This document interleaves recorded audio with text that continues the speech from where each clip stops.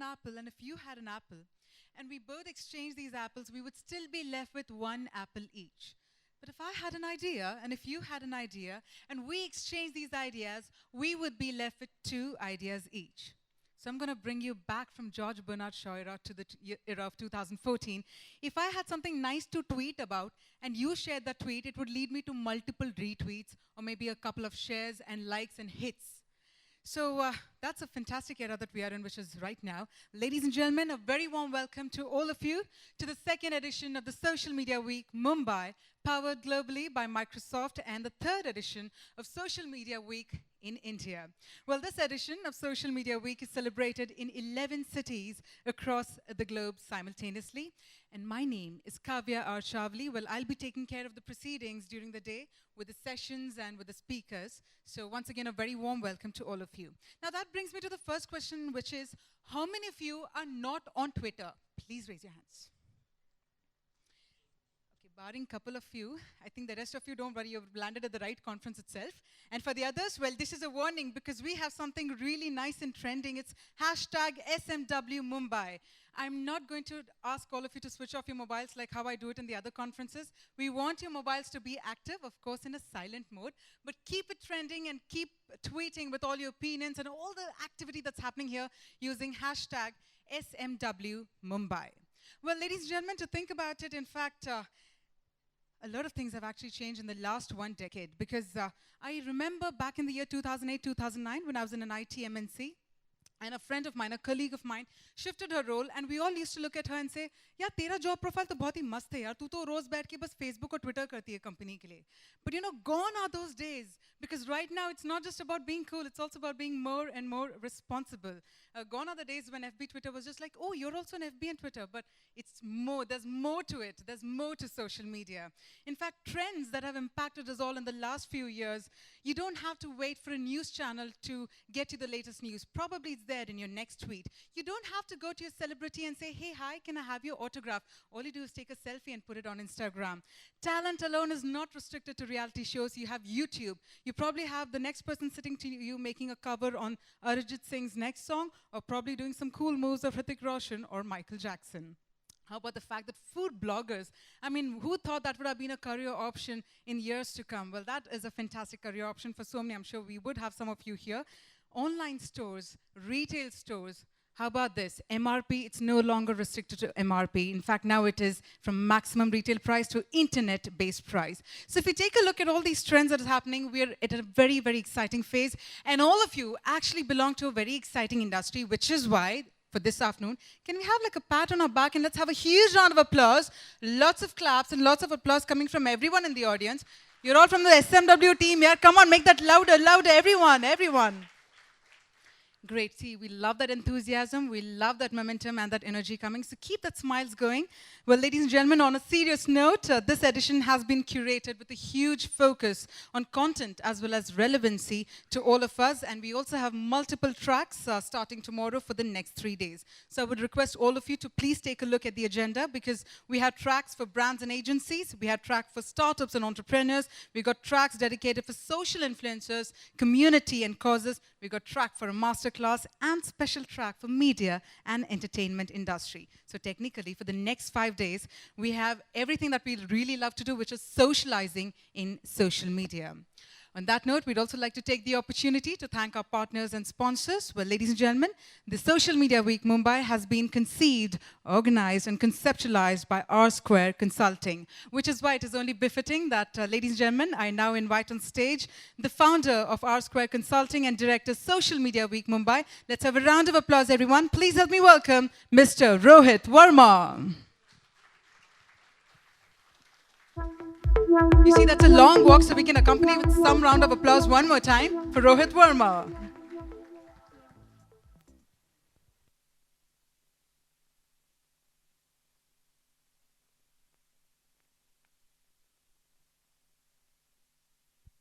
Good afternoon. We remember last September when we spoke about Social Media Week India. That was a debut edition in Bombay. And we were really figuring out how to handle or how to curate this whole festival. It took a lot of time. I think last time, 6 months it took for us to build up a festival for 5 days. content, getting partners on board. Group M was our first partner who actually supported us to get on the stage and start the ball rolling. It was a great journey. So next edition happened in Bangalore, and now we are back in Mumbai. So this is the third edition in India and second edition in Bombay. This edition, there is a lot of action happening.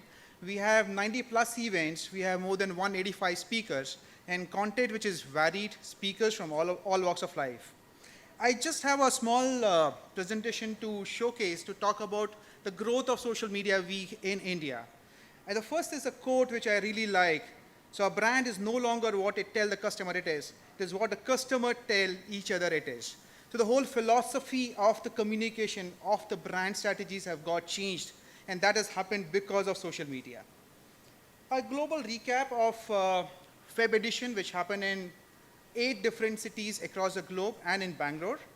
There was a huge amount of social buzz. If you talk about overall mentions, we touched 2.38K, which is huge. 238K is a huge number. That's what happened. Talking about the facts and figures, 8 cities had a reach of 436 mil, which is once again a huge number to talk about it. This is an interesting slide talking about what happened in Bangalore. We had an overall reach of 55 million impressions. We had 1,834 unique participants. A Facebook reach itself was more than 1 million, and we had almost 29,000 Twitter mentions, which happened over the period of 5 days. So that you can actually figure out at how active the social media was when we did Social Media Week Bangalore. Just a comparison to just give you a perspective, how did we perform compared to Bombay and Bangalore? So from 19 million impressions to 55 million impressions. Twitter mentions jumped from 20,000 to 29,000. Live stream views jumped from 11,000 to 35,000. We had 2 launches when we did Social Media Week Bombay, and in Bangalore we had 5. And this time when we are doing a Bombay edition, we have multiple launches planned. So there are 2 launches are going to happen today itself in this venue. So now we are back at Social Media Week Bombay. The theme has been taken as social media for social change. When I talk about social change, it is not about the social causes. It is about the way we actually have got changed as consumers, as human beings. We are become more impatient, we are more opinionated, we are ready to share all the information, what we feel, and we want traction to happen much faster compared to what has happened in earlier days. So the whole philosophy has actually got changed. So that's the reason we kept as a, say, overarching theme for Social Media Week Bombay this edition. So we have 5 days of social festivity, interesting event formats, because it's just not about coming and speaking here. We have debates, we have panel discussions, we have master classes, we have workshops. So we have everything which you love. So interesting content, obviously you will see, because we have got 80 plus events and more than 180 speakers. So obviously there's a lot of interesting content. So I'll stop it here. Let's enjoy the social festivity. And this season, let it make it much bigger than what we have done in the past. Thank you. Thank you so much, Rohit. Well, thanks for setting the tone for the next few days of the Social Media Week. Well, it's going to be very interesting as promised. And as Rohit had mentioned, yes, the behavioral patterns have definitely changed. In fact, we all love to be in the moment. The moment is now. That's what social media has triggered us all to be, despite the fact that we have become impulsive or reactive. But so what? We are in the moment. And on that note, it's also time to begin with our keynote session. Now, be it the politics, the recent politics for that matter, or the JNK floods, no matter what, even in terms of brand interaction, social media has been the right tool in order to bridge the gap between Bharat and India. In fact, our next session will focus on how social media is changing India and how it has impacted India in 2014, giving us a sneak peek on what's in store for the year 2015. Well, ladies and gentlemen, our keynote speaker for the session is someone who comes with close to 20 years of exemplary experience, having worked with Madison as well as Starcom Media West. In fact, he is the CEO, Group M South Asia. Ladies and gentlemen, with a warm round of applause, please help me welcome Mr. CVL Srinivas.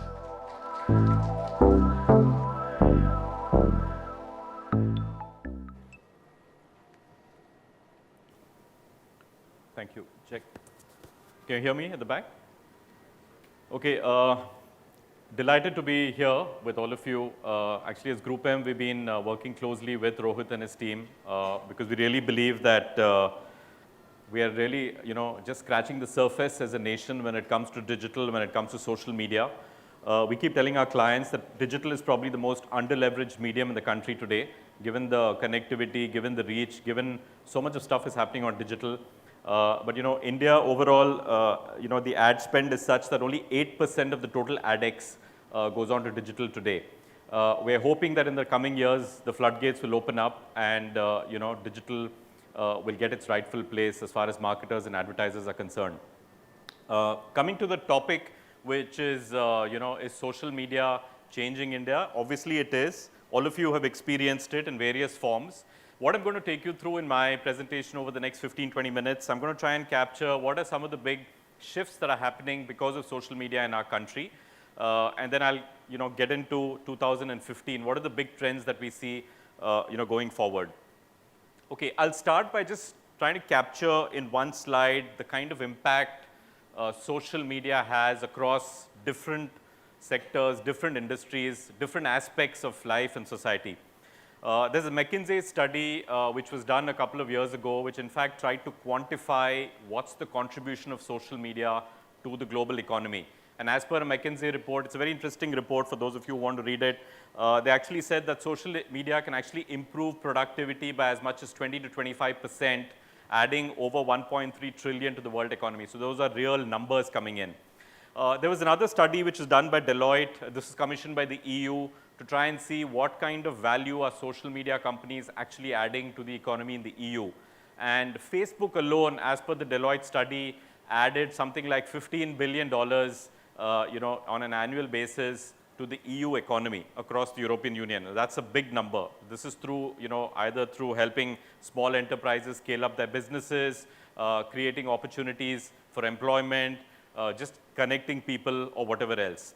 There's another graphic at the bottom which shows you the number of people who, this is a survey done in the US, who have actually claimed that they are in their current job because of one of the social media sites. Mind-boggling numbers. 18 million working in the US currently say they're in their current job thanks to Facebook, 8 million to Twitter, and another big number to LinkedIn. All of this goes to show that social media obviously impacts us in various ways. And then, of course, not to forget the kind of the social media-led revolutions that we've seen across countries and different continents. And social media also has a role to play in relationships, both making as well as breaking relationships. So all in all, it's really got a massive impact all through. Before I go any further, I just wanted to showcase one example, which is something which I think is fabulous. This is done locally, by an organization, by an individual actually based out of India, and it's now become a global initiative, a global idea in partnership with Facebook. So I must thank Facebook and Social Blood for sharing this video with us, and it's something I want you to take a look at before we go forward. Just some of the better ways in which one can leverage social media.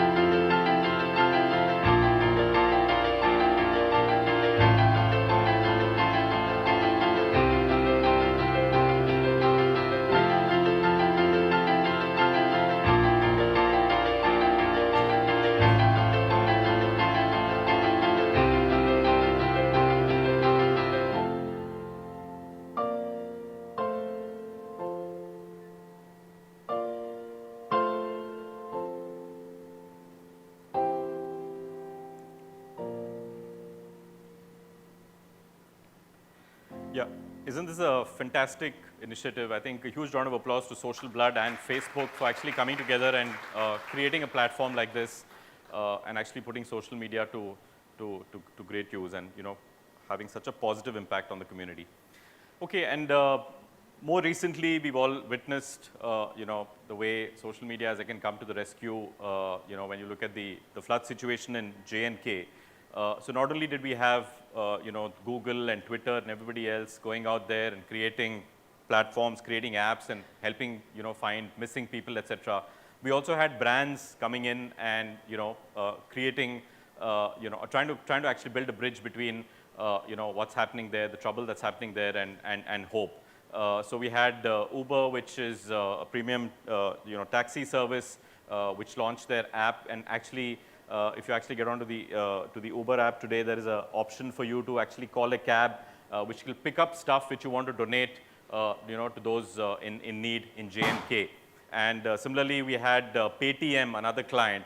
These are just some examples of brands which have actually come up with special offers during the J&K floods, to try and ship, stuff to those in need. And all of this using social media platforms. So great positive impact happening to community, and we're obviously going to see a lot more of this going forward. Getting a bit more now towards what the marketing and advertising world is doing about social media and how they're going to be leveraging social media, how they are currently leveraging it and going forward, what they might do. Just to start off with some numbers, if you look at the slide here, this is data from July 2014, and it's a global web index study specifically for India, these numbers are. People today who have access to the internet spend close to 5 hours, across various gadgets, surfing the net. Those on the mobile phone and, surfing the internet spend close to 3 hours. And those who are on social media and, across various social media sites today spend an average of almost a little more than 2 hours a day. So if you look at the time consumption, it's really going up. And if you try and compare this with time consumed on traditional media, it has kind of been coming down over the years. TV consumption in India is still pretty high, but over the years one has started seeing a bit of a stagnation to a drop. And obviously, people ending up spending a lot more time with digital platforms and social media platforms. If you also look at the reach numbers, today you have pretty significant numbers coming out through social media. If you look at what some of the platforms can deliver, for example, Facebook can give you more than 100 million, audiences on a monthly reach basis. YouTube is about 60. Twitter is over 30, and Google Plus and LinkedIn are also in the region of around 20. So these are very large numbers, and there are lots of brands and categories which obviously don't, focus on the entire universe of the target audience, and for many of them, some of these social media sites make a lot of sense. If you look at the daily reach numbers, again, it's quite startling. For example, on a daily basis, Facebook reaches about 11 million people in India versus the Lead English Daily, which reaches about 7.5 million. So that's a pretty big difference. And also, if you look at YouTube versus some of the niche TV channels, the number is almost double. YouTube has about 60 million on a monthly basis versus some of the niche TV channels which reach around 30 million. So it's also becoming a medium which delivers numbers. The next example I'm going to show you is from one of the clients we work on, which is Nestle, and this is specifically for Nescafe, the brand of coffee. And this is maybe a sign of things to come. This is a piece of content that was conceptualized solely for digital media, and in fact, the team working on this, harness social media tools and applications extremely well, and to get this piece of content going. So this is basically a piece of engaging content with a story in it, something which people will relate to. It's a first in a series. In fact, the second leg of this campaign is going on air, on platforms tonight. So this is the first in a series, and not only was this content created and conceptualized by the team, but they also worked very closely with a lot of content curators to actually write about this, talk about this. They also worked with a lot of influencers to tweet about this, apart from doing all the hygiene stuff like using the existing assets of Nestle to popularize this content. And not only did we end up getting a lot of views, but thanks to the kind of organic conversations that this campaign drove, we ended up reaching many millions of people. And all of this was done with a fraction of what it would have spent doing a mass media campaign, doing a campaign across TV, print, etc. So I think today we have reached, at least with some clients and some agencies, I think we have reached a stage where digital is no longer an afterthought. You know, you do your TV ad, your print ad, and everything else, and see what change you have left to put on digital. I think that thinking is changing quite a bit. There are quite a few of our clients, and you know, in quite a few situations, we actually look at, you know, what can digital do to actually drive this campaign, build engagement, and do it more efficiently as well. So take a look at this piece of content.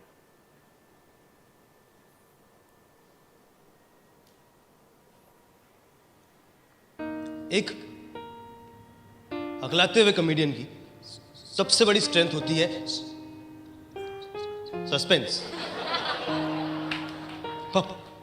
Her audience आपकी तरह patient नहीं होती।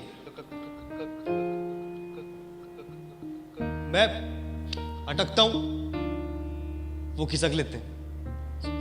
Sorry sir.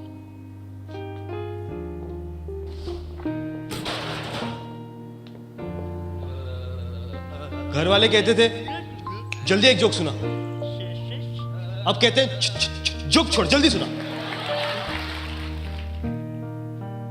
तो मैं भी ढीठ हूं, joke सुनाए बगैर जाऊंगा नहीं।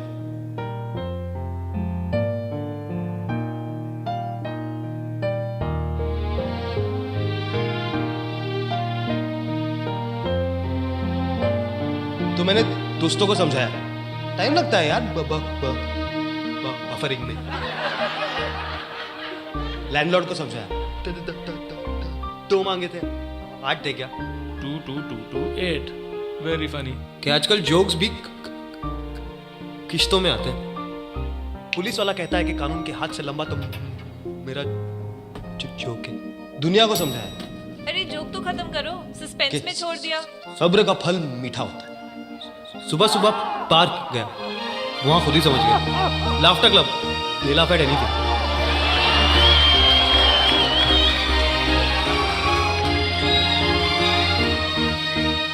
थैंक गॉड फॉर कॉफी, इसने मुझे लगाए रखा और आपको जगाए रखा। My name is Rishi. Let's get started.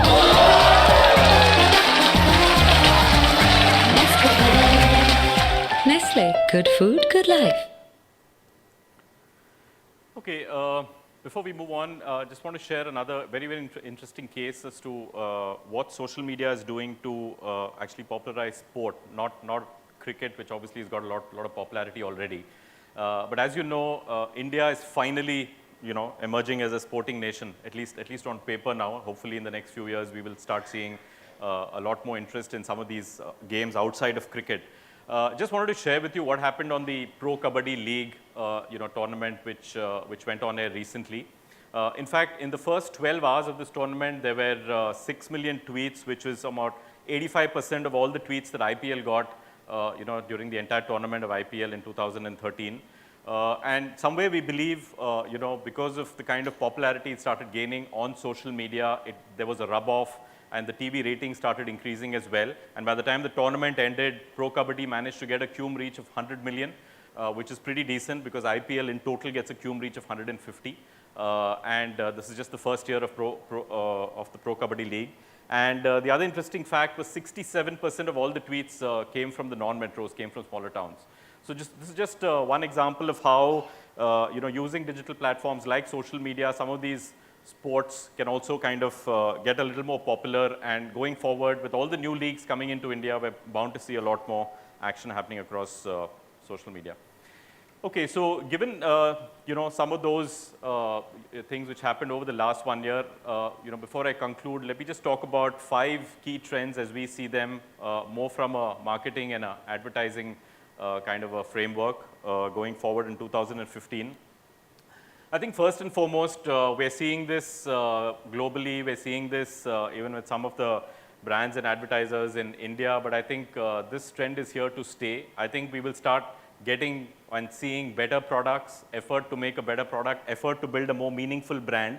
And I think this is getting a lot of traction because of the way consumers today have such an important say in everything to do with the brand. The amount of sharing, the amount of talking, the amount of chatter that goes on around brands, about categories, about causes, I think will force marketers to make better products and more meaningful brands. So that's clearly a trend that is emerging, and we will see more of that going forward. The second very visible trend that we're seeing, especially from a media agency perspective, is we're seeing very new and different models emerging in research and measurement. Obviously, there's a lot of growing reach of social media, and connectivity in general. You also get information a lot quicker in real time. Of course, there is also too much of data with digital media and social media. So I think those who are able to actually capture the data, translate them into actionable insights will succeed. You also get a lot richer insights, from sources like social media versus conventional, research. So I think research and measurement is another area which is going to see a sea change in the years to come, and especially we're already beginning to see some of that in our industry. The third trend that we see, in fact, there are early signs of this in our country as well. Of course, in more mature markets, I think millennials have diversified a lot more across different platforms. In fact, 2-3 years ago, there was a study which showed that even in markets like the US, most people who are on social media sites were on one or at best two sites. There were very few people who are on more than 3 or 4 platforms, a small number. But today that number is growing, especially led by the millennials, those who were born in the 80s onwards. So if you look at the kind of diversification across sites, I think that will lead to us seeing more platforms emerge going forward as well. That has a direct implication on the next trend, which is content. I think this is the biggest challenge that marketers, agencies are facing today. Given the explosion in the number of platforms, the number of ways in which you can connect with your consumer across digital, across social media, how can you actually create the right kind of a content bank to be able to leverage all these platforms effectively? What exactly should be your content strategy? Because like we've seen in some of the examples, a TV ad won't necessarily work on digital and vice versa. Similarly, within digital, there are various platforms, there are various ways of connecting with people. You have Twitter, you have Facebook, you have Pinterest, and so on and so forth. So what exactly is going to be your content strategy going forward? And how will agencies and the rest of the ecosystem come up to speed and actually manage all of this? Do they have all the skills in-house? Do they need to collaborate more or whatever? So there's going to be a lot of action on the content front going forward, fueled by the growth of social media. Last but not the least, tying all of this in together, we are seeing early signs of, a shift to real-time marketing. And I can give you quite a few examples from within our own client portfolio of clients actually looking at, re-looking at the way marketing as a function is actually run. And I can share 1 or 2 examples with you. What you see on the screen is actually a photograph of the marketing department of Nestle, part of the marketing department of Nestle. In fact, this is right at the center of the marketing floor at Nestle, which has been converted into a social command center. And this center actually monitors all the data 24/7 across all platforms. There's a team of around 20 people working in this social command center. It's a hybrid team between agency and client. So what they do is, across all the communities of Nestle and its categories and its competitors, information, data, insights is mined continuously. All this chatter that's going on, positive, negative, etc., all the analysis is done. And a lot of action is taken then and there. In fact, on a tactical basis, you're able to ride on trends that you're seeing. You're able to proactively address certain consumer issues. You're able to, change the weights of your media, mass media, let's say TV ads, basis the kind of response they're getting, so on and so forth. There are lots of things you can do on the fly at one end. On the other hand, there's also a lot of strategic value that something like this gives. And in fact, I think most of all, it's helped build a digital culture in the organization. And in fact, that was a one-line brief that we got when this assignment was given to us early last year, which is to help us build a digital culture. So actually putting it right in the center of the marketing flow has helped, in fact, move the needle quite a bit on digital. So while there are lots of advertisers and marketers doing lots of stuff around digital in India, I would think Nestle is pretty much ahead of the curve, with a center like this and something which we've developed over the last 18 months, and with a lot of cumulative learning, we're trying to see how to take this to the next level. So these are early signs. In fact, there are other examples where we've used centers like this to closely monitor sporting events like the IPL. and manage the media investment on IPL by actually getting insights and getting information, etc., in real time for some of our clients who sponsored the tournament. So we will see more of these going forward. In fact, in our business, which is a media agency business, I think if we have to stay relevant, this is one of the ways in which we need to adapt ourselves. And if somebody asks me what is going to be the media agency of the future, I think it's going to look more like a newsroom. I think we need to be completely on top of using data, using technology, be on top of trends and insights, and only then will we be able to add value to our clients' brands. So that's how our world is changing. I'll end with another piece of content. This is a campaign that we developed for Honda, another client of ours for which we handle the digital mandate. The reason why I'm showing you this campaign, actually the two reasons. One is it's quite entertaining, so it's a nice way to end the presentation. But also the other reason why I'm showing it to you is, this whole campaign and this whole strategy was devised keeping in mind a lot of work, data mining, etc., that was done through digital media, particularly with social media. And so instead of launching Honda Mobilio in a very conventional way, taking a full-page ad in print and doing all those 30-second, 60-second, 2-minute TV ads, and burning a big hole in the pocket of the client, the team working on Honda came up with a very clever launch strategy. First and foremost, since Honda was moving away from serious messaging like engineering and excellence and technology to something which is a little more, popular in that sense, talking about a family car like a Mobilio, that shift had to be built into the messaging. So I think a big coup that we were able to pull off was to convince Kapil Sharma to endorse the brand. And this actually was Kapil Sharma's first endorsement, before he signed on some of the other brands that he features in today. So once we got Kapil Sharma on board, we actually conceptualized a campaign, where of course he acts in the campaign.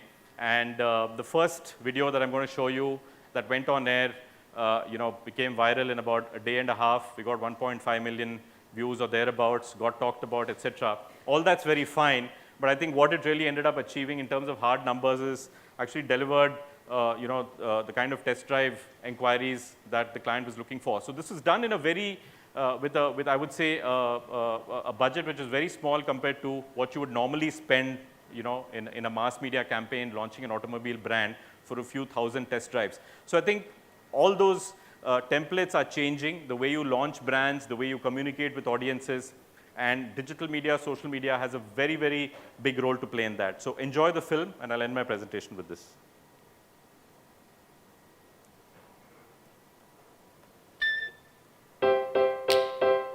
क्या चीज है यार, तो चलते हो कमाल लगेगी, लोग पीछे मुड़ मुड़ के देखेंगे, जिसकी भी होगी ना, ये पूरी फैमिली को संभाल लेगी बॉस। कौन है बे? तुम्हारा boss. Sir, What are you doing, Mr. Sharma? मैं ब्यूटी की तारीफ कर रहा था सर जी। गाड़ी पर ध्यान दो। सर जवान लड़का हूँ, गाड़ी पे ध्यान दूंगा। मेरा मतलब मैं मोबिलियो की ब्यूटी की ही बात कर रहा था सर। अच्छा जी, तो जरा बताइए क्या क्या है गाड़ी में? अभी तो कोई नहीं है सर, लेकिन जो लेगा उसको बड़ा फायदा है सर। कमाल का कंफर्ट है, कमाल की स्पेस है, एवरीथिंग इज कमाल सर, कमाल की माइलेज है सर, और एक साथ 7-7 लोग बैठ सकते हैं सर, अडल्ट्स वो भी। और बताओ। और क्या बताऊं सर, बड़ी दीदी के लिए ढंग का लड़का नहीं मिल रहा है सर। कोई आपकी नजर में होगा तो बताइए। Mister Sharma, I am talking about मोबिलियस फीचर्स। फीचर्स सर, फीचर्स तो फीचर छोड़िए सर, उधर देखिए मेरा फ्यूचर आ रहा है। शट अप, क्लाइंट को अच्छे से हैंडल करो। अच्छा यार। बेटा लड़का बहुत ही अच्छी फैमिली से है। मॉम पहले गाड़ी देख ले, लड़का बाद में देख लेंगे। और अगर दोनों काम एक ही जगह हो जाए तो? I mean, ये रही गाड़ी और क्या? You know what I mean? Kapoor साहब का बेटा अमेरिका में रहता है, बहुत बड़ा घर है और खूब स्पेस है। स्पेस तो इसमें भी कम नहीं है ma'am, it's huge, you know. आप और घर तो एक ही जगह पे खड़ा रहेगा, लेकिन इसको आप कहीं पे भी ले जा सकती हैं, यू नो, कुल्लू मनाली, लोनावला, खंडाला। क्या 6 लोगों की फैमिली, इतनी झंझट? और शादी के बाद 7 भी हो जाए तो कोई प्रॉब्लम नहीं है मैम, इट्स अ 7 सीटर। और अगर जुड़वा हो गए तो एक को पति की गोद में बिठा दीजिएगा मैम, लेग स्पेस बहुत ज्यादा है, झंझट ही कोई नहीं। अरे लड़का एवरेज लुकिंग है तो क्या हुआ, थोड़ा बहुत कॉम्प्रोमाइज तो हम भी कर लेंगे, है ना स्वीटी? लेकिन यहाँ कोई कॉम्प्रोमाइज नहीं है मैम, ना ही लुक्स में और ना ही एवरेज में। सेल्समैन, क्या बात कर रहे हो मेरी बेटी से? चलो बेटा, कपूर साहब ने हाँ कह दी अपने बेटे के लिए। जिंदगी का सफर हो या रास्ते का, पसंद तो अपनी होनी चाहिए। तो बताओ, कपूर का लौंडा कि अपना होंडा? अपना Honda. Honda Mobilio, the stylish 7 seater के बारे में और जानने के लिए लॉग इन कीजिए www.hondakarindia.com पर। Thank you. Thank you very much, Mr. Srinivas. And on that note, while I would request you to please stay back, can we have another huge round of applause one more time for a fabulous kickstart to the Social Media Week Mumbai with a wonderful keynote. I'm going to request Mr. Rohit Verma to please present a small memento there as a token of gratitude to Mr. Srinivas.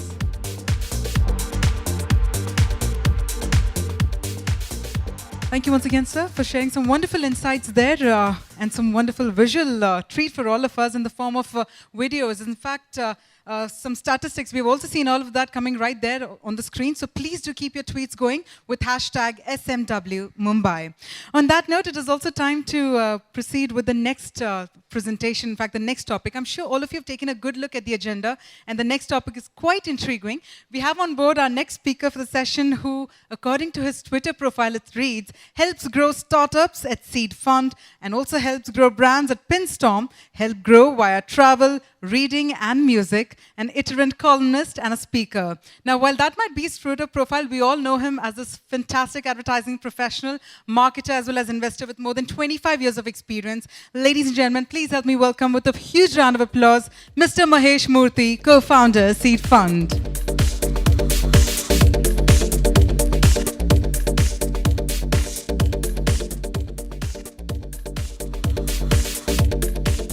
All right, let's keep that applause going one more time, ladies and gentlemen, for Mr. Mahesh Murthy.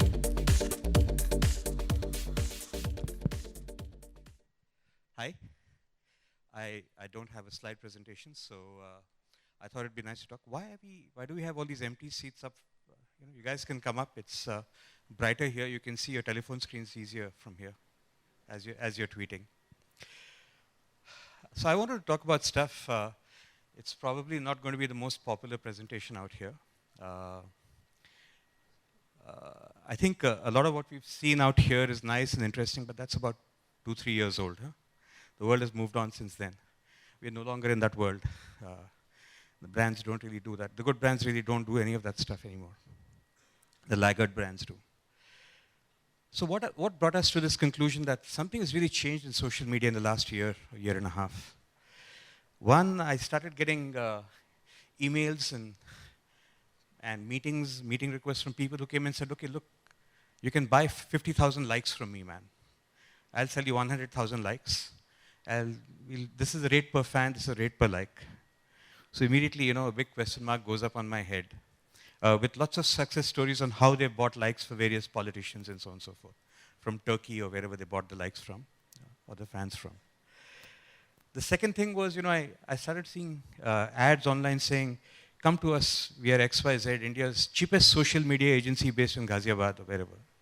That's already a big warning sign if there's something like that happening. And we'll talk a little more about some of the more egregious excesses of what brands and agencies are doing in social media in the next panel.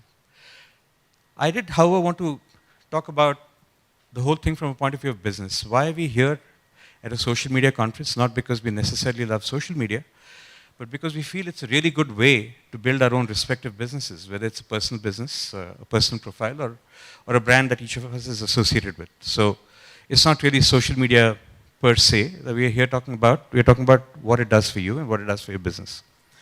So if you look at business, something really interesting has happened in the last 4 or 5 years. In the world that I started up and grew up in 20, 30 years ago, everybody had a chance. What I meant by that is we saw an ad for Honda. Honda is maybe the world's 4th or 5th largest automotive company.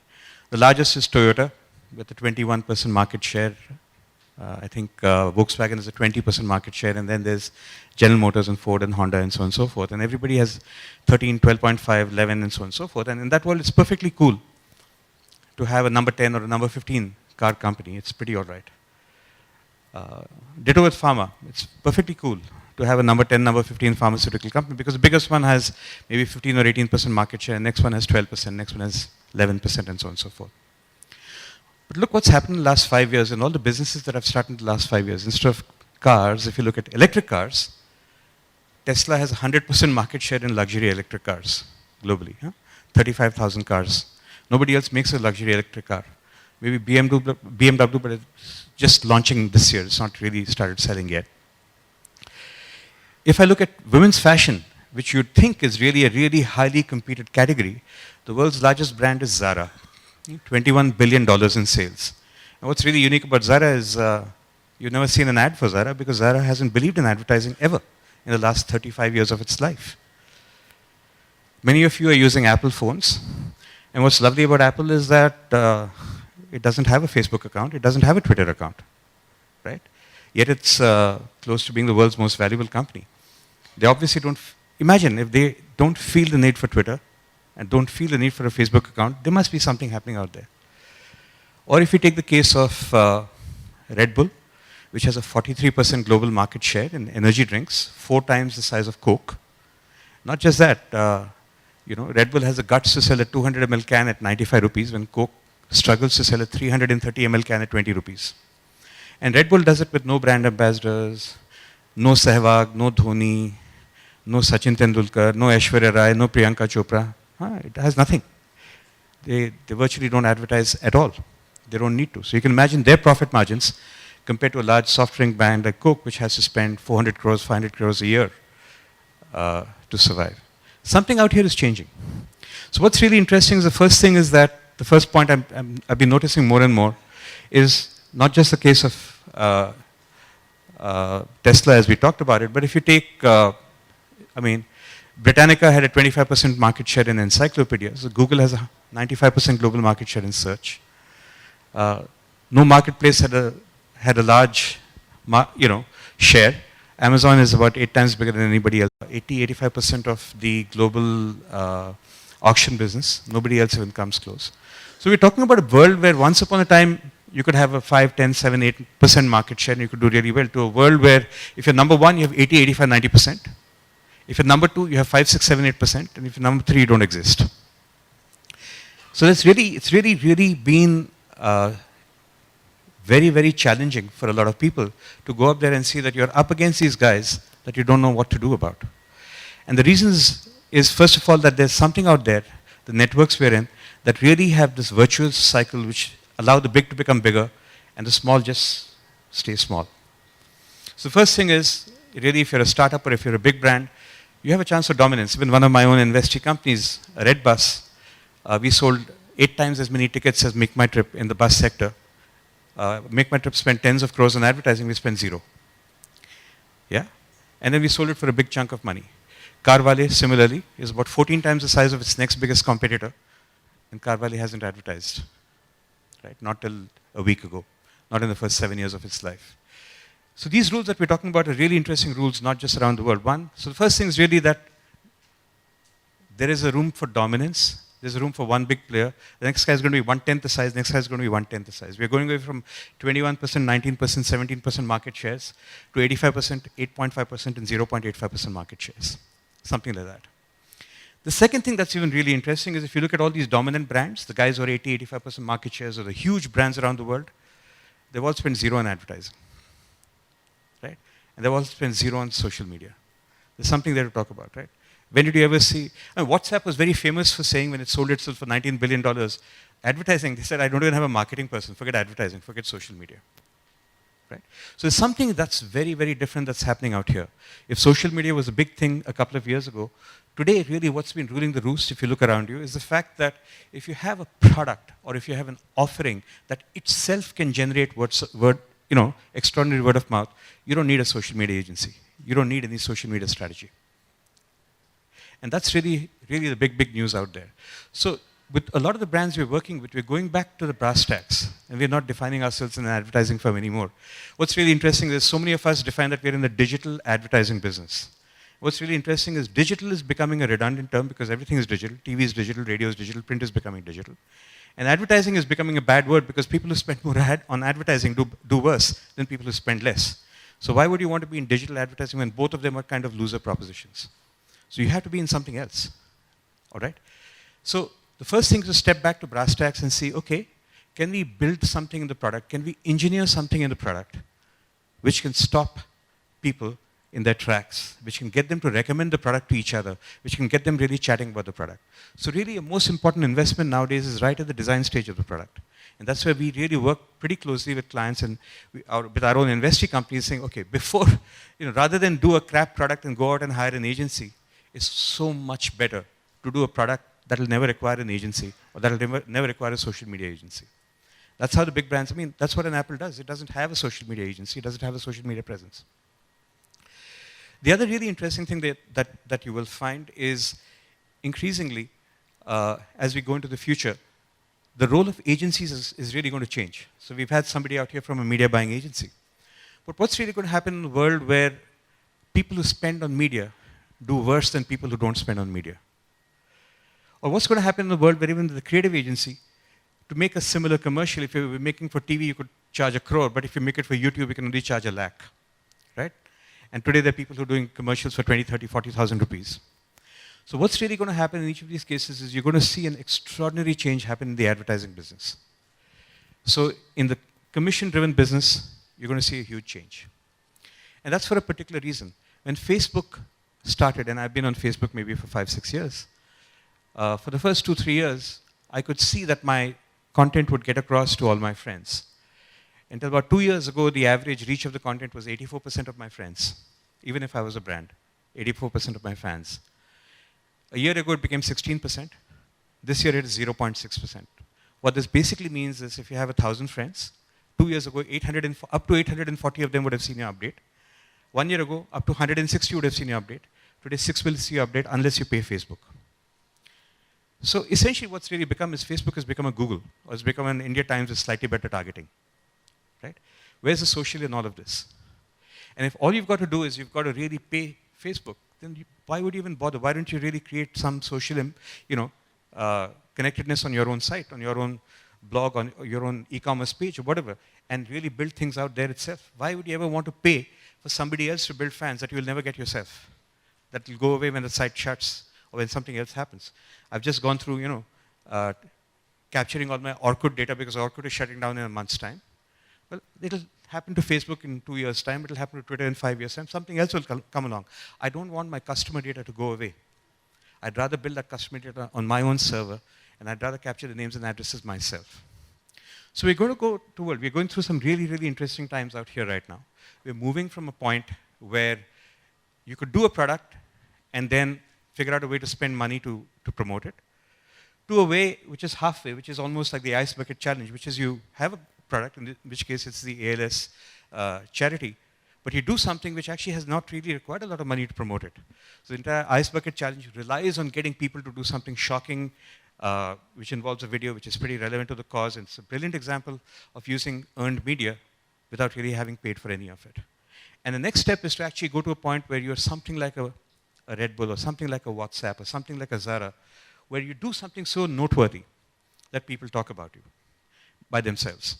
Every one of you ladies, I'm sure, has heard of Zara, but you've never seen an ad for it. Zara, because something out there makes you go and buy stuff right away because they've engineered the product and the supply chain to make sure that they expire product every 2 weeks. So if you go, after you see a product and you don't buy it and you go back in 3 weeks' time, it's not going to be there. So Zara has engineered in you that frenzy saying, I have to buy it on this visit or it's not going to be there next time, right? And they built their entire supply chain to make sure that they have what's called fast fashion. The fashion expires in 2 weeks. If you don't buy it now, it goes away. So they have the highest conversion rates. The Zara store in Palladium makes 90 crores a year. Huh? There are not many brands that make that many across all the stores across all of India. That's one store in Palladium in Bombay. So somewhere out here is a challenge to all of you. Many of you are entrepreneurs. Many of you may be people who represent various brands. Many of you may have come here on how to use Facebook and how to use Twitter. And I have slightly alternative counsel to offer you. Ignore all of this and go back to your product and say, what? You don't need to pay the uncles in Ghaziabad or the aunties who are sitting there pressing likes or doing whatever it is. You don't need to do any of that shady stuff. The purest way still, or it's really opened up, is to have an extraordinary product that gets talked about, that gets written about, and that you're able to keep innovating, so you're always going to get talked about, again and again, without really spending very much money. And this is not really the niche brand strategy. Learn from the biggest brands out there. Learn from an Apple, or a Red Bull, or a Nice Wicket Challenge, or Zara, or even all the other brands that you've learned, to use, whether it's a Twitter or a Facebook or an Amazon or eBay, that you've never seen an ad for. Today, more and more, the biggest brands are the ones that don't advertise, that don't spend on money. So you've got to figure out, if you want to be a small brand, spend lots of money.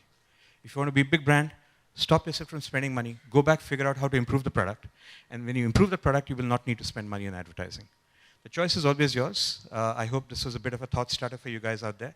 Thank you. My name is Mahesh Murthy. Thanks very much. We have time for a few questions? Yes, indeed, sir. I think we we do? can take a couple of questions, indeed. Yeah. Sir? Nothing comes for free. Nothing comes for free. So, I mean, there must be a catch here, when you say that word of mouth. So, to generate that word of mouth also, you might need to have some strategy. You need right? you need to be able to think something. You need to hire people who can think. You need to hire people who can engineer something that's really different about you. And finally, the value that you offer people. When somebody recommends a Zara to you, she's not getting paid for it. But people like recommending something special to others. They feel good. That little virtue they feel in their heart is really the payment that they get. It's much more trustworthy than paying somebody to promote Zara. But what is the medium? What is the medium of that word of mouth? That medium may be Yahoo, that medium may be Google, that medium may be Facebook, that medium may be Twitter, that medium may be SMS, it may be WhatsApp, it may be whatever. It may be one-on-one meetings. But that medium will never get paid for. When I have to SMS you or WhatsApp you, I don't have to pay the medium for that. And if I tell you, go try this particular meal at this restaurant, it's not because I'm getting paid for it, because I think I would want you to like me because I'm giving you a nice nugget of good information. Okay. Cool. Thanks. Anybody else? Any more questions? Ma'am. Can I have the microphone there? Kavya, right? Thank you, ma'am. Please call me Mahesh and all. Oh, so Mahesh, when we are taking a start, actually, I have to take, you said you become a big brand or a small brand, it's your choice.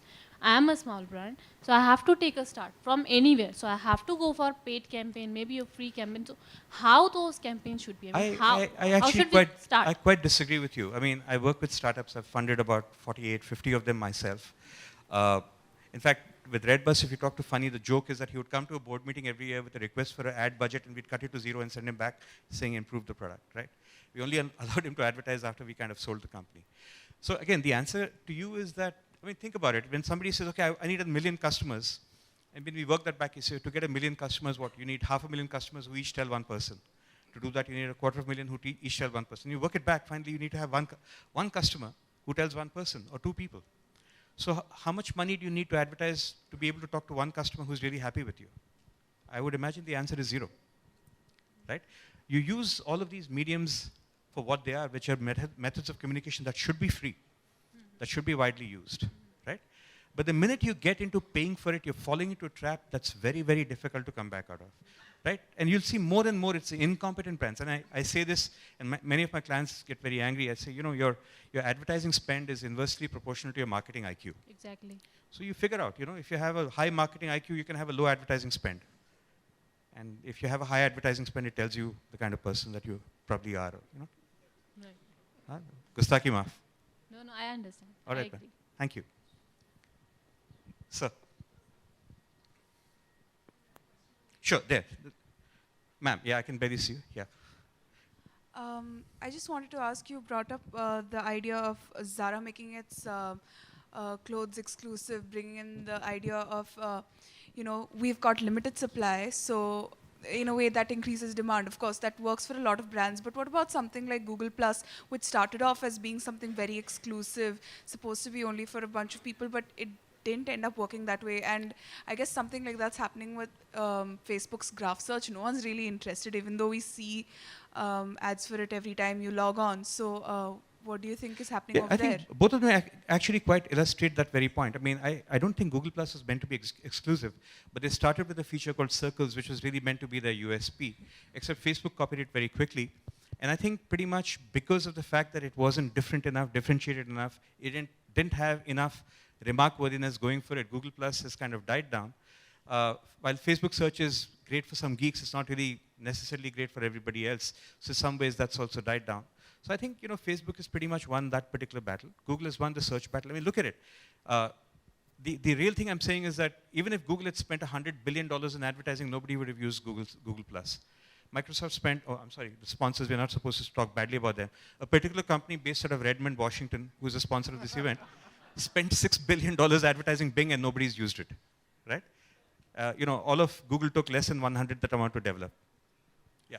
Yeah. Hi, Mahesh. This is Nishit. Hi. So, I think I agree to your point, right? Product is, if you have a shitty product. But you want to fight with me anyway. No. What I'm trying to understand more here is that, ad spend is one part of social media, right? Social, if people are there engaging, understanding, talking about, say just the product, right? At the end of the day, I'm talking about the banking product. Sorry. Yeah. Sorry. Yeah. So what I'm saying here is that, if people are talking about products, right, on social media as a channel, it's just a channel. I'm not talking about the ad spend. But if they're discussing, isn't it imperative that, okay, you also engage in those conversations, listening to what they are? You should, but for that you don't need to pay Twitter. You don't need to pay Facebook to do that. Today an Apple does a show to launch its iPhone 6, however bad or good or crappy or great that thing is, the world tunes in. People follow Tim Cook to figure out what he's saying. People go to the blogs and figure out you follow Engadget or you follow who you are following to figure out what's being said. So you talk about it, chatter about it. So Apple's job is being done. And it's being done without having a social media agency that's putting out posts so that has some auntie in Ghaziabad clicking furiously on a like button. Right? Those are not really the ways to do it. You don't sit back, you don't have to promote any of those posts. So as long as you have extraordinary word of mouth, you can really bust through. And more, I believe, the strategy of Facebook to cut its organic reach to 0.4% is really going to hit it in the face 2 years from now. They did it to increase the revenues, but at some point they'll really run out of, I hope my friend Keithiga isn't here, she'll slap me for it. But I think that's really a short-sighted strategy. Thank you. Thanks. Hi. Yeah. Mahesh, you actually run a very large agency, and at the same time you're funding entrepreneurs and are looking at that. So for the group here who are primarily looking at entrepreneurs, what is your key messaging and how have you seen the brands move in the next 10 years? Because you've been watching them for the last 2 decades on the brand social space. So essentially, there are a couple of things that we find. With entrepreneurs, we really look for stuff where we believe they can win that 80% market share in a growing space, which basically means they should either be in a segment that nobody is there or be in a segment where they can very quickly and easily or sustainably take the lead and do so without really spending a lot of money. The second thing we say is that unlike China and unlike Russia, where people have tried to build the Google of China, which is Baidu, or the Google of Russia, which is Yandex, or the Facebook of China, which is Renren, or the Facebook of Russia, which is WeContact, and so on and so forth. There's no point trying to build the Indian equivalent of any US company. There's no point building the Facebook of India, or the Google of India, or the Twitter of India, or the Amazon of India, or the Birchbox of India, or the XYZ of India. There's no point, because we're actually not as far away. We're not as separate as China. We're not as separate we don't have a different language. We don't have a different political infrastructure. We're part of the global ecosystem. So to many entrepreneurs, and I know that we have a history in India that, our forefathers who were business people went and did a copy-paste to come to India and said, okay, I've taken that technology, I've come to build the Indian version of X. You can't build the Indian version of X in the internet. You'll get swiped. Rediff tried to be the Yahoo of India. Yahoo is the Yahoo of India. Twitter is the Twitter of India. Guruji tried to be the Google of India, failed, right? So finally it comes down to the fact that rather than try to build any of these, and I do believe, as I'm somewhat known for, I'm bearish on Flipkart trying to be the Amazon of India. Amazon will be the Amazon of India is my sense. So rather than try to build any of these, what you should try to build is what is unique and different to India that you can then take globally, as up there and as different as the people in the US and the UK, because you're really linked to that part of the world. You speak English. We have a free and open internet. We don't have government interference like they have in China and Russia. So it's more challenging, but it's more rewarding. Yeah? So, hello. Yeah. One more question. Before that, if I may just interrupt, could we take that as the last question? Okay, that's the last question. Hi, Mahesh. Just two clarifications at the end here. Yeah, sorry. Hi. Just two clarifications. One is when you say product, I guess we are specifically talking about tech products, right? No, I mean offering. There's nothing tech about red bus. It's Well, let's take, for example, an FMCG brand, right? A shampoo brand or any other brand. All right. It's a hard one to really crack, right? In terms of really a superior product for HUL versus a P&G. Really, you think so?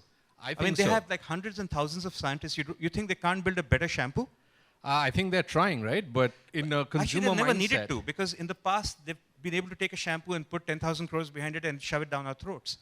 But today, that's not necessarily true. To the new age shampoo company, the new age food company, the new age FMCG product company will not have to do that. I'm sorry, I don't mean to interrupt your question. I'll be Not at polite all. and quiet and listen to it. Absolutely. And the second part, I think, just to get your insight, we all understand Apple, right? I mean, that's a cut above most companies can produce today, in general. But when you say media investment or investing in a product outside of the product development, there is a need for content investment. There is. I used to handle Amazon when I lived in Seattle. I handled it for 3 years. And in the third year, I was doing 25 campaigns a month. And this was in, 1998 or something, right?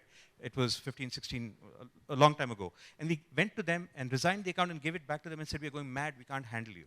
And imagine how big they'd be now, 15, 20 years later. With any brand, as you get larger and larger, I believe you will need to take the function in-house, because only then can you really treat it with the kind of respect and the knowledge that it deserves. With most of the e-com companies that I see successful, even in India or elsewhere, we've taken most of the functions in-house. Right? Even with I have 4 or 5 e-com investments, we've simply taken them in-house. I do believe in the future that large successful companies will need to work so fast, so quick, that you'll need to take actually a lot of the social media functions in-house. They'll become part of your product offering. You'll figure out, and many of these will become real stuff. For example, I was with the head of a major FMCG a few days ago at a conference, and he says, we have a really cool product coming out. We make chocolates, and we're launching this brand of chocolates. You know our clients, you know which one it is. And the agency has suggested, and that wasn't us, that a really cool idea. And I said, what? And we're going ahead with this. You know what? We're going to put a QR code on this, and you scan it, and you can put pictures up, blah, blah, blah. And I just didn't want to tell the guy, do you even know that nobody uses QR codes in India? Maybe 3 copywriters in India use it, right? I mean, how many of us in reality use it? So they're going to fall on their face. And as long as you have people on the outside, you're not going to really know the stuff till you take it inside, and you have the importance that you give it, that in many cases just an outside vendor or an outside partner can't give you. And I say this as somebody who actually runs an agency. I know where there's only so far we can go. Because beyond a particular point, any large brand will have to take a lot of this stuff in-house. At least that's the way I see it. I hope that answers your question. Thank you very much. I'm at Mahesh Murthy if you want to shout at me. Thanks. Well, thank you so much once again. And if I may please request you to stay back for just another minute, sir. I'd like to request Mr. Rohit Verma to please present a token of gratitude to Mr. Mahesh Murthy. And once again, for some radically new perspectives, let's have a round of applause one more time for our speaker, Mr. Mahesh Murthy. Thank you once again. Well, I believe Mr. Mahesh was playing the devil's advocate here, but that was, in fact, some very, very enriching perspectives for all of us. In fact, from the tweets, what I've read also, we've been getting a different insight altogether in the world of social media. So thank you once again, sir. In fact, Mr. Mahesh Murthy will also be part of the next panel discussion, which is focusing on the fact that if brands are effectively using social media and if they're way too focused on the volume rather than the value. Now, it is all about measuring the success in the world of social media. So I'm going to invite on stage our set of speakers as they're going to be deliberating and discussing on all these topics. And on that note, I do believe that a stage is sort of set. I'd like to firstly introduce our set of speakers for all of you. This afternoon, we are joined by Mr. Sameer Pitalwala, who's for the India's first multi-channel YouTube network, Culture Machine Media Private Limited. Can we have a round of applause, ladies and gentlemen? Please help me welcome on stage Mr. Sameer Pitalwala. Our next speaker for the session is the founder of 1+99 Experience Consulting. Let's have a round of applause for Anag Desai. Ladies and gentlemen, our next speaker for the session is the Director of Marketing and Communications, IBM India and South Asia. Can we have a round of applause? Please help me welcome B. Vasanta Kumar.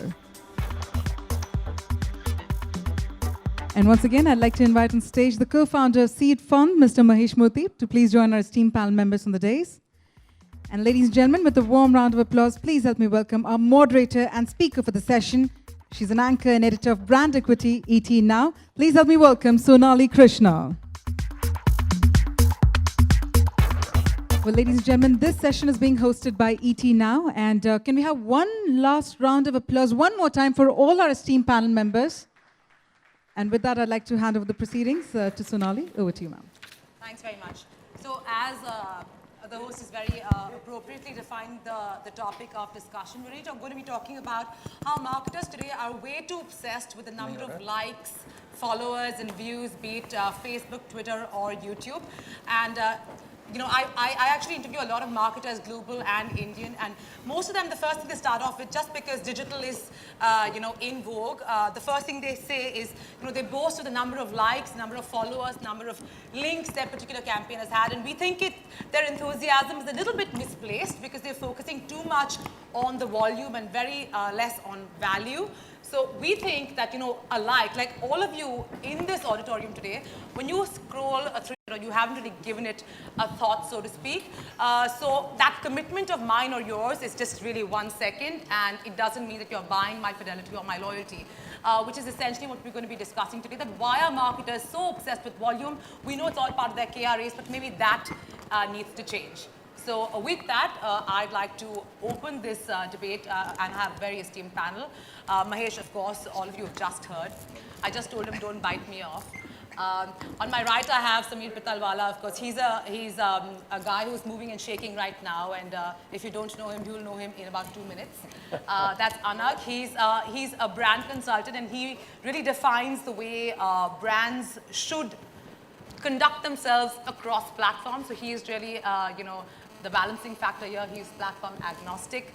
And I have with me Vasant, who is the Director of Marketing Communications, IBM. Thanks so much, Vasant, who'll give us the brand perspective and will be candid when you talk of your herd, as we're going to be discussing.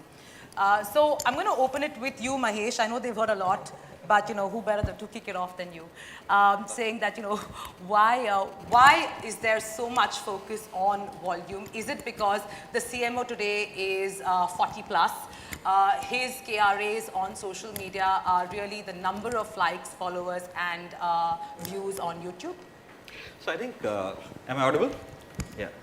I think this is really the history or the legacy that we have of most CMOs. When you buy television, and you are in television, I used to be in television, you're told to buy a particular number of GRPs, and you had you know, GRPs to buy at a CPRP at a cost per rating point, and so your entire thing was, I need 800 GRPs this week, and I need to buy them at X thousand rupees a GRP, vagara.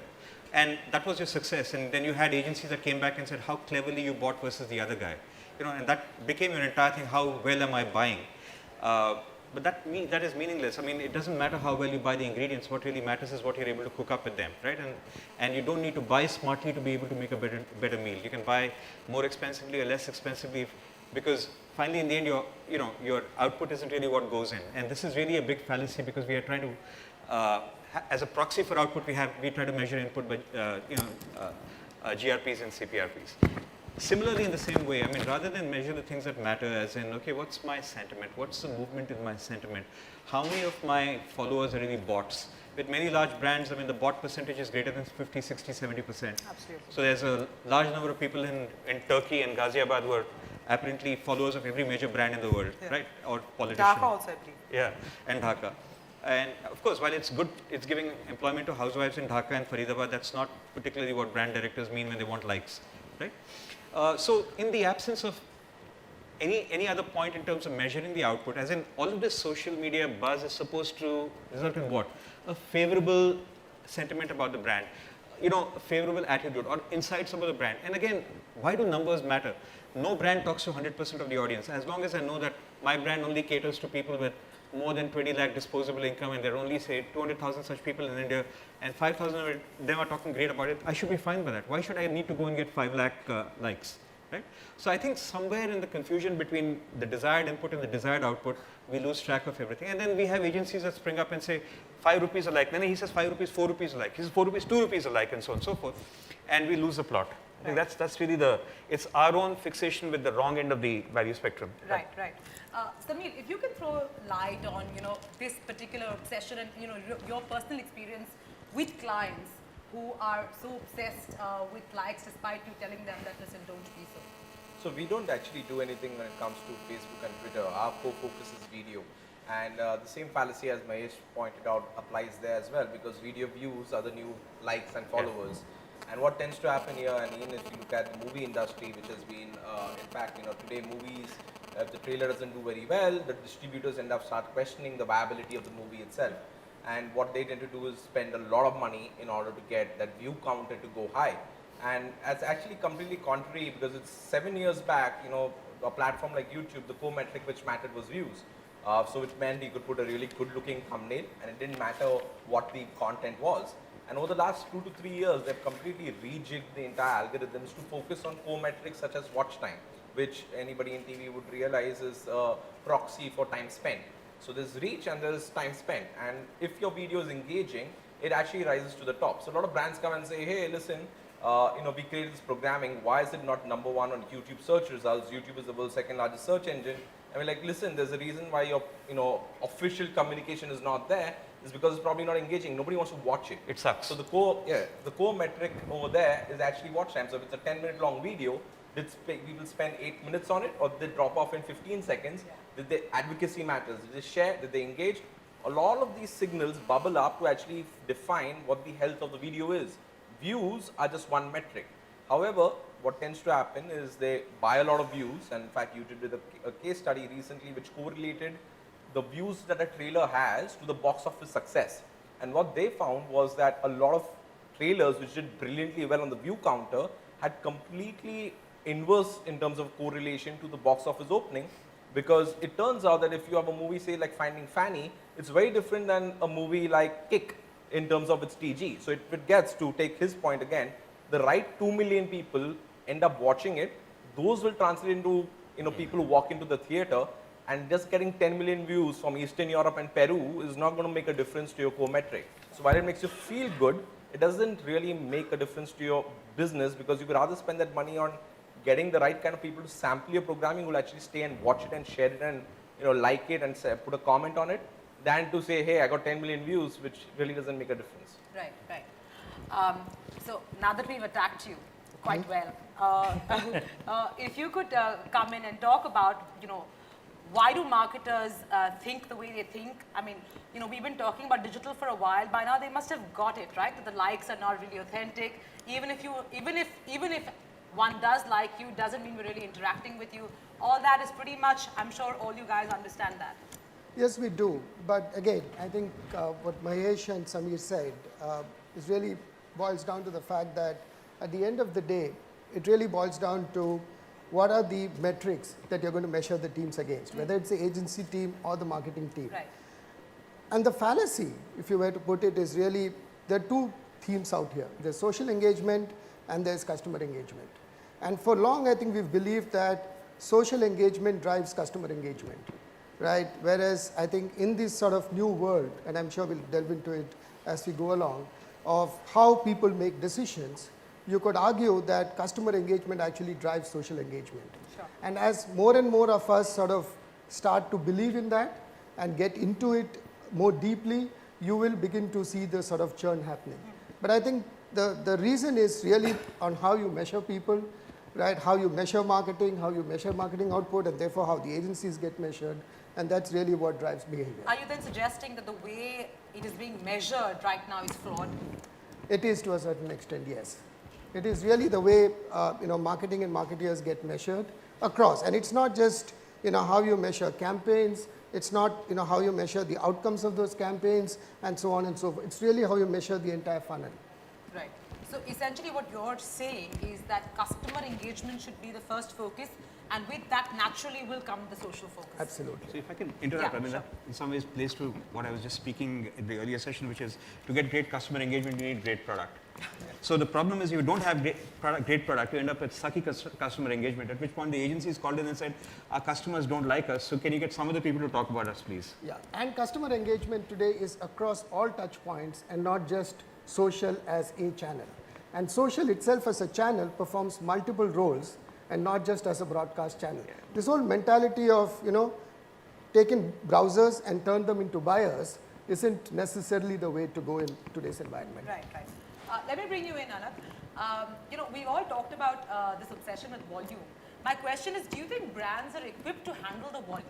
And my focused question here being that when you have a critical mass of followers or likes or whatever they may be or views, the point is if there is a grouse, which these days I know most people use it, the response time is ridiculous unless you're a person of significant repute where they will immediately respond to you. But if you're just an average customer, right, then their response time is actually, it doesn't exist. Okay. The broad answer is, I think all of us are completely confused. Brands, agencies, and everybody. It's with that feeling of achhe din aayenge. Everybody is dancing to their own music, own tune. A brand decides that, okay, this is the right way. Agency is also clueless, but the retainer helps to survive. So agency will say, okay, let's do it this way. Agencies today are experimenting on the brand's money. Brand has a specific budget allocated, saying 3% of my 20 crores is going to be spent on social media. Play around with it, let's see what happens. I mean, that's one theory which I believe. At the same time, there are lots of brands which are doing wonderful things. And whilst people in this room, including me, would hate Vodafone for anything, but they are learning how to respond. And since I earlier come from a corporate background, I can tell you that it does not matter if you thrash Vodafone, for the very simple reason is there is a percentage out of the entire lot. If you have 10 million customers and less than 1% are complaining, you do not focus on that 1%, you focus on servicing the balance. And which is what a person forgets, that my phone is not working, the brand should remember me. Take the flip side, which is, what is it? Today marketeers like two things, no? Sex and food, right? 100 years you like it. Yeah, 100 years. So you look at food, any brand which opens and is planning to open, you see the same 11 or 14 people at every place tweeting the same thing, oh my God, the food was so great. And then the brand says, oh, I did not get any response, my sales are down, how is engagement going to happen?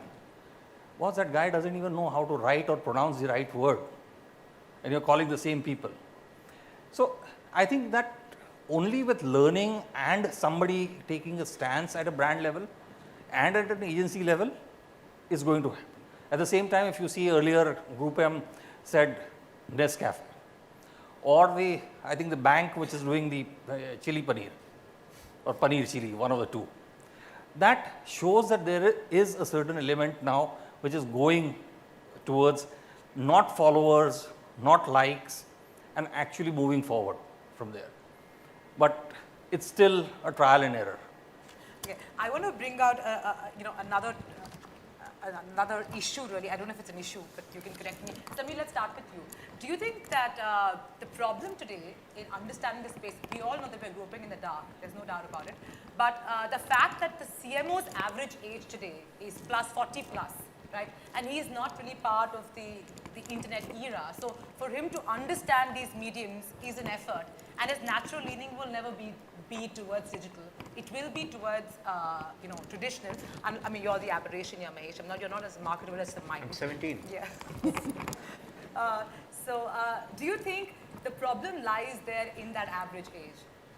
You know, I for one respect grey hair a lot. I'm not being politically correct. You don't have a choice on this.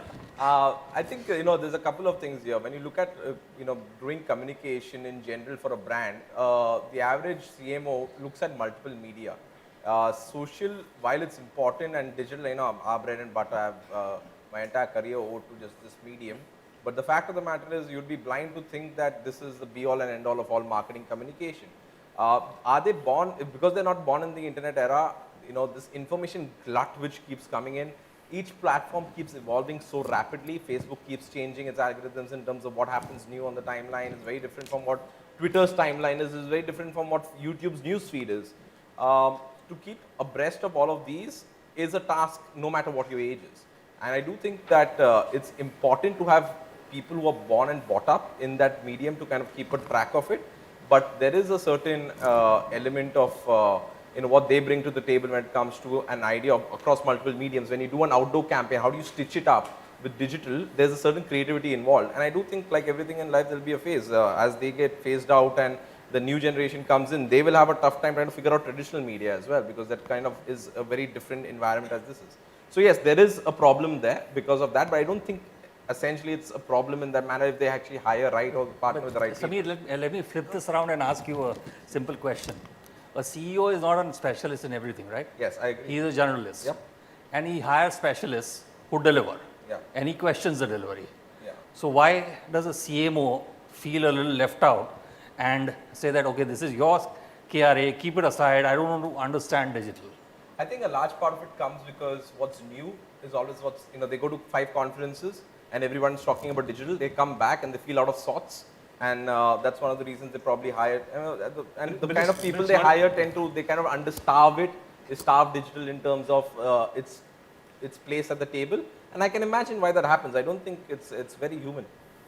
It's not just age. I think anybody who uses BlackBerry will never get digital. Yeah, I think there's a fair point. Never, right? So the Almost minute I see my upgraded client from using BlackBerry BlackBerry, I for say, the okay, last 3 thanks. years. I'll talk to you next year. Why don't you change your phone? We'll come back and talk to you later.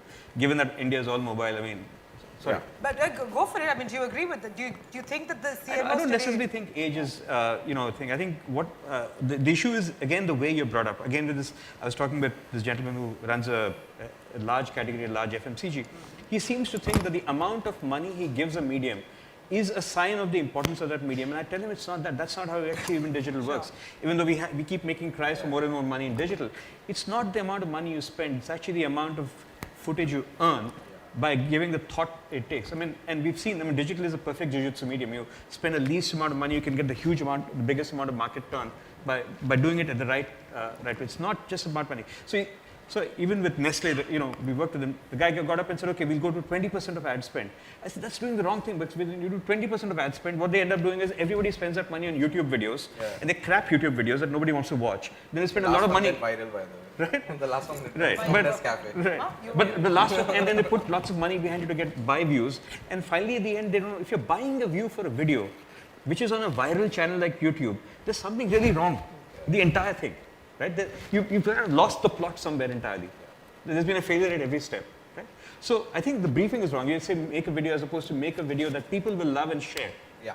Right? That's very different. So you're representing your herd. Yes, I am. So my point of view is that it isn't so much about the age. I completely agree with him, the point about learning, which I think is a huge factor. Right? And I think there must be some correlation between age and learning. But I think the big change and the big elephant in the room is really the fact that how people are making decisions about brands, right, is what has changed fundamentally. Okay. And I think as a community, it's taking us time to wake up to that reality, right? I mean, we still believe in these sort of awareness, interest, desire, action sort of funnel, right? And with that sort of changing and becoming the new sort of marketing funnel, that change is the leap that marketers need to I make. think the problem is Kotler is still alive. Yeah. That's the problem. He's coming to India also. So it's okay. You can go listen to, Isaac Newton in the age of Einstein, and you can give him respect for whatever it is, but he's not right. That's all.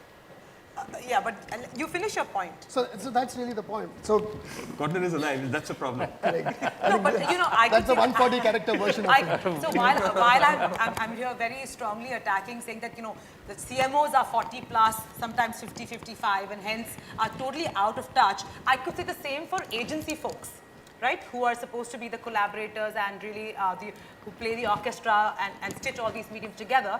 The agency folks are also from a totally different era. So to understand this medium is taking them a bit of time, which is why when you go and see, the young boutique agencies, the young digital guys, or even the new spaces in the digital, area, the people are young and bright and are definitely less than 40. Sorry to be stressing on age, but don't you think that is an area of concern? To me, it isn't that isn't the area of concern. It is really understanding what is the role these mediums play in the way people take decisions on brands today, right? It's the fact that in today's world, you could start with, for example, making a decision, start with a smaller set of brands, and as you go through the evaluation process, your list of brands that you would actively look at would actually expand, which is completely against the sort of funnel theory that everyone has grown up with. Now, getting to know that, the fact that the role of marketing doesn't stop with the buy, but actually continues into advocacy, right? It's factors like that, and which further define, therefore, what is the role of mediums like social. And when it comes to social getting powered by mobile, and therefore the role of context, and how does that influence your content and your messaging. It's things like that, understanding those kind of factors. Yes, if you've lived with the medium and you've used it, it obviously plays a role. But understanding those dynamics at work is really what will differentiate a good CMO from a not so an average Can I say it differently? Okay, disclosure, I'm 49, right? But so I'm well in your category of people who are over the hill and whatever. I keep my disclosure too. That's it, right? All I say is, when you're over the hill, you go faster. It's downhill, right? So, I've seen the 35-year-olds who don't have a clue, and I've seen really smart 55-year-olds. I don't think really age is the issue. I think when it comes down to it, performance really matters on what people are being paid for, right? If you're a CMO and you're being paid for how well you spend your money, you're going to find all the metrics to show that you spent it wisely. If you're an agency and you're paid for how much media that was bought, because you make 25-30% commission from media under the table, beyond the table, you're not going to care a damn about earned media because you get paid on paid media. Right? If you're a creative agency and you're paid for how much creative you do, you're going to keep advocating doing big budget television commercials because that's the only place you make money. Okay. So finally it comes down to where's the buck stopping? Who is making the money and what are you encouraging? So if you give a large chunk of money to creative and a large chunk of money to media, you're going to see inefficiency in both. But if you put a large amount of focus and actually demand a large amount of results from both of those, you'll see the focus being different. If you keep having this input-based focusing, I'm giving you this budget, I'm giving you this spend, I'm going to measure all your inputs, you're going to have absolutely the wrong things happen out here. Inputs are not proportional to outputs. That's really the big fallacy. Everybody believes they are, they're not. You agree with it? Yeah, like most things. But if you don't, I do think that couple of things. I mean, on the point which he made around the input and the output part, I completely agree that there are different brands, there are different advertisers. Folks look at different metrics depending on what they want to do. And IBM, take for example, and we were discussing this earlier, what their communication with regards to Watson is very different from the communication with regards to enterprise. Now, you can't have the same metric when it comes to any sort of communication strategy, saying that what I want out of Watson is the same thing which I want out of my enterprise communication, because Watson might go from everything from sparking the imagination of an 11-year-old to a 45-year-old. But the enterprise solution is going to be a very, very close set of community which needs that kind of communication in order for them to kind of result in anything, like be it a buy against them or somebody else. So I do think that it comes down to crafting your communication on the back of what your objective is. The same brand can have multiple facets. Pepsi might have different one for what Pepsi is and different one for what Kurkure is. And you got to craft it on that. You can't have the same yardstick. Very ambiguous, yeah. Yes. Come on, take a stand. Yeah, take a stand, really. Say something controversial. Say something controversial. Say something that gets retweeted. Mahesh is in 49. So yeah, I mean, it's a fairly, I think it's a broad statement to make for anything else. Everything has to be tailor-made depending on what the brand really wants. Ask me a specific question, Sonal.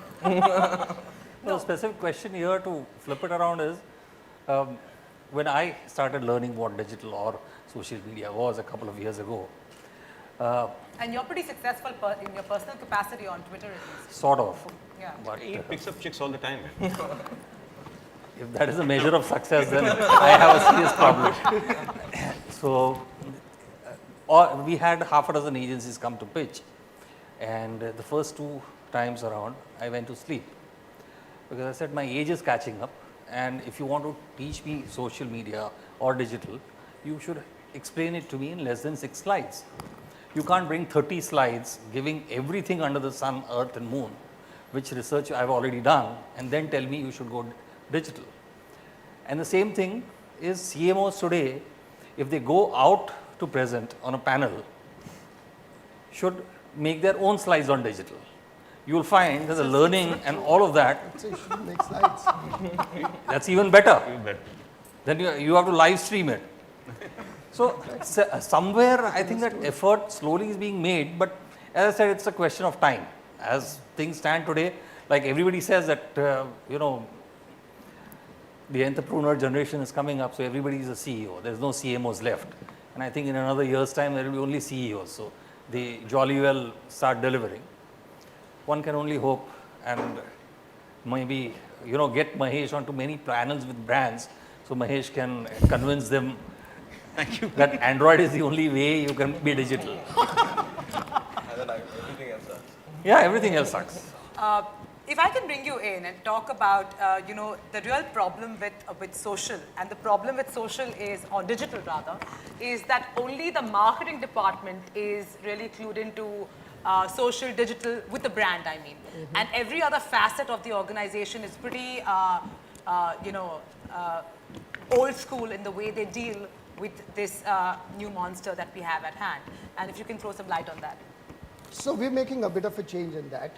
No, And first explain what I'm talking about. Sorry. I think in terms of explaining what it is, I think it boils down to the fact that social today is a culture. It's a phenomenon, right? Whether we talk about, 30-somethings, 20-somethings, 10-somethings being on social, we're using social, and there's enough research to show that you get onto social first because that's the way you interact with friends and family, and we've seen all of that, so I'm not going to get into all of that, right?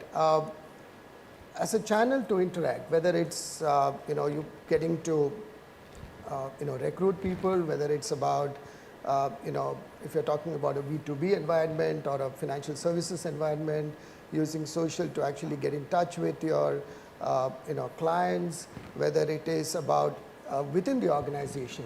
I think especially when you're talking about, the millennial workforce, I mean, hugely the organization going social, right? I think social as a force in the way it's transforming your life is here to stay, right? And I think we've just seen the beginning of what it can actually do. Right. Right? But I think what has happened is that, because it's so sort of natural for us in marketing to use it as a broadcast medium, right? It is kind of started to get branded as a marketing medium, right? And what we've seen as the pace-setting organizations have actually woken up to the fact that use social internally to collaborate, right? Use social effectively, and I think LinkedIn has done a great job in that to actually go out and recruit people, right? And use it right across the fabric of whether it's organizations or even society.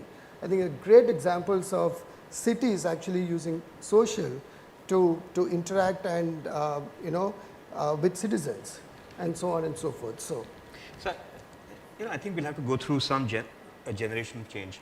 100 years ago, I'm sure there was an electricity department which, handled all the electricity needs of the company from, and there was a non-electric part of it. Sure. Even now we think, there's a social department. Social is not a department, right? Social has to flow across marketing, HR, product, every damn thing that you have out there. It has to be, it's really an enabling force across everything. Now, it really depends on the fact is that we do have all these people on social media, but actually organizations are stopping them from being on social. So we worked with two very large IT organizations. One of them has 150,000 people, and at that point they wanted to be on social. We said, look, cool. We are an agency with about 100 people. You have 150,000 people. I'll tell you what, we don't need to use our 100 people. Let's use your 150,000 people who each have 500 friends to spread the word about how great you are a place to work at. Yeah. They said, oh my God, no, never. We don't want our employees to use social media in the office. That's right? True, yeah. So they're blocked out and they're banned out. So this is ridiculous, right? Now, a small firm would know, I mean, you'd leave your people free and let them be on social media, do whatever it is, give them the stuff that they're willing to share, then they're happier to share it, right? So I think really you have to stop thinking of social as a department. Social is not a department, it's not a division, it's the way your entire business has to work, whether it's marketing, sales, customer service, product, the whole works. Social is really an enabling ecosystem. And again, one of the issues about something like SMW Bombay is I only see marketing folks out here. That's true. Let's just do a count. How many non-marketing in the audience? Just one? Okay. 4 or 5. So you wandered in by mistake, right? Right? So there should be HR people here. There should be product people here. There should be technology people here because social is something that makes all of that better. Right. And do you have any ideas as to how this great, how will CEOs or organizations be enlightened about this fact that social is not a department or restricted to the marketing department? Any ideas? Yeah, I think, see, number one is that I do believe that when it comes to corporate communication, you can't have your admin department speaking on behalf of the company. There has to be some level of control. But being adept at the platform is no excuse, right? For saying that, okay, just because you are not the voice or the face of the company, you shouldn't be actually putting stuff up. I think number one is just being acquainted by yourself. Most CEOs tend to not communicate when it comes to their own corporate roles. Besides talking on behalf of the company, very few of them actually have a face to the company itself, which they actually use, whether it's a blog or whether it's a Facebook page or whether it's a Twitter account, where they regularly communicate updates to whatever's happening.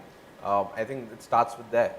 It's all about making sure that in a world where there's so much of noise and there's very little signal, and being able to communicate constantly, that probably sets the precedent for everybody else to follow.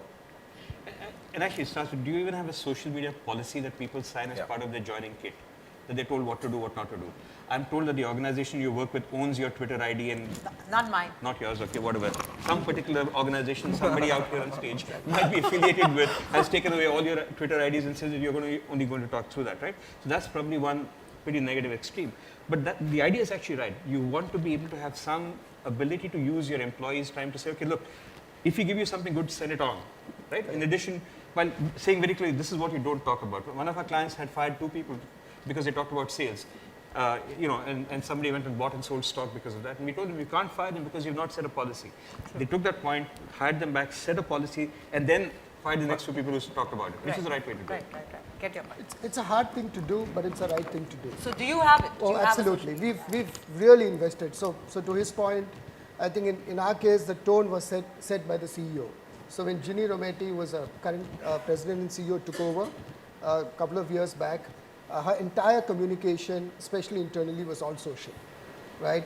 And starting with that on, policy is something that we've had in place since, I guess, for the last 7 or 8 years, right? A complete structured program in terms of educating the top, what we call the 50 or 100 people who would be the voice of the organization, the next 1,000, 2,000 people who would be facilitated to actually spread the word out, and then the rest of the organization, all the 430,000 employees, were actually enabled to go out and speak freely on social media, right? Obviously across, there is no internal sort of boundaries on what you can do and what you can't do in terms of accessing sites. It's incredibly hard, to actually get this thing going, but the sort of the gains that you get are tremendous. But are people allowed to be on Facebook, Twitter? People are allowed to be on Facebook, Twitter, every channel, 24/7, Well done, as long as it doesn't interfere with their work. It's perfect, and it's actually actively encouraged, right? And more importantly, I think we've seen greater gains from our internal social networks on how it actually fosters collaboration, how it actually helps people to, in terms of exchange of ideas and so on and so forth. So. Right. I think with that, we should just open it out for questions. So anybody have a question to the panel? Feel free to, yeah, sure. So, just like there was Alta Vista, then there was Yes, please. Just like there was Alta Vista, then Yahoo, then Google, and Google won the war because of the simplicity. Do you think that there's room for another social media company which does not do what does not make it overtly complex with all the clutter and the volume based metrics, and focuses just on making it more effective, more effective? So are you talking about a social medium or a social media agency? No, a social media company like Facebook, but which does not make the mistakes. Like we could say that there was Yahoo, then there cannot be another search company, but there was Google, and it made things simple. So my own take is there will always be new companies. I mean, nobody takes Google for granted. Nobody takes IBM for granted. Somewhere in this audience, somewhere on this planet, is somebody who's planning to overthrow Facebook, who's planning to overthrow Twitter, and that's a good thing. Because they're learning from the mistakes that these guys are making and saying, no, I'm going to do it better, I'm going to do it different. Somewhere there's somebody doing this. That's a good thing. There'll always be somebody. Thank you. Anybody else with a question? Gentleman here. There's also a lady behind the camera, right? Sorry? There's also a lady right behind the camera. Can you use the mic, please? Thanks.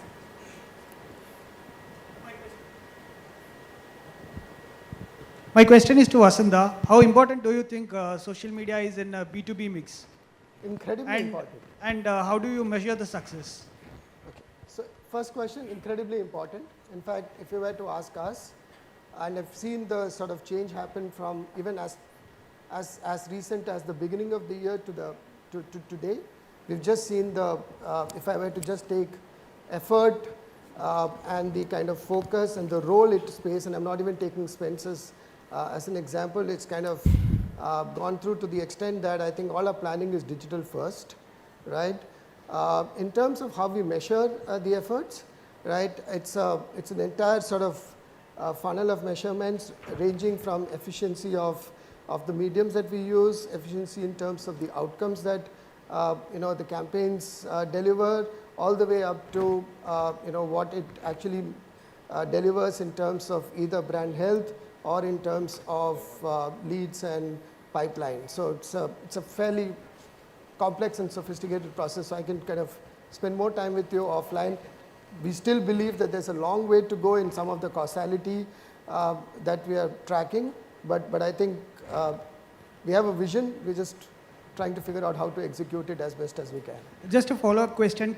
Do you think an organization like IBM can survive on organic alone to reach your target audience in terms of B2B without Organic spending anything? Not really, no. We actually have spent significantly, right? And also, it depends on, again, how you define spend, right? I think content, again, plays a significant role in actually even driving, and so you need to spend that. I think when I came towards the end, Mahesh was talking about setting up, of taking everything in-house. That's again a philosophy that we believe in, right? We actually have large departments which actually run a lot of that in-house. So that's again a huge investment and things like that. So, I mean, you can't just sort of, spend cannot only be media spend. There are other forms of spending as well. Thanks, Vasan. I think the lady behind the camera has a question. Hi, this is Gayatri. I think the social media should be always combination of science and art, because one thing I've observed commonly is people using social media tend to forget that it's also about human psychology. We are communicating with humans, and that's what we have to be focused about, but forgetting that we focused on all the science and technology part of it. What do you think?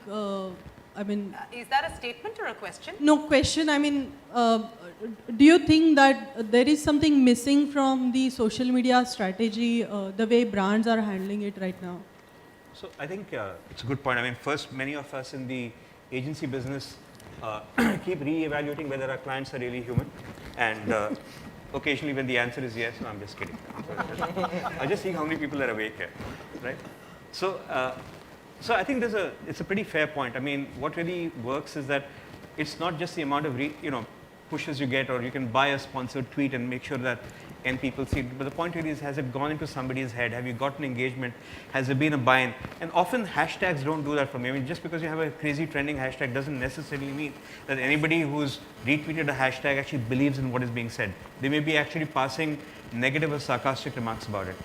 The other thing is really that the more emotional you are, the better, the better the human touch you make, the more effective you are.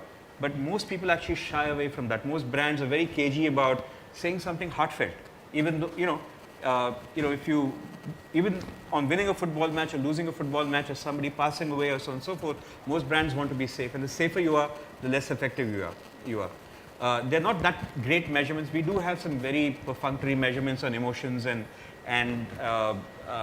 sentiment regards that, but we don't have great measurements. We have easy ways to measure tweets, retweets, unduplicated following, blah, blah, blah, all of that stuff, but we aren't yet measuring the actual change in emotion, or, or even the potential change in emotion from any particular tweeted message. We're not doing that.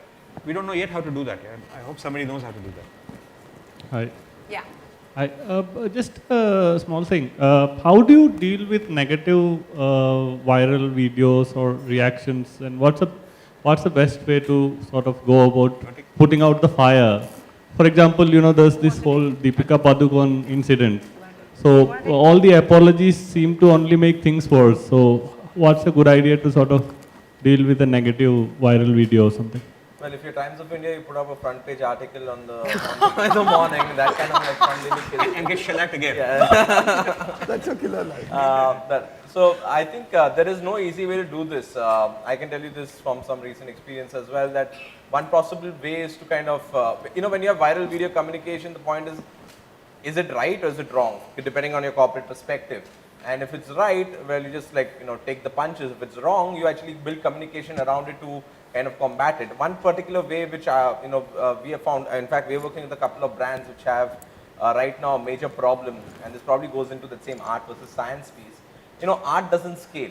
And the thing with science is that if you have, for example, a negative sentiment going through, you are able to then remove out using science all the positive stuff and address what's wrong with the communication.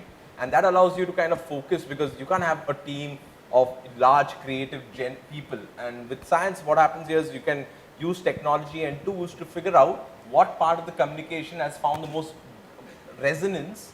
If it's a negative comment which is coming on you, what part of those have found, what are the main pivots around that communication which have caused the biggest harm to the brand, or biggest, in that manner, what's the wrong story being put out there. And using those pivots, which technology and tools can help you understand, you can then draft your communication on the back of it. So in my opinion, if there's some negative video or there's a negative tweet or a series of them, you're able to use tools to figure out what part of the core pivots around which a large part of this thesis is currently as a platform being used, and then address those specific issues using your creative team. So my advice would be use technology, use tools. We have a lot of big data tools when it comes to social listening, both right now on digital video as well as on social media. They do in general more harm than good, because it's, they can cause a paralysis by analysis, but when it comes to certain issues such as these, you can actually pick up the core signals and then address your communication, your counter communication, to focus on those as opposed to generally, putting or making noises. If this was too complicated, I'll simplify it for you. Say good thing. No, I said if it is. Yeah, good.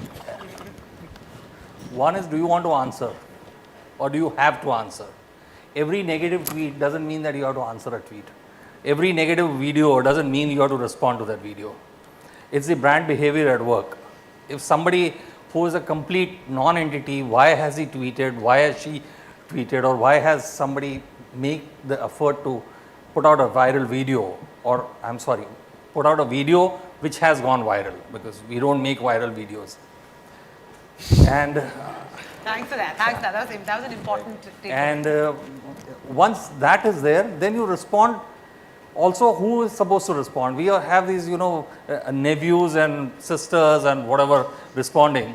That is not how a brand responds. The brand is very, very critical to take care of the negatives. And since I think we're more or less it, if none of you understand, write to me and I'll tell you how a brand needs to behave. Will you charge?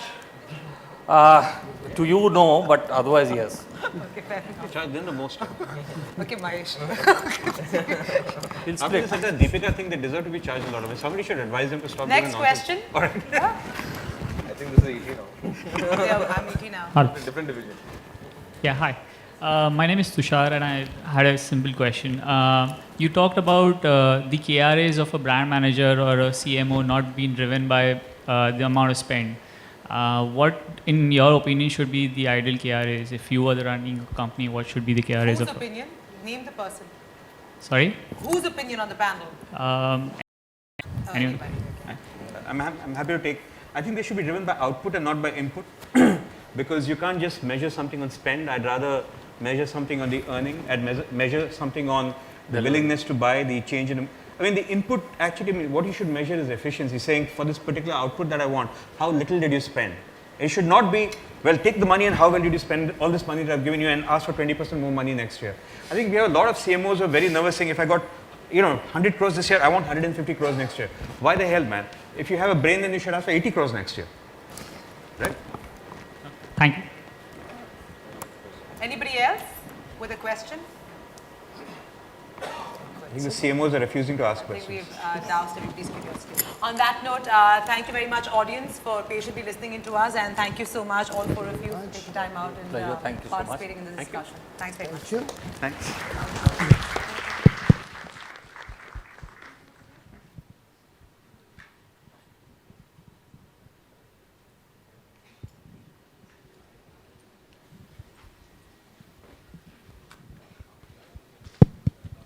Thank you once again, panel members, for another very wonderful discussion over there. And ladies and gentlemen, with that, we'll also be having another panel discussion in store for all of you. But I'm going to request, meanwhile, all our members to also connect with our speakers offline during the breaks in case of any further queries.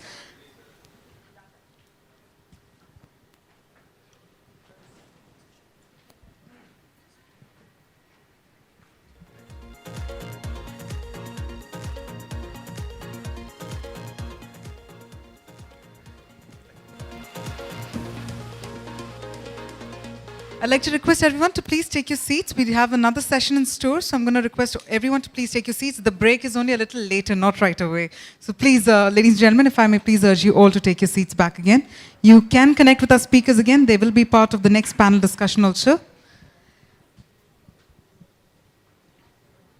All the ones who are standing right behind, next to the seats, yes. Right there, if you may please take your seats back again.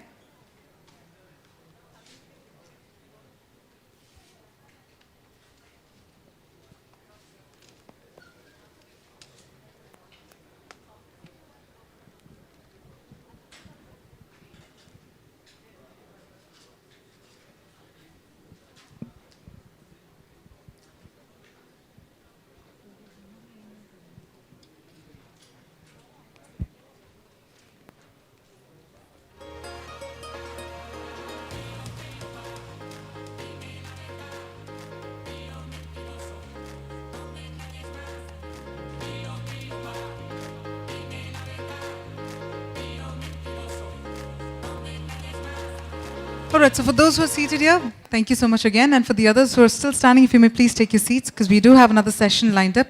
We also have another panel discussion, and then we do have the break, the official break. Of course, a lot of you have already stepped out to connect with the speakers. It is not the break time as yet. One thing we had to also announce to all of you formally is that we were supposed to have a keynote session by Sean Gardner, but apparently, unfortunately, he has missed his flight and he couldn't make it today, but he's going to be part of the deliberations that's about to happen in the next few days.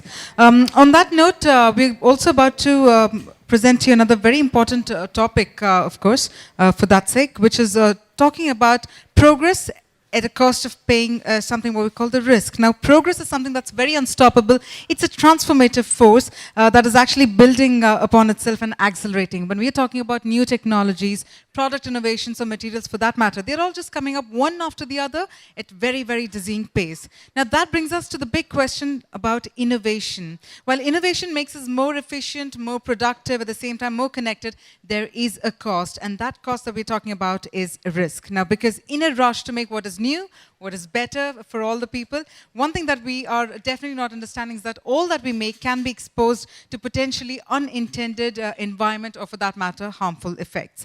Ladies and gentlemen, this afternoon we're joined by Santosh Mazumdar, who's the Engineering Manager Asia with UL. Now, UL is a global safety science organization since 1894, which uses a rigorous science-based approach to stay ahead of emerging risks, in fact, including that of environmental supply, transparency, transaction, and in fact, they safeguard innovation as well as mitigate a risk. Ladies and gentlemen, can we have a round of applause? It's a very, very important topic in the age of innovation we're talking about. In fact, we're talking about social media. So can we get some enthusiasm from all the rows behind? A round of applause, please. Thank you so much. I'd like to invite on stage Santosh Mazumdar.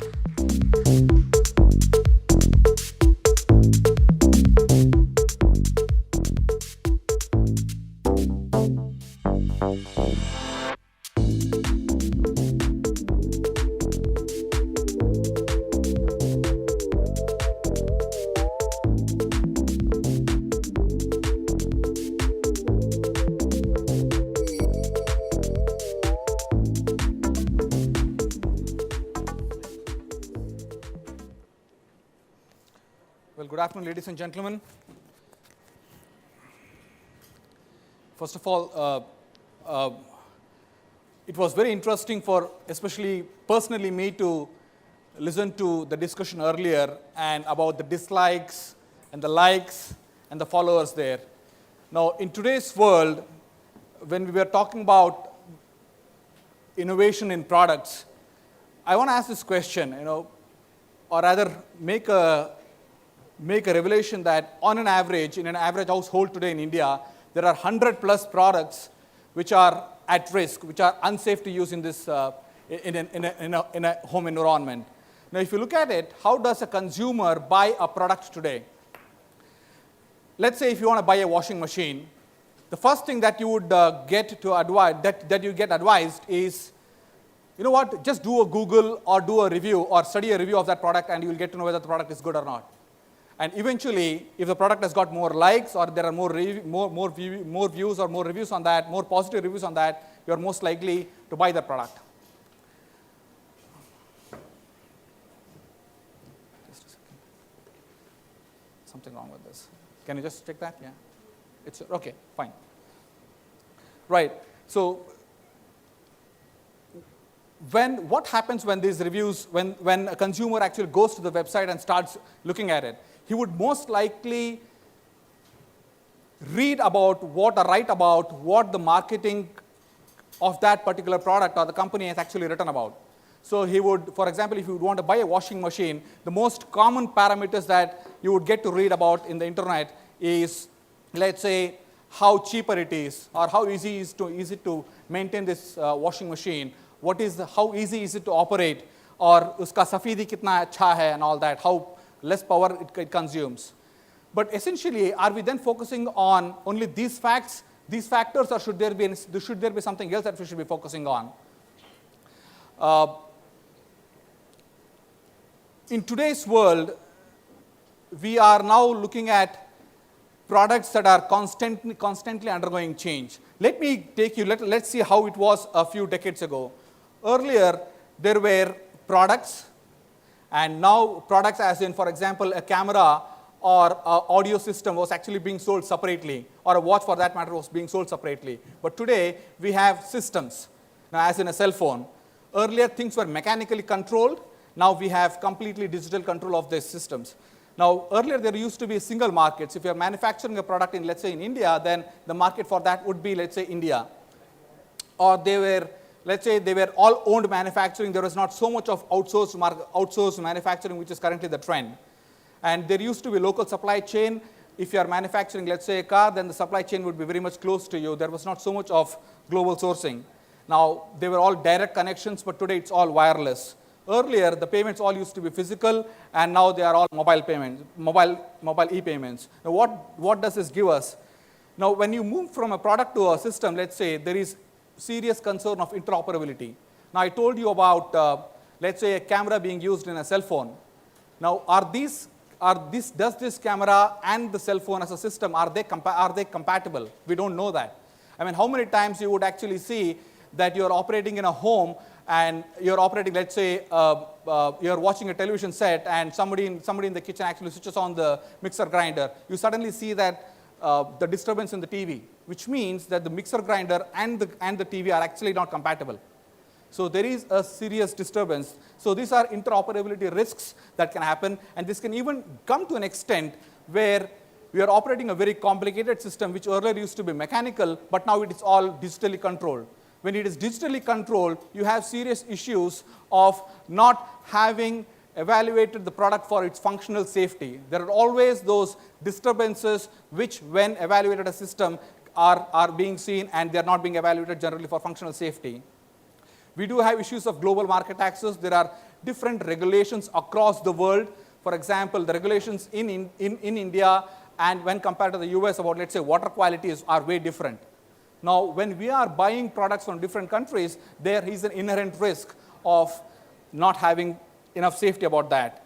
Plus, I mean, I can talk about it, but then the most common thing today is when you are shopping online, and now there was this discussion about turning a browser to a buyer, and now when you buy these products, how do you know they are actually safe?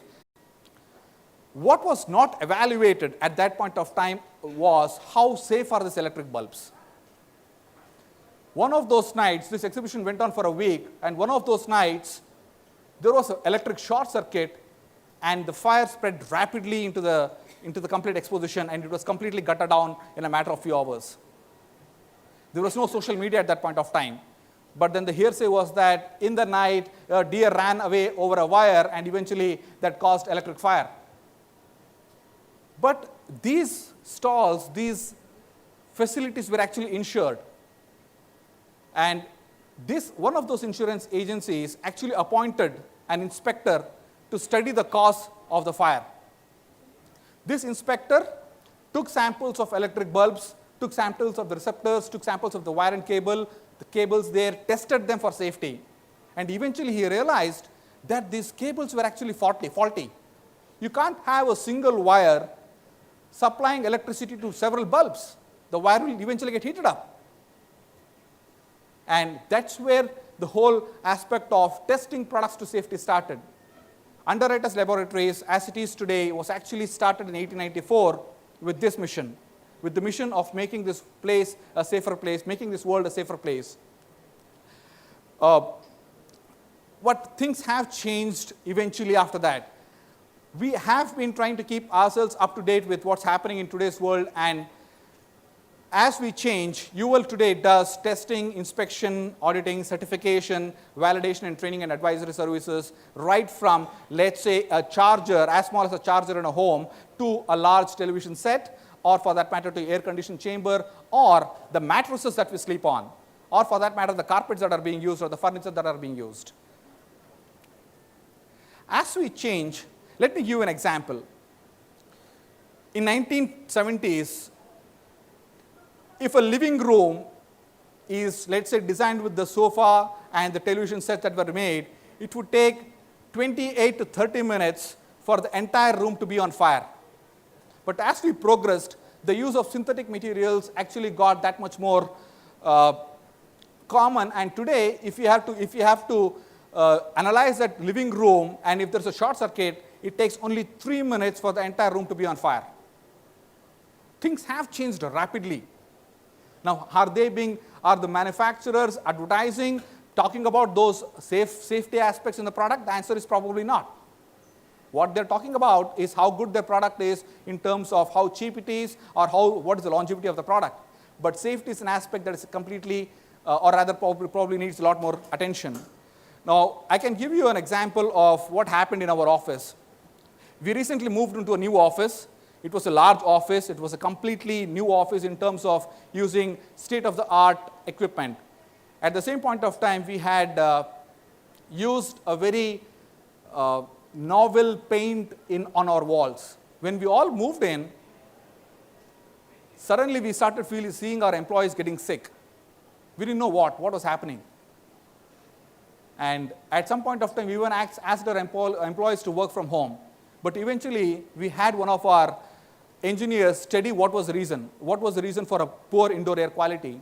And then we realized that the paint that was used in coating the walls actually was emitting quite a lot of volatile organic compounds. The paint manufacturer never actually brought this to the consumer's attention. The consumer, when he purchased the product, was completely unaware of it. So we went back, changed the paint system, and then got our employees back to work. And then we measured the indoor air quality. But today's consumers are just not even aware of what sort of indoor air quality should be maintained, and how the products will actually comply to it. I was talking about the washing machine. Now, if you look at the washing machine as such, washing machine today, it's being sold on cost and other advantages, but not many views or reviews actually fly off because of the inherent risks, let's say the electric shock that the washing machine is prone to, or for that matter, in the event of a fire, what happens to the plastic material that's used in the washing machine? Does it burn rapidly, or is it fire resistant? We don't know about that. Does anybody speak about it? The answer is probably no. Or for that matter, how energy efficient is this? Yeah, to a large extent, we have this with the star rating system in India now. Of course, we do have electric shock, casualty, or for that matter, the interoperability. Interoperability, now if you now look at today's washing machines, the door is actually automatically locked. It's all digitally controlled. But at some point of time, if the systems or the components therein are not compatible, the door might automatically open, and that could pose a severe risk. So that was about being sensitive to safety of a product and making the consumer aware of such inherent risks when the product is being sold. Now, the question really is, how educated are our Indian consumers at this point of time? Or how sensitive are our manufacturers today? UL did an interesting survey and contacted thousands of consumers in India to understand what they think about safety. Fundamentally, there were these considerations earlier: quality, performance, general product safety, speed to market, innovation, reliability. But rising priorities are ethical sourcing. Where are these products sourced from? Where are the raw materials sourced from? Are they environmentally friendly? Is there a health impact? Is there a traceability in case of issues? So these are some of the raising concerns with the manufacturers today. Now let me give you an interesting revelation here about the mentality of the Indian consumers. Plus 19% of Indian consumers are significantly more likely than their global peers to believe that product safety is becoming more important, which aligns them with Indian manufacturers who almost universally agree.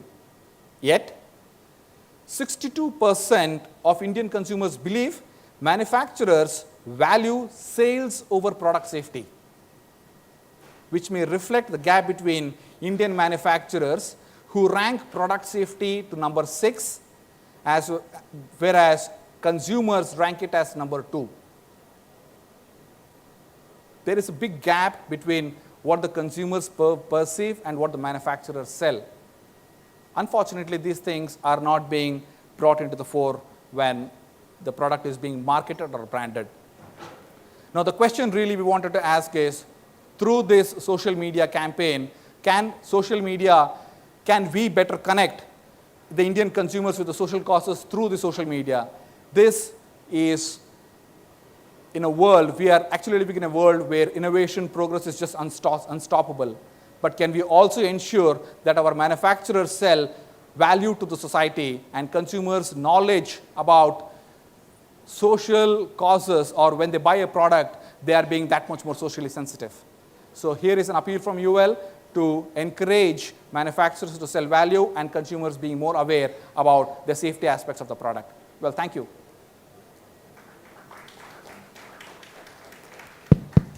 Thank you so much, Mr. Santosh. Well, ladies and gentlemen, that was another very interesting insight for all of us, because we're in the age of innovation where risk is really high.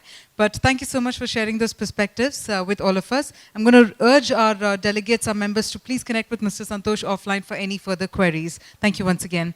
On that note, ladies and gentlemen, we'll be taking a short break. I'm sure all of you were waiting to take a break. So yes, we will agree to that. We're going to take a 15 minutes break, post which we're going to be back for another very, very important panel discussion and some more presentations. So see you all in 15 minutes. Thank you so much.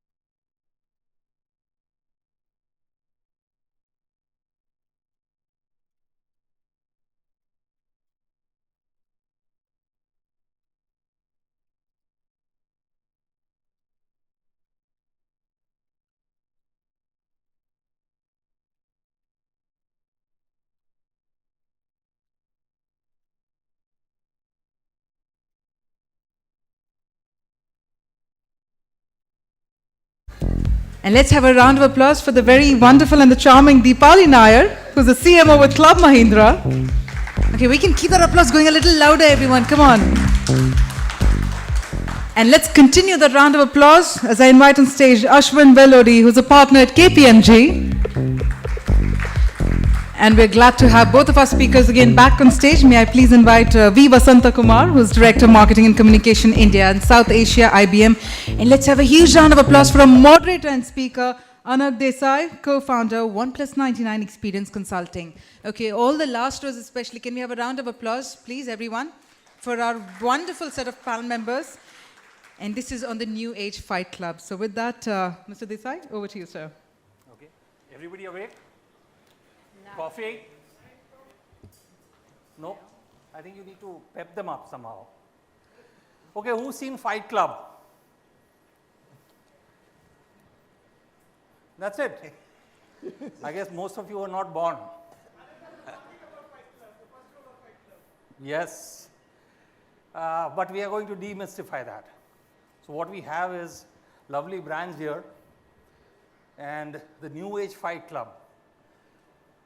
What is New Age Fight Club? Social media, disruption, and viral. So I'm going to ask this lovely panel here to begin with their input. I think we'll go with the lady first because we had to convince her, given that four of us would actually get into a fist fight to be here today. Deepali, you have been in the digital space, so to speak, for the last half a dozen years. In some way or the other, between your previous assignment and the current assignment, what is it that you feel has changed? And if you could share some kind of, not exactly a strategy, but some kind of an approach which currently you adopt towards this social media, so to speak. So if, Anak, if one change I have to clearly, see, this is something I said at another conference. I moved from financial services to a holiday company. So I moved from HSBC and L&T Insurance. I moved to Club Mahindra. And as far as social media is concerned, given the constraints that Sanjay has, for example, I have moved from being in drought to a flood. Okay. So that's the opportunity that you have in a holiday, inside a holiday company, because everybody likes to talk about their travel, everybody likes to talk about their holiday, and that's the one very large amount of content that is available to us. So the things that have changed for us, in fact, is that where in financial services, even today the concentration is on the social media space itself, I think in a holiday company what we are trying to do today is an integration of offline and online. So we are doing a lot of programs inside our resorts actually. We have 40 of them. So we are doing a lot of programs inside our resorts where we are convincing our members to go on to social media. So the focus is a lot more on user generated content. That is one. Secondly, the content is not all copy. We are focusing a lot more on visual content, which means both photographs as well as videos. In fact, I just like to share with you, I think we're trying to actually and that a lot more pictures on holidays are being shared on Instagram. So we're running actually a contest inside our resorts just now for our members. Ours is a 25-year membership program where members, if they put up the pictures and themes that we give them, and interesting themes at that, that we give them every week. We run a contest for which is the best picture, people vote for it, and that's how we're able to generate a lot more user-generated content. Just to give you an idea, the number of pictures that we have now with hashtag Club Mahindra after the contest at the resorts where we ran the pilot, which was 8 resorts, went up 3x in a period which was 10 weeks before and 10 weeks later. So that's the kind of results that we are managing to get. Yesterday, another offline and online integration. We've started entries for user-generated content, but this time from children, and not just children of our members, but children of all Indians, where children write about their holiday experiences, they share pictures with us, they share doodles with us. All collection of material is going to be online. We have a jury which is going to judge this content, and on Children's Day we are going to release the first ever e-travel magazine for children by children. So there is a lot of online and offline integration that we're doing these days in the social media space. Lovely. So before I move on to Vasant, one quick question. One to the audience, I stand corrected. Marketeers Instagram or a completely different platform which would enable you to interact with customers? What was the logic behind that? So the very singular logic to that, which is that we know that our members, we have feedback from our satisfaction scores. We use Net Promoter Score as a measure to see how our members are happy with us. We know for sure that our members are extremely happy with us. We also know that the non-members don't know what they do inside our resorts. Okay? So shareability was the measure that we have for this. We know on Instagram, for example, one picture, the likely chances of that getting seen by others is about 35. Okay, 35 more people will see it. So if I can get 100 pictures, then I get 3,500 impressions roughly is the kind of equation that we are working with. And that is the reason that we're doing it. 35 is kind of a minimum number that I've been told on Instagram currently in India.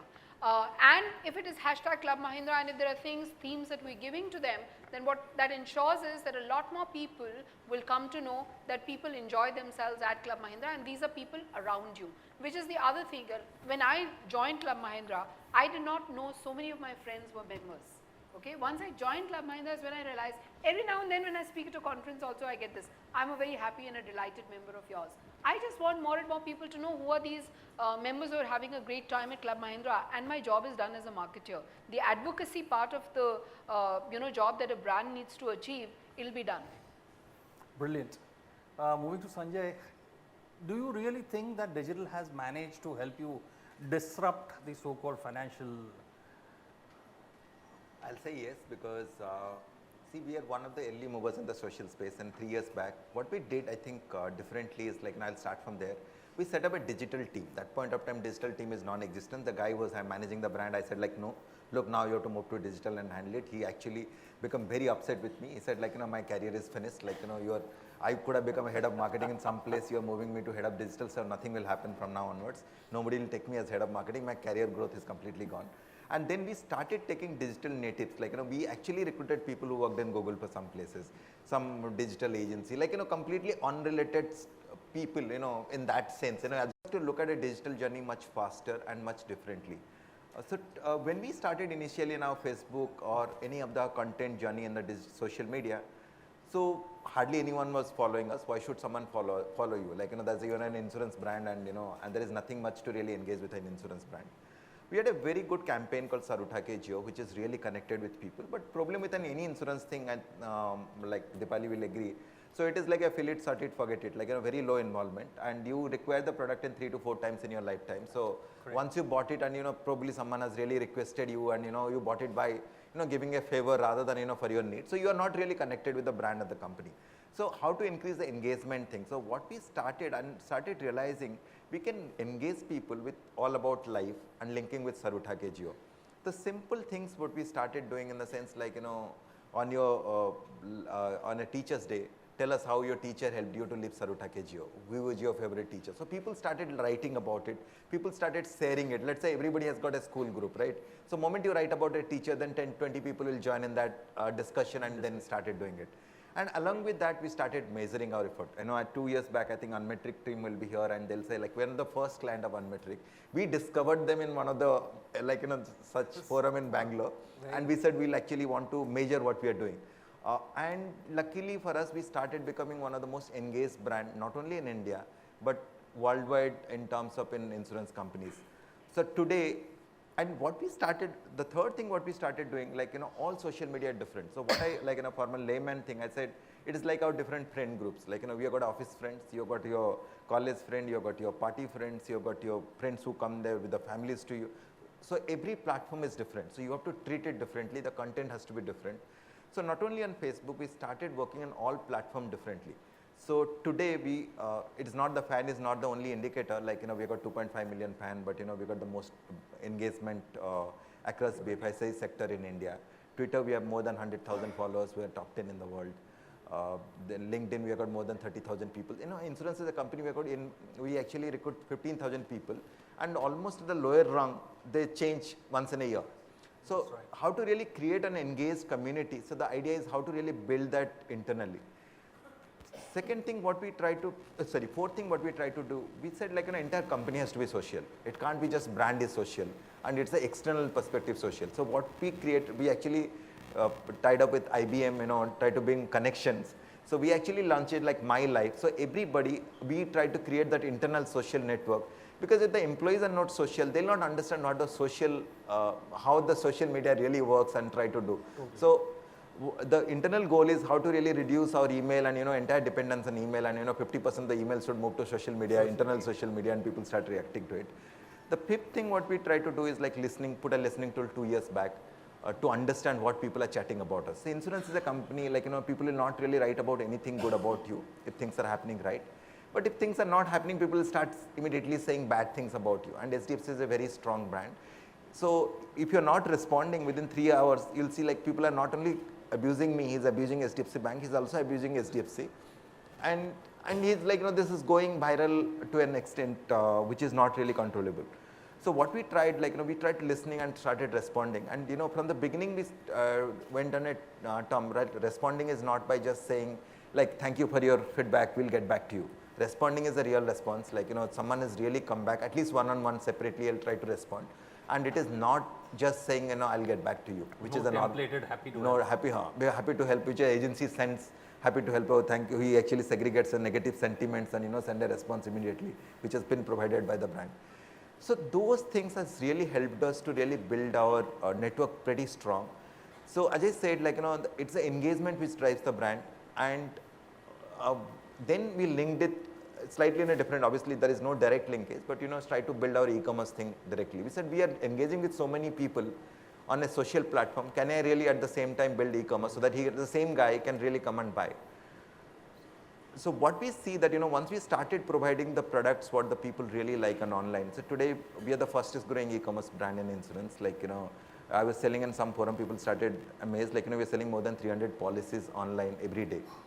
How many of you here have an HDFC policy? So more customers. Yeah. More targets. See, you have your matrix team and all of them have to plot this very clearly. They are future customers, yeah. I don't mind. So those are some of the things, like, linking, very strong linkage with your, like, all the social, see, anytime you want to understand, you can actually go and, understand more, understand using video more, like YouTube channel, creating 5 different verticals for customer engagement, brand, customer education, learning about product and service. So our dream is whatever you want to do, you can do it online. So how can we be a digital first company? And to link it with last year, we become the first, I think, BFSI company in India to have a responsive website for us. So only 4% of the sites across the world last year, when we had become responsive, they were responsive. And it has provided amazing results. Our mobile, people coming from mobile to my e-commerce site or social has really increased many-fold over last year.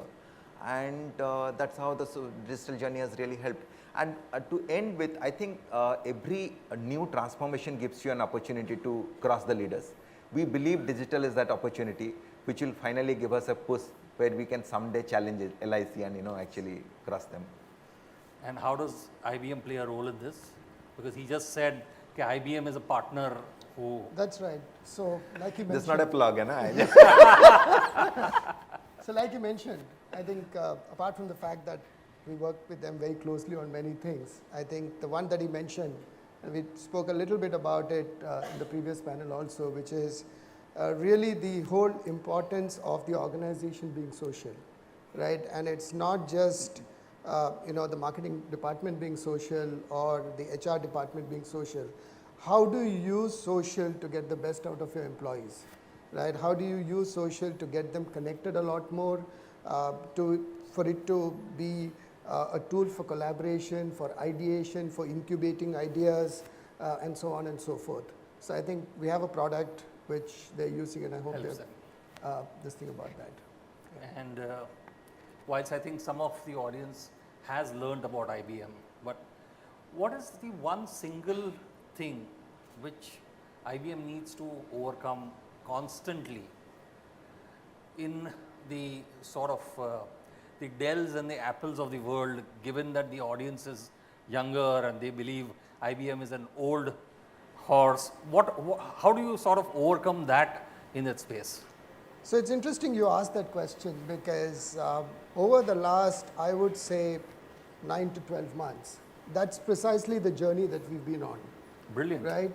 It's a journey about actually, making IBM relevant to a much larger audience than just the sort of back office audience, making IBM relevant to not just a lot of people in this room, but also to a whole sort of audience of developers, making IBM relevant to literally anyone who uses technology. It could be a doctor, it could be an engineer, it could be people who run our cities, and so on and so forth. So there are various angles to it, but I think across it is really how do you make technology marketing a lot more sexy, a lot more cool. And I'll just give you an example of how we did that.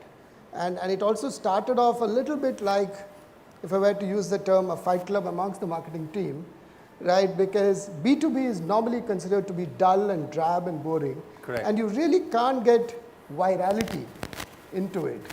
So yes, we do a lot of stuff which is hard-nosed, measured, quantitative, and so on and so forth, which is the sort of classical 70-20-10 sort of rule that everyone follows. But part of the 10 was really a challenge, along with our agency Ogilvy, that how can we get something which goes viral, right? And for those of you who haven't seen it, we actually created a film which was obviously all digital, which also won several awards across. It's called A Boy and His Atom. It is even Guinness Book of Records as the world's smallest movie ever made, right? It was a movie that was made on film, which was like 45 nanometers by 25 nanometers. That was the size of the film on which the movie was actually filmed, right?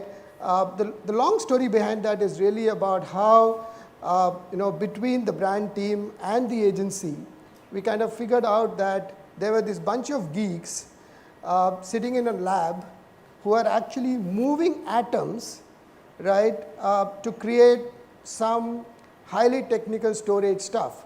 But the fact that they could actually move atoms, right, kind of sparked off a creative idea to actually create a movie. And it was all about a 1-minute film, 242 frames, and how each frame was actually created by sort of individually moving atoms. And you can only move atoms when you sort of magnify them 100 times in an instrument which had to be done at minus 450 degrees Fahrenheit and so on and so forth. It went hugely viral. Normally B2B videos get about 30,000, 40,000 views. Yeah. This kind of max 2 million, 3 million. It obviously became a huge talking point among the geek community and so on and so forth. And the objective was very clear, which is make IBM relevant to the young upcoming scientists who otherwise would move to some of your cooler competition, right? So there are things that you would do, right? And similarly, there are stories that I could go on about what we do with Wimbledon and so on and so forth. But there is stuff that you would do targeting communities, right, to make yourself the relevance of it. Okay, so whilst we have had 3 brands, and now I think we come to a huge brand which possibly is not social but advises people on social, and of course a whole lot of other things. So KPMG, how do you address your client requirements? Or when you go to, probably, I don't know, I mean, my father whose son has been educated abroad, he comes back and he says, now I'm at 200 crores and I want to grow to 1,000 crores, and KPMG ko bulao, chalo, ye karo, wo karo. And it begins. And at that point of time, what are your challenges when you try to match the father and the son kind of a thing? Can you share something of that? Yeah. So I think you bring up a good point. See what, so for us there are 2 aspects, right? One is what most of the panelists have shared, where KPMG as an organization, how is it using social internally? I'll keep that off the discussion for now, but primarily going to clients. See, for us, the biggest opportunity and the biggest challenge comes when traditional clients, organizations like HDFC Life, also an esteemed clients of ours, and many other organizations look to figure out the right balance between going traditional versus going digital. Everyone knows that not going digital is not an option, but how much? Especially if it is a promoter-led company, if the dad is very traditional and the children are going all social, how much to spend? In fact, just to relate a couple of stories, in one of these auto ancillary companies that provide parts for all the major auto manufacturers, they have done traditional work, okay, manufacturing, shipping goods out. The biggest challenge they are posed with is, should they spend money on digital, not just social media, but how should they promote efficiencies, how should they grow? And then bottom line, I think it was mentioned in the panel earlier, I think Mahesh mentioned it, it's about how can you make your product better, okay? How can you really use these technologies, use these mediums to get the word out that, look, my product is better. Okay. So that's what we sometimes see with these generations that you talked about, because there is a lot of impatience to take it on, but there is this reign of caution from the, let's say, the original promoter to say, give me the ROI, tell me exactly what the returns are, and what we find out is it's back to first principles. That's the first takeaway I want to leave here, is that no matter what the channel is, the principles remain the same. Like if consumers have to connect with Mahindra Holidays, they have to connect no matter how the channel is. Okay? So, and that applies for a whole range of B2B or B2C companies, and that's where kind of KPMG comes in, provides its mix of technical, business and digital advice, and trying to make sense of out of it. So that's pretty much how kind of we address that client situation. Okay, so if I were to sum this up in a way, all the three companies say that emotional connect, product connect has helped them create communities. Also, I just want to add one more Sure. thing from what Sanjay said earlier. I think what I take for granted now in a holiday company is the customer service aspect of social media, because that's a considerable portion of what my team of social media does, and we tend to take it for granted. Apart from the proactive work that I shared with you earlier, social media is also a listening post for us. So for example, we do not have consciously an active Twitter strategy. Because like I mentioned, that we are focusing a little more on Facebook because we are about holidays. But Twitter is a very strong listening post for us. Our customer service team, looks at it. And I want to mention something interesting here. Now, the softwares have not helped us. We have close to about 40,000 to 50,000 mentions every month. Every single one of them is categorized by a human person manually. The reason for that is that the software doesn't know how to categorize a comment like this. The food at Club Mahindra is wicked. It goes into a negative comment. But the reality is that the person wanted to praise the food. And very often in our category, that is the case. After categorization, the other interesting thing that we've done, and manually again, is if it is a person who is at the resort and is tweeting, and our social media evangelists are able to make that out from the comment, then an immediate email goes to the duty manager, which is 24/7 at the resort. So all of our 40 resorts duty managers connected to this evangelist team, and within minutes we are able to go back to the consumer who's tweeted out to us, and we are able to, we normally use that for a negative comment, so we are able to do a service recovery over there. Similarly, our customer service team also is connected. That is through a software and a connect that we do. Now, the reason I'm explaining these details is that if you are in a category which is very actively posting customer service related comments on social media, then as an organization you need to gear yourself up for managing that, and also ensuring that it's an important channel which I call a listening post inside your organization. So basically what you are saying is, do you need an agency or you don't need an agency? Okay, so I think that each brand team needs to figure out the kind of work that needs to be done. And if you are a relatively smaller brand, like we were initially when I used to work at L&T Insurance, we did not need a social media agency because the kind of work that we were doing over there was limited to 1 or 2 people being able to manage it. The moment I want 24/7 coverage, 12-hour coverage, Monday to Saturday working, 4 people online all the time, the listening post definitely requires an agency. Second thing, we're going to see to be able to help you out with creatives, thinking through the idea, and sometimes even execution. Okay, so can we say that you require an agency for the hygiene stuff and not for the emotional stuff? If the task is large. You require an agency if the task that you've set yourself up as a brand within the social media space is large.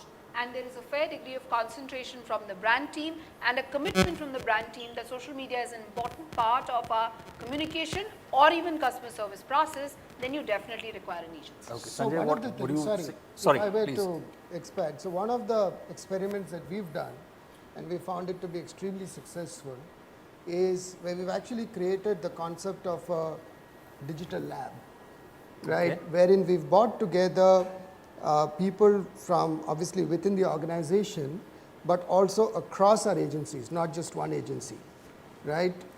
And made them work on specific projects in an agile methodology. So it's not just about, you know, the sort of agency versus in-house. It is also about the various skill sets that you need. The collaborative right? kind Is it design skills? Is it content skills? Okay. Is it UI skills, UX skills? And also then the methodology in which you work. In which case, I mean, borrowing the whole sort of Scrum methodology, right? And also, in our case, like following on from the earlier thing, it was also about, you know, working in a more contemporary manner, right? And so we created this space which had a lot of Philips Stark furniture and so on and so forth, right? And that has actually got us tremendous results as well. Sanjay, would you agree to this, or you have a different Agree on what? You need an agency. I think because there's a lot of, you know, bated breath outside in the audience. Well, I don't know a agency or many agencies, because I don't think anyone who's doing currently social today is doing with a agency. Like, you know, there are many parts of the social which are actually So you have a listening agency, you have an analytics agency, you have a content agency. Exactly. Like, see, again, you know, another problem with the whole thing, I say that's a buy problem kind of thing. See, like, you know, as an agency is good, you'll recommend to 3 of your friends. Suddenly you'll find that same guys are actually involved in 3 people, and, you know, he's got no time for you.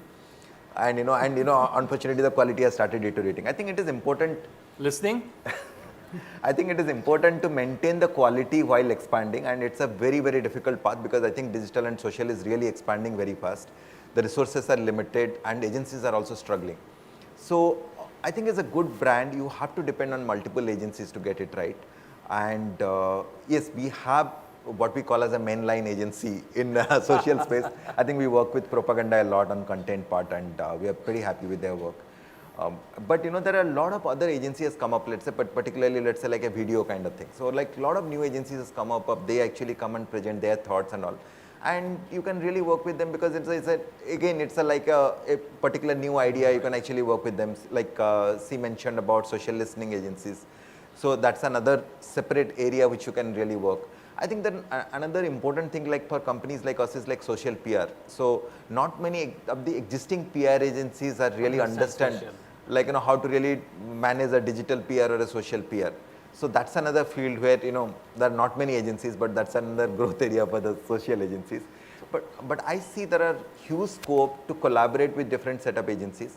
But it is important to the brand team or the the company's ownership, and you have to have right people to really deal with agencies. Or else what will happen? You will be dealing with 10 different people, dealing with 10 different agencies, or like, you know, you are dealing with 10 different agencies and there is no cohesive work going forward. Ashwin, how do you recommend when you say to a client, finally the client, both the father and the son, or the daughter and the father are on the same page, and say, okay, we will go digital. So how do you then manage that? Do you just recommend and step back, or? No, we recommend and help them execute, and just kind of building off what we are seeing here, and I think it is coming out here in this discussion as well. It's so fragmented as far as super specialization of agencies in terms of what they pick and choose and what organizations use them for. There is also a slightly higher level of a problem that needs to be done, which is where folks like us come in, is when you have so many choices, what not to do. And that's an important part of a strategy exercise, to figure out, look, if all of these options are there and everybody pitching to a particular organization tries to make certain case of benefits, folks like us help the client take a step back, figure out the actual plan, okay? And that's where this whole, with any organization, with companies that are B2B, B2C, that's an important dilemma, that they don't get often the right advice, okay? So that's something that one should focus on. And then going to your question on how do you kind of advise them on whether to go digital or not? The answer is pretty simple. I mean, it's not even an option. It's not an option. It's just the question of, as you go into that medium, as you explore, the first principles, which I again repeat, which is having a nice product, having a good quality product that matches the expectations of your customer segment, the target TG group. That is important. It applies for services as well as products first. And second, what you don't do in this medium is important. You don't need to just kind of spray and pray. You know, it doesn't work in this kind of with all the technologies that's out there, with all the mediums that are out there. If you follow that approach, if because others are doing it, I got to do it, that's the surest way for failure. So the choice of what not to do, that's important as companies go digital. Okay, quick question before we open for the audience. So I'm getting some questions on Twitter already from the audience here. Okay. So my favorite question to all of you, how many times has an agency come to you and said, madam, let's go viral? Or one of your brand people calling the agency and says, madam, bola hai viral jane ka. So how many times has that happened to all of you? No, never from the agency, I think. I think agencies are too astute to do it. But there may be demand from the colleagues of doing something viral. Viral hona chahiye. I think that's a pressure that you face inside the organization from the colleagues. Okay, yeah. Interesting. And you, Vasant? So, firstly, I mean, I started by saying that there was this 10% budget, and we actually wanted to test if we can actually go viral. That was part of the story. But having said that, I think in today's world, the way I interpret viral is shareable. And I think being shareable should be a fundamental objective of anything that you do in social. Yeah. So, part of every brief is it has to be shareable. Very well put. So, very good. Yeah. You know. I think the viral thing, I think viral is a very interesting word. I think people think viral means I'll create an ad and automatically it should flow. I don't have to really promote it, and that's the easiest way to really reach out without doing anything. Then another, I think setup agencies come and say that, you know, we'll create an ad for you, and a viral ad, and we'll also promote it, so it will also reach. I think what Basant said is right. I think the viral comes in when there is a shareability. Shareability comes in when there's a brand has the list in it. If you start putting brands and product as a hero in whatever you are creating, To create a viral. To create a viral, it is a sure shot failure. I think only the pharma companies can create a viral. Okay. We're all ready for yeah, what so your Twitter. One question from Ruta, I think she asked, saying, how do you use blogs? So I just wanted to share with you, and Anag's pet peeve on that is that Club Mahindra uses bloggers very, very actively. We've actually categorized bloggers that are popular into the category of travel writers. And we're willing to work with the bloggers to create stories that they can write about. And if you have a very, very active blog, feel free to get in touch with me on Twitter. Most of you are there, and let me know what you write about, and there may be something that we might be willing to work with you on that. And we do use bloggers as an active part of our strategy. The second question that got asked to me is, how many women like you are on social media? Now, I just want to define social media here also, because I consider YouTube to be part of social media, and I also consider WhatsApp to be part of social media. Major part. And we're trying to do some things on WhatsApp, nothing successful as yet that I could share. And if I were to go by the class mother school groups on WhatsApp, then I think everybody is on social media. But having said that, I think there is a fair degree of presence on Pinterest, a fair degree of presence on Instagram, and I think the numbers that one saw here, 60-40 or whatever it is, 55-45, the number that keeps on coming about, I think would stand true for women like me, and I'm talking about urban audiences, and my age group when I kind of answer that question. Okay, I'll share a small incident to back this up. 2 weeks back, I was in Surat, and I was asked to or threatened to do a presentation in Gujarati. I have not done a presentation in Gujarati in the last, 30-40 years. So I started it off, and the power of social media came back to haunt me, because a lady who has a turnover of 10 crores making chocolates in Surat, and I had commented on that. She took a snap and forwarded it to me. My sister-in-law in Surat forwarded to me within an hour saying that this is what has done the rounds, that you said that she's doing 10 crores of chocolate. So I can say men bitch, women gossip, all of that happens on social media, and we are the most social of all. Questions, anybody? Hi, my name is Suresh. One of the things we like about social media like Facebook and Twitter and the internet in general is that it's ad free. It's free of ad, it's free of brands. It's a little scary when the lady says they're trying to enter WhatsApp, because the nicest thing about WhatsApp is brands don't exist.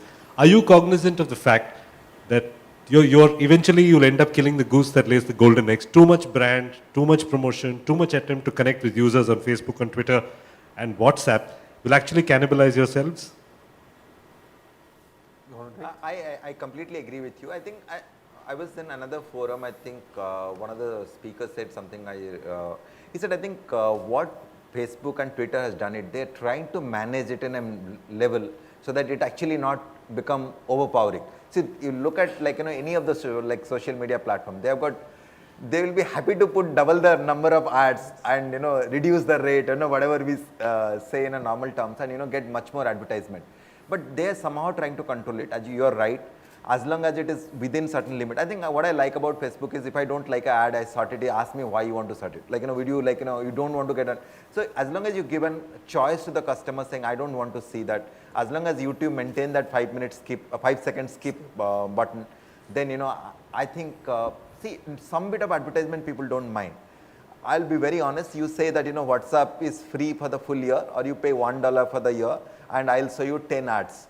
He'll say more than happy, I'll see 10 ads. I don't want to give $1. See, it is not that people don't want to see ads. It is just that it should not be overpowering. It should not really spoil the experience. As long as the balance is maintained, I think they can continue. To add to this is also, as the generation gets younger or even older, you find that content can come from multiple ways.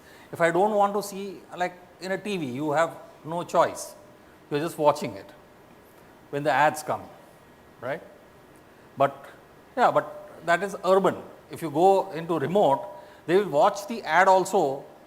Tier 2 cities, you go, they will watch the ad also because it consumes time and they know where their aspirations are. No, so, just to add on, I think that's where the free charge and other platforms are coming in, where there's that greed and they're showing ads, and you know that you have to consume that ad to get something free. And as long as those platforms are there on the side, I don't think there isn't any issue, because you are the person, you are choosing whether you want to get ads, how much ads, and where you want to operate. As somebody rightly said, on internet, if you ask for free, you are the product. So that's how it works. Excuse me. Yeah. My question is to Dipali. How do you all utilize your offline real estate, I mean the properties that you have, for a better social connect online? I think I gave the example earlier that we are, in fact, we're going to be launching more programs, but the offline opportunities that are available to us is inside our resorts and some bit of retail space also. Inside the resorts, the Instagram example that I gave, we're going to be doing more and more stuff on that. And even the children's magazine bit that I mentioned, let's hope it's a successful property that we managed to build this quarter. With the plan is to do a quarterly magazine every time, and if I can ever hope to get only members, children content and populate the magazine wonderfully, that'll be a great offline online integration for me, and the offline they're holidaying with us, so the offline space would get used. I hope I've answered your question.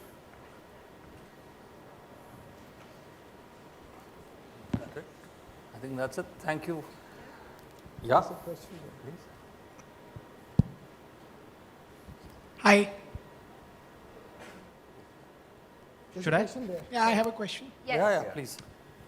Specifically for Dipali, you were talking about Instagram, and you have this campaign wherein you're curating content out of your resorts.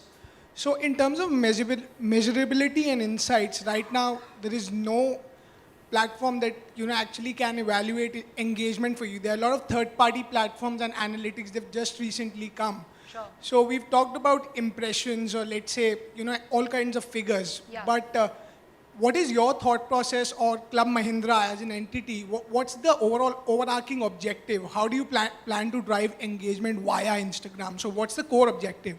Okay, so we're keeping it simple just now. Like I mentioned that we launched a 8 resort pilot first, and it's worked for us, and we're going to launch it in 40 resorts now.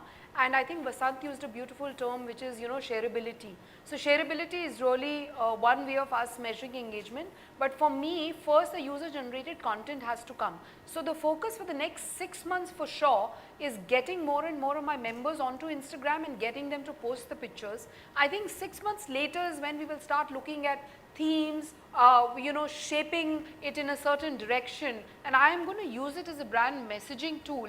And this whole target that I mentioned to you, that I want the larger population to see that Club Mahindra members have a great time. So my reality as a brand and my challenge is that I have 1,70,000 members only, and they have a great time with us. But I want the rest of the billions to see that these 1,70,000 members have a great time. And for that, I want them to post. And not enough of them currently are sharing what they're doing inside our resorts. Thank you. Yeah? Hi. The discussion mainly has been on two-way communication, in the sense of brands communicating to customers and customers communicating to brands. Have you ever, not just Dipali but any of the panel members, explored any platform wherein customers interact with customers, social networking platforms for customers with customers, followers with followers, people with people? Yes, so we do that pretty regularly because one of the audiences that we speak to are developers. I don't know if there are any developers in this forum, but I mean, social media works because of developers, right? And there are lots of developer forums where, there's like hot stuff, great buzzing, communication that happens. So incredible amount of conversations that happen there. So yeah, there are tons of examples. I don't know if examples from the sort of B2C world, but I also know of a case study, again related to travel, but something that IBM works with a travel agency, a company in UK, I think it's TUI, to actually put together some forums where again there's a lot of customer to customer interaction on travel sites, destinations, etc., etc. So there are some examples of these things. So we've discussed this internally. It's a great idea. I don't think we're ready for this financial year, but I think next financial year you'll see something that at least Club Mahindra does, which is user to user. I think I require a very strong technology backbone for something like that to happen, is the way we're discussing it internally, unless some opportunity presents itself. But I think it's a great idea. Is technology the only That's a cue for you, Vasant. You can use connections to do that. Is technology, Dipali, the only constraint, or is it perceived to be still risky? Because then Okay, you may so not be it's able to also control resources, conversations. which is not always money. It's about, you have 12 things that the digital team wants to do. You've got to pick 5 and got to do them first. So the ones that we picked earlier are the ones that we picked first. So we have done it in LinkedIn platform because that's a slightly more controllable, and it's about the people who are more interested about a job or something. So that way it works because see again, the best way organization had in the past is by when someone gets someone with reference. LinkedIn is the best platform when I as an employee actually go and talk about the organization. It really works. So that's the only place we are trying currently, and not at the customer space at the moment, because then they come to the Facebook platform or a Twitter platform, they speak, and the brand really intervenes to really give a response. So that's what from our side.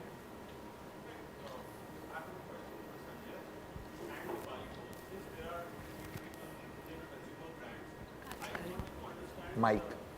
Yeah, sorry, I can't hear you. Question for Sanjay and Dipali, because you represent consumer brands. Yeah, so my name is Aman Abbas. My question is for Sanjay and Dipali both, since you represent consumer brands. The question is essentially about the measurability of the campaign. You've actually, Sanjay, talked about the kind of following that you've got on Twitter. I think this is one of the top 10 brands being followed worldwide. How much it really translated into the business for you? Did you do any research or study which actually suggests that there is some rise in business that you've got as a result of the campaign? And Well, I spoke about that. I spoke about on-metric scores, which we measure our engagement scores. It's again, there's again, what is a net, so what is in a social network? It is not about a score, or it's about an engagement score. Like, what we really like to talk about is return on engagement rather than return on investment. We, again, when you are looking at the platforms, again, as a social platform, again, I go back to the example, you will, obviously you'll mingle with everyone, but to your home, you'll only select a few and call them. So more and more people engage with you. Social platform is that means they're inviting in their life your brand to really have a meaningful discussion. So we do measure the engagement score, but converting directly to the business, as I said, our e-commerce is really growing. We are phenomenally, that's what I'm saying, we are currently doing more than 50% of the entire e-commerce which is happening on our insurance space online.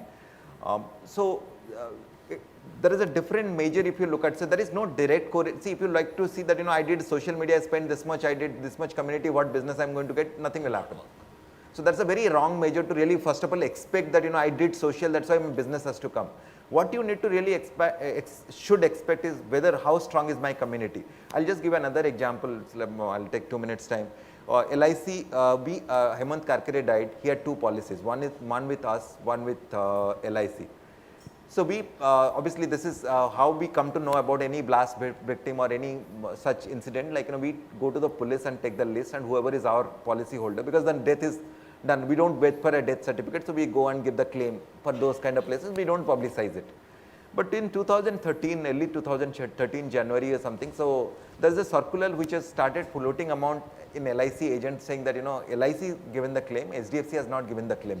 Because HDFC declined the claim saying that he's in a dangerous profession. Initially we didn't bother because it internally circulating, but it started moving in social media. And it started moving in such a manner that all our agents started, our banks started calling saying that, look, you have not settled one claim and see what the kind of repercussion you said. We actually were the first person in 3 days time we given the claim at their house, and we given to Kavita Karkare. How can that happen? So what we did, we went to our social, that time I think we have got 1.5 million fans and maybe 30,000 followers in Twitter. We went to our Facebook page, just posted one simple message. This is what actually happened that point of time. Our CEO went to his house and given the claim, and we settled this account. And we are really sorry for this. We should not have really brought it to public, but there are a lot of things circulating about our brand there, and we are really extremely sorry that some people think that is an opportunity to really create a business opportunity out of it. But interestingly, because we posted in social, that has got shared, that note got shared 2,583 times. So many people mentioned about it. Finally, journalists pick up the story. It becomes a Times of India business space, like 100cc story, where, and we said we have we have actually complained to IIT. We have actually put a legal notice to LIC. We put that in social message, but that became a story. LIC responded about it, and the whole incident got stopped. Even then Kavita Karkare, then some journalists went and TV journalists went and took a view from Kavita Karkare. She said, yes, claim was settled. So you can use social in a much better way. And it's just not about the business part of it. There's a reputation part of it with social help. That point I'm just telling, January 2013, probably half of the size of social network which we have today. So I just want to add 2 things to it also. Dinesh asked me a question saying what kind of thinking leads to online and offline. So one is, in customer service, I don't need to measure the ROI the way it is, because it's customer service and I just need to do it. And I agree with everything that Sanjay said in terms of the matrix that you can use. But I think the third bit is, what is the role social media plays in your overall strategy? And that doesn't start with social media at all. That starts with, what do you want to achieve as a brand this year or in the next 2 years? Or what are the communication challenges or communication objectives or communication tasks that you have for the next 12 months, and can social media play a role there? And I think that is why this whole online-offline integration happened for us, because we did not start from social media at all. Otherwise we would not have arrived at Instagram. We arrived at that question by asking ourselves, saying, what is it that the brand will benefit the most from? And the answer was, if our guys can share that they're having a great time. So we've also done YouTube testimonials, by the way. We have, but I have not shared that because I think our success over there is still a little, more into future. We're using those video testimonials for our one-to-one presentations that our sales team makes. But that's not social media. So, that was the objective, and we're doing it across the various opportunities that are available to us. So can I sum it up saying that the brands who are serious about digital and social media, for them, revenue is a byproduct of social media. It's not the objective of social media. I would think so. You could say that. Yeah. So actually, as a PR practitioner, we were often asked this question that what is the measurability of PR? And the same answer we used to give, and the idea was just to kind of figure out what is the thinking over here when it comes to measurability, because lots of clients actually do not understand, and they come and ask you that how much value it brings to the table in the value term, in the rupees term actually. So good to hear that answer. Thank you. Educate the clients also. So if I may interrupt, if you could take one last question. Yeah. Ma'am, there is one question related in your last discussion only. Can you put the mic closer to your Yes, mouth? yes, I can. Like related to your last words, which you said, like we don't set like kind of business kind of objectives from our social media campaign, but we set different kind of objectives on yearly basis, like 12 months we want to achieve this. So what kind of actually objectives you set for particular platform like Facebook, Instagram or anything? What kind of objectives? Let me clarify again. I don't even put objectives for social media unless it is in the customer service space. There we set objectives in terms of how fast we are turning around, what are we doing, etc. I'm saying that I set out marketing objectives for the marketing team, which are in the space of communication or brand building. And then if one of the social media platforms or channels is able to help us achieve those objectives, we use it. There are some of the objectives which social media may not be able to deliver at all. And also there are some objectives which only social media is able to deliver. Okay, so the starting point is not social media. The starting point is what is your brand, what do you want to achieve for the brand, and therefore what are the marketing tasks for the year, and then see what is the best methodology for achieving that. Okay, thank you. Thank you so much. You have been a wonderful audience. Thank you, There have panel. been, and thanks for the active participation on Twitter. Thank you.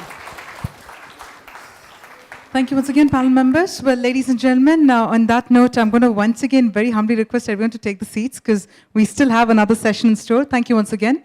And ladies and gentlemen, with that, I'd also like to urge everyone to please keep the tweets coming. It's hashtag SMW Mumbai. Well, after that very interesting panel discussion, it's now time to move ahead with another very, very interesting presentation for all of you. And with that, thank you once again, sir.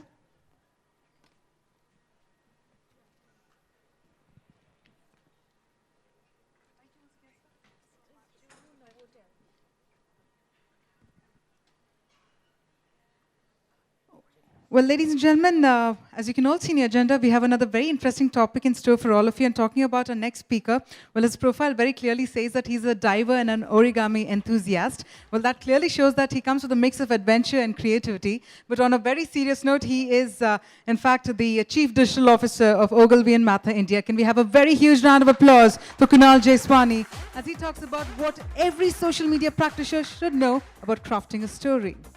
Over to you, sir. Can everyone hear me? Is mic working? All good? Okay, lovely. So the session today is about storytelling, and I've titled it Tell Me a Story. It's an easy cop-out, so basically I'm not going to tell you a story. You figure out something to tell me. You know, the whole business that I work in, that hopefully many of you either work in or are going to, is a business of storytelling, right? It helps us sell the work that we do. Every meeting I walk into, I'm telling a story, right? I've built the last 17 years of my career, or 18 years, wherever I am now, walking into rooms and telling stories, right? Working on pieces of communication that tell stories. It's as simple as that, right? So I'm trying to take everything I've learned and, you know, cramp it into 30, 40 odd slides and quickly take you through it. I'll run through the session as fast as I can, and then we'll do one round of questions, okay? I've broken it up, like any good story, into two parts. So there's a part A and a part B. And I'm going to start with a little history of storytelling, right? It's a very short history, and please, you know, take it with a fairly large pinch of salt. You know, I was thinking when I was working on this deck, saying, what can I tell you that you don't know already about storytelling? How do I make this interesting for you, right? How do I turn it into a story that I can tell you that will keep you engaged for 30 minutes and give you a sense of what you can take back from that, learn from it, and hopefully apply in your work? So I kind of went through the early days of storytelling first, and I was kind of structuring it in my mind, saying if I had to build my own history of storytelling, what would it be? Right? And I went as far back as the first stories, and really back to the birth of the doodle, right? So cavemen with a little ink that they built from plants or blood, right? Doodling on the walls, and really building pictures, right? And from that, it evolved into, cavemen and women with their kids and saying, okay, let me put up my day in pictures. Here's what I did today. I went out hunting and I killed a deer. And here's the story, right? And it kind of makes for light evening entertainment. Then you have a little more development of culture and civilization, and the birth of hieroglyphics or language in pictures, right? And you use it for some degree of entertainment, but a lot for handing down of knowledge from generation to generation, right? So how do we teach the kids? Let's draw a few pictures, let's put meaning to those pictures, right? And give them a sense of what we know and what we can leave behind for them, right? Then you move to the large colosseums, right? Which is really entertaining stories for the rich, right? Or for mobs of people that you need to keep in control, not have discontent in the masses and just keep them happy, so you have entertainment. But that entertainment is really the first forms of structured storytelling, right? So two gladiators, in an arena, one you root for and one you root against. So there's an underdog and a hero, right? And a little story unfolds there, right? And that starts forming the first roots of storytelling. How do we make this interesting? What can we throw in? Do we have a jester? Do we have a juggler? Do we have someone who's doing fireworks on the side? How do we make this whole story piece interesting? Then you come to the whole second phase, which is the evolution of story craft, right? And this is really from the birth of language and from the ability of people to say, okay, fine, I don't just want to tell a story, I want to craft it really well. And that really has its roots in history. So the first people retelling history, right? So there was a king, there was a kingdom, there was a battle. This is what happened, right? And to be able to tell that in a compelling way, so it will be told over time from person to person, you need to craft it. You need to tell it really well. You need to bring the hero alive, bring that environment alive, right? Then came religion, right? So to be able to motivate people about an idea or a thought or a belief, you need to craft it into a really compelling story, right? So if you look at any of our religious texts, they're made up of stories, right? Some true, some mythical, but the idea being that I need to give you something to believe in, and I need to craft that as a story, right? So a lot of that came along. Then you had literature, right? Which is about saying, all right, fine, let's do something for our entertainment or enlightenment, right? So a whole body of work being created in terms of stories that you can get involved in, right? Then you had music. Let me tell you a story through music, right? Let me make it emotional for you. I want you to feel something in the first act, in the second act. What can I do with music to tell you that story? Then you had the birth of photography, right? So, it started with chronicling events, saying, there's something going on. Let me take a photograph of it and preserve it for time. But pretty soon you had the birth of a whole range of photographers who could tell stories through an image, right? Then you had film craft, which suddenly had audio, visual, the entire story being pulled together in a way that leaves nothing to your imagination, right? So how can I build you epic stories and tell them to you through film? And you have complete industries through that. Then you had the birth of television, right? Hundreds and hundreds of channels now open to all of us. Each of those channels with multiple genres of storytelling. So you have news, you have entertainment, you have movies, you have reality television, right? Which really merges both scripted story and unscripted story, creating environments for stories to unfold. Advertising and communication really came at the fag end of all of this, right? Say, okay, fine, now I have television, I have cinema, I have theaters. How do I tell stories within this context? There was the birth of digital, and suddenly you could make storytelling a little more engaging, involving, and you see advertising today trying to tell deep stories, but You'll find a whole range of advertising from people who are still operating in old world media as well as people in new world media, people trying to merge all of it together. Then came the birth of gaming, apps, right? So if you look at every successful game that you can think of, there is a story at the root of it, right? There's a bunch of pigs and there's a bunch of birds, and the pigs steal the eggs and the birds want the eggs back, which is why they're angry, right?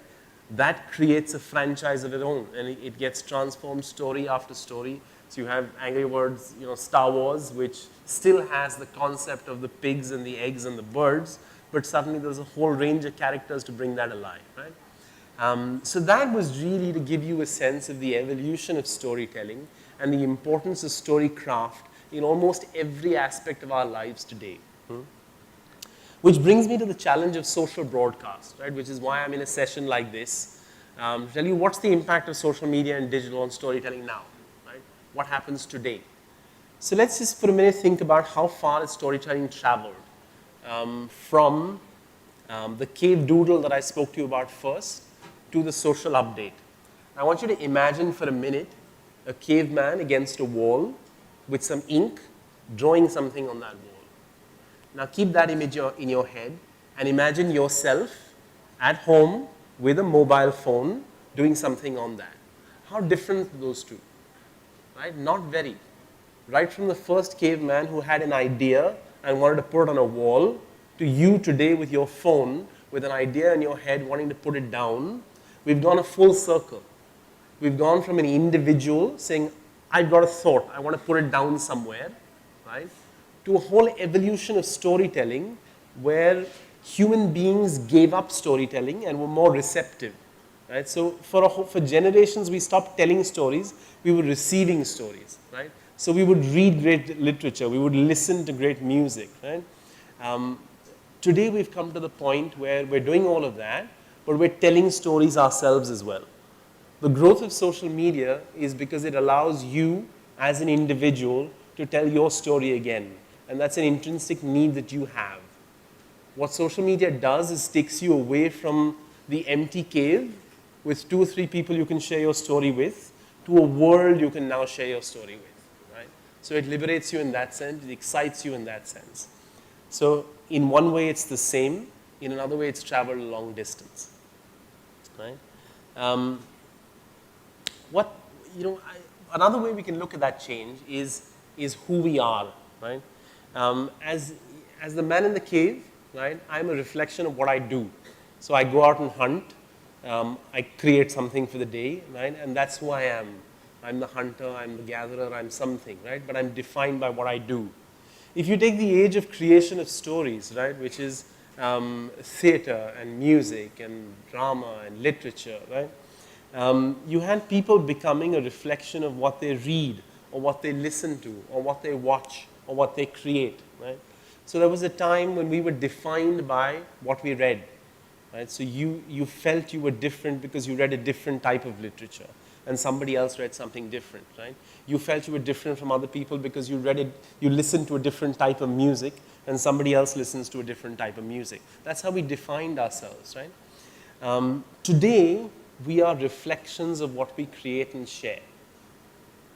Right? If you just think about this for a moment, every one of your friends now sees you as a accumulation of everything you share on your social platforms. That's who you are. It's not about what you read, it's not about what you listen to, it's not about where you go, it's not about what you do. It's the stuff you put on your social platforms. That defines you. Right? If you think about that thought for a minute, you'll understand the importance of social media in all of our lives. It defines us. Okay? The stories we tell on our social platforms shape the way people look at us. Everyone is now a storyteller. Everyone. Anyone with a phone, anyone with access to the internet is a storyteller. Right?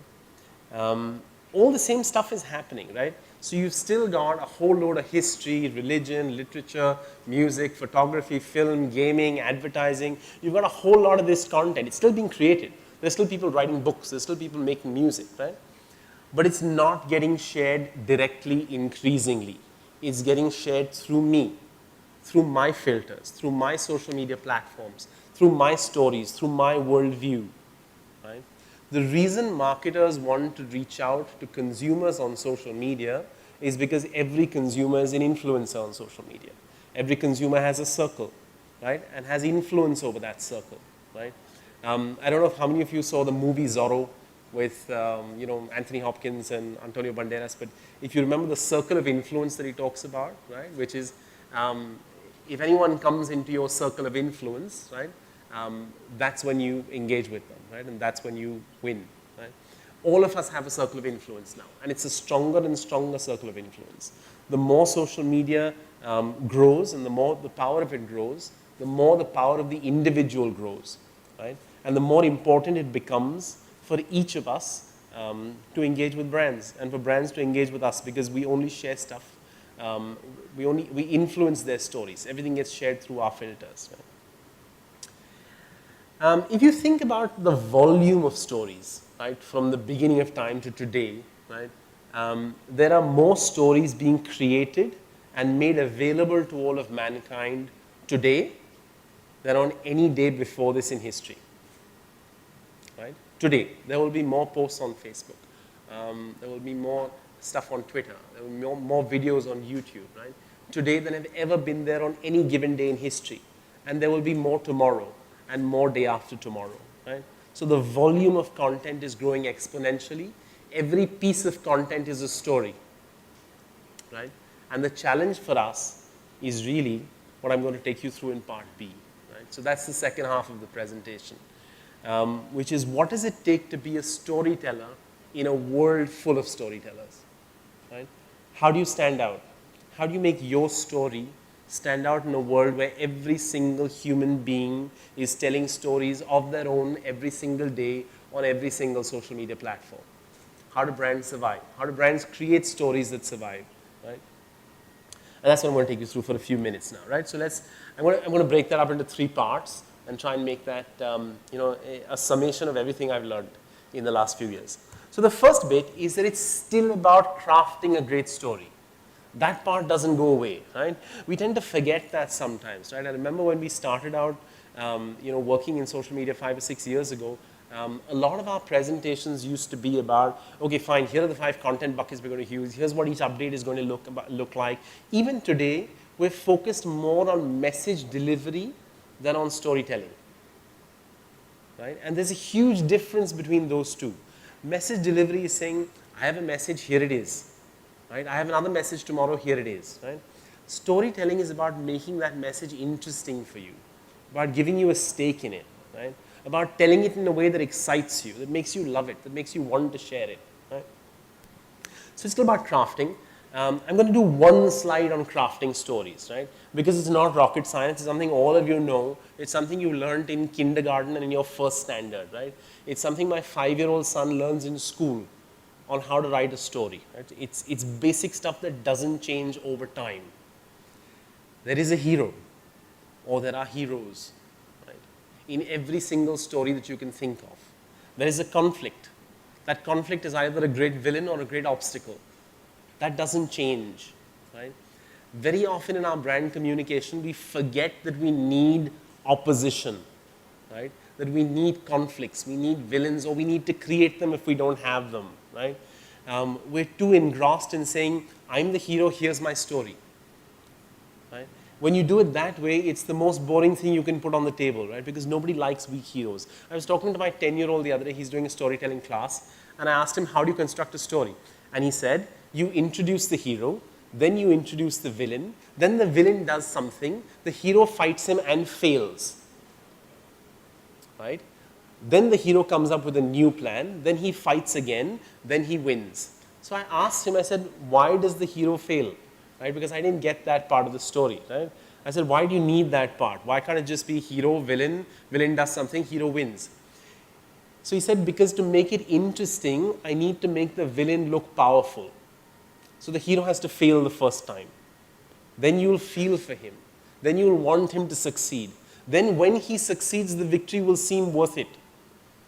Right? Because if you make the obstacle bigger, if you make the villain bigger, right, victory is that much sweeter and the story is that much more interesting. Then there's the whole sugar and spice bit, right? Which is what 99% of our stories are made of. It's stuff, it's emotions. So happiness, grief, surprise, humor, romance, love, sex, courage, fear, hatred, anger, violence, and you can go on there, right? You can pick anything that spices up your story, that makes it more interesting. And eventually you have the resolution. That's it, right? So you can take my whole storytelling presentation and put it into this one slide, which most of us learn in kindergarten, and it's done, right? The problem is we tend to forget this stuff. We tend to forget how important these building blocks are, and we go back to saying, here I am, I'm a brand, here's what I have to sell you, here's my message, pick it up. And we expect people to do that because they're not interested. And the problem is there are so many stories now, because each of us is creating one of our own, that if you don't really make the effort to make it interesting, it's going to die. Right? Now I'm going to show you 3 stories from India, which I love, from the communication business. Right? I'll show you 3 quick videos, and then we'll move on. Right? The first one is for Google. Hopefully many of you have seen this, but I'm going to show it to you again to remind you of story craft. When you watch it, think about the hero. Think about the obstacle. Right? Think about the scale of the obstacle that needs to be overcome, the history of the obstacle, and then the final resolution. Right? And then think about when you see this, do you get the brand story? Right? Does that hit you in the middle of it? Does it make you want to share? Does it make you feel that when it comes into your world of social media, you will add your filter to it, your comment to it, and you will share it? Right? Here it is. Can we have sound, please?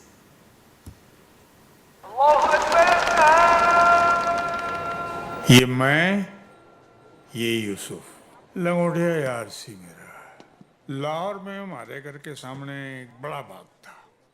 उस बाग का gate बाबा आदम के ज़माने। रोज शाम को हमने वहाँ पतंगे उड़ानी और उसके बाद जाके यूसुफ के दुकान से झझरिया चुरा के खानी। झझरिया? मेरा साहब नमस्ते। नमस्ते। मेरी पोती मुंबई वाली। और बेटे क्या हाल चाल है?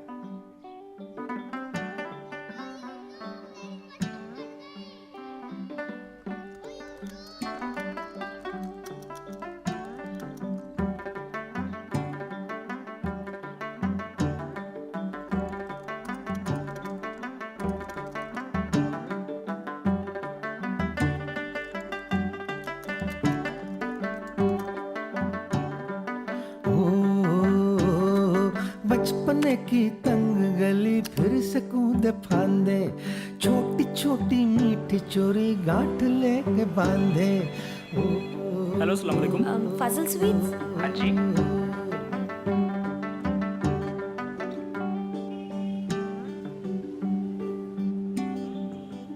दादाजान, दिल्ली से किसी की कॉल है। Hello, Yusuf uncle? कौन? जी मैं सुमन बोल रही हूँ दिल्ली से, आपके बचपन के दोस्त बलदेव जी की पोती। याद है बचपन में आप दोनों झझरिया चुरा के खाते थे? बचपने की तंग गली फिर से कूदे फांदे, छोटी छोटी मीठी चोरी गांठ लेके बांधे। एक पतंग सा उड़ता था परिंदों की तरह, परिंदों की तरह, परिंदों की तरह। एक दौर था मन मन मोर था, एक दौर था मन मन मोर था। पार्टीशन के वक्त हम रातों रात हिंदुस्तान आ गए। दादू? यूसुफ दी बड़ी आजादी। कागजों की कश्तियों में डूबा रहता था, झांकती खिड़कियों में उलझा रहता था। वो भी क्या दौर था, मन पे न जोर था। एक दौर था मन मन मोर था, एक दौर था मन मन मोर था। भैया थोड़ा जल्दी।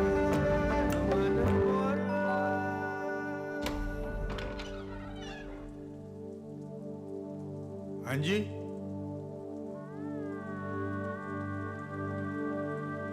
कौन? हैप्पी बर्थडे यारा। यूसुफ, यूसुफ ओए, ओए यूसुफ, मेरे बल्लू, ओए, हा हा हा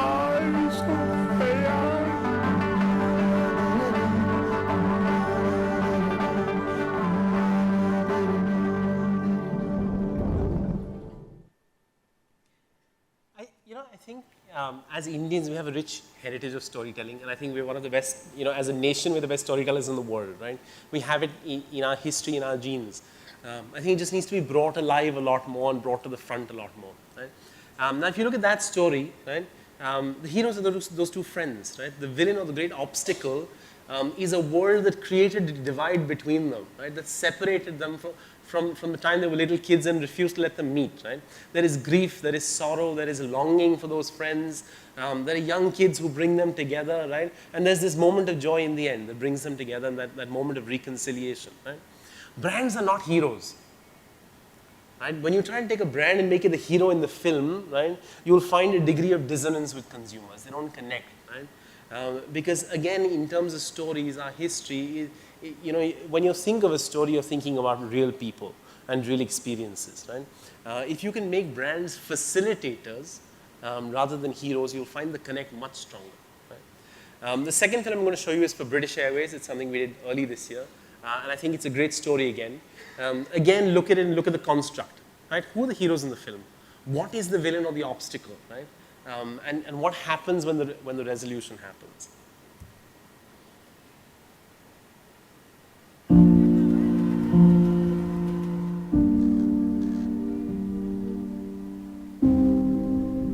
For the city, it was just another day, an ordinary day.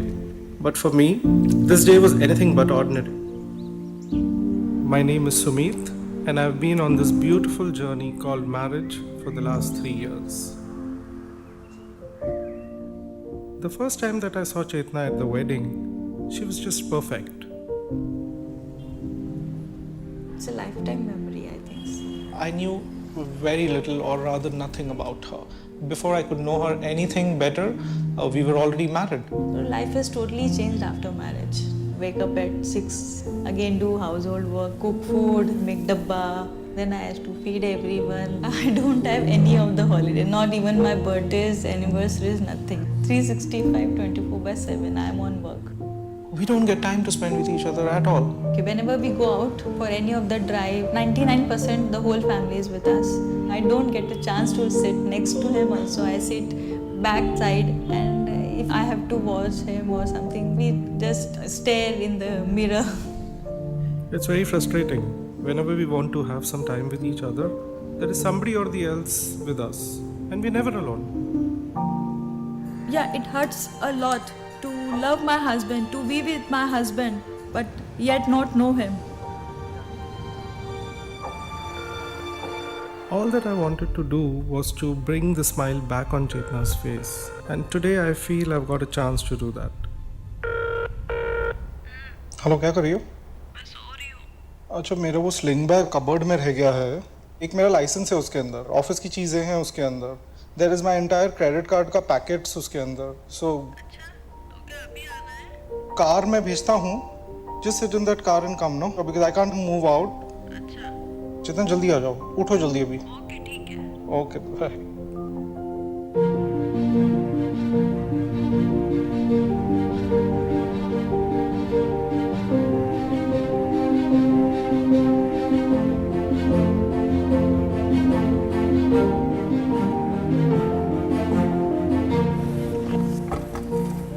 Okay. So I have a surprise for you. Mom को मैंने प्रॉमिस किया था कि मैं कभी भी आपकी आंखों में आंसू नहीं आने दूंगा. Why are you crying? आप जब भी बालकनी में जाती थी, एयरक्राफ्ट देखती थी, मैं यहाँ जाऊंगी, मैं वहाँ जाऊंगी. आज सुबह भी हमने बात की थी. I really feel we deserve more time with each other. You've got this chance on an all-expense paid trip to London.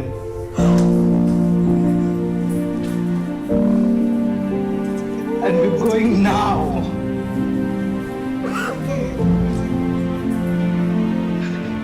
I couldn't resist myself. I'm so sorry.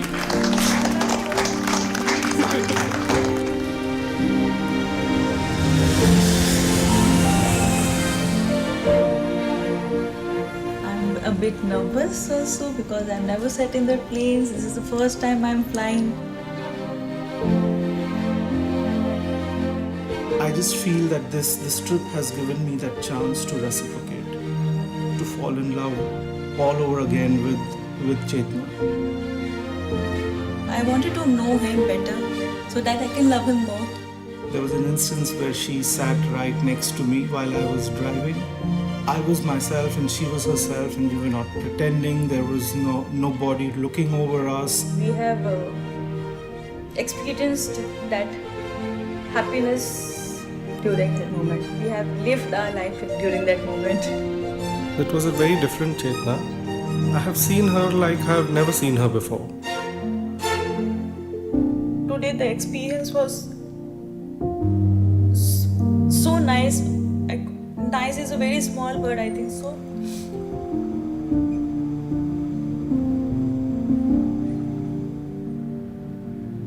I really feel that sometimes we have to go really far to get close.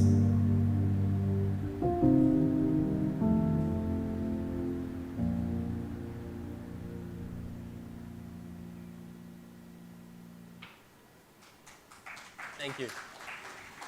So if you look at that story again now, right, you look at the construct of the story. First of all, how many of you have ever participated in a contest that said win a trip to anywhere, right? I know I have. I spent a lot of my childhood participating in contests. Sorry. Okay, so win a trip to London, right? It's a contest you participate in. You know, brands do it all the time. You know, fill up a form and here are 2 tickets and somebody wins, right? Now imagine if you could do this with everything that you gave away. If you built a story behind it, saying, you know, this is the story of the people who won that ticket, right? Now this, I've shown you 2 films. The Google film is a scripted film with actors. The BA film is a scripted storyline, but the dialogues are unscripted. Those are not actors, those are real people. You know, the guy was in on the plot, the woman was not. And they're real people. It's a real family. And it's a real obstacle that she has to overcome in her life. Right? It's about a young couple that does not have time together, that simply does not have a moment together of their own. And it's about giving them that moment, and that's the story. Right? And that brings alive the role of the brand. You know, it gives you heroes, it gives you a villainous situation, right? And it gives you a resolution. So it still stays with the construct, but you can see 2 completely different stories that work with the construct, but give you storytelling craft in a way that you can relate to it, that it feels like part of your life. These are Indian stories, they're human stories, the stuff you want to share when you see it. Right? Both of them were films created by Ogilvy. The third one I'm going to show you is not something we did. I want to say that up front. It's something I saw, I think, a week to 10 days ago. It's for Nescafe, and I believe it's been created by McCann. Is there anyone from McCann here? So if there is, congratulations, great work. And I want to show you that film now. Because again, I think it's a great example of storytelling, right? And again, think about the hero, think about the obstacle in his life and what happens in the process of telling a great story. एक अगलाते हुए comedian की सबसे बड़ी strength होती है suspense. हर audience आपकी तरह patient नहीं होती। मैं अटकता हूं, वो खिसक लेते हैं। Sorry sir.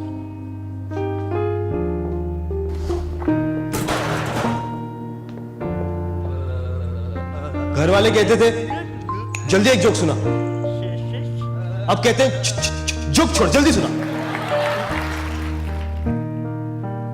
तो मैं भी ढीठ हूं, जोक सुनाए बगैर जाऊंगा नहीं।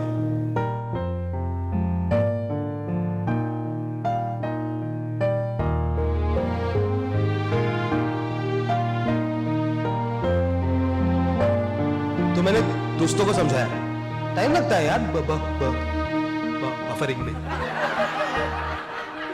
लैंडलॉर्ड को समझाया, 2 मांगे थे, 8 थे क्या? 2 2 2 2 8 वेरी फनी। कि आजकल जोक्स भी किश्तों में आते हैं। पुलिस वाला कहता है कि कानून के हाथ से लंबा तो मेरा जोक है। दुनिया को समझाया, तो खत्म करो, सस्पेंस में छोड़ दिया। सब्र का फल मीठा होता है। सुबह सुबह पार्क गया, वहां खुद ही समझ गया। Laughter club, Neela fed anything.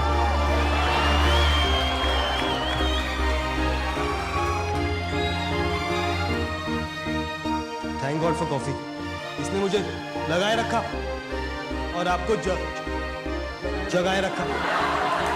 My name is Rishi. Let's get started.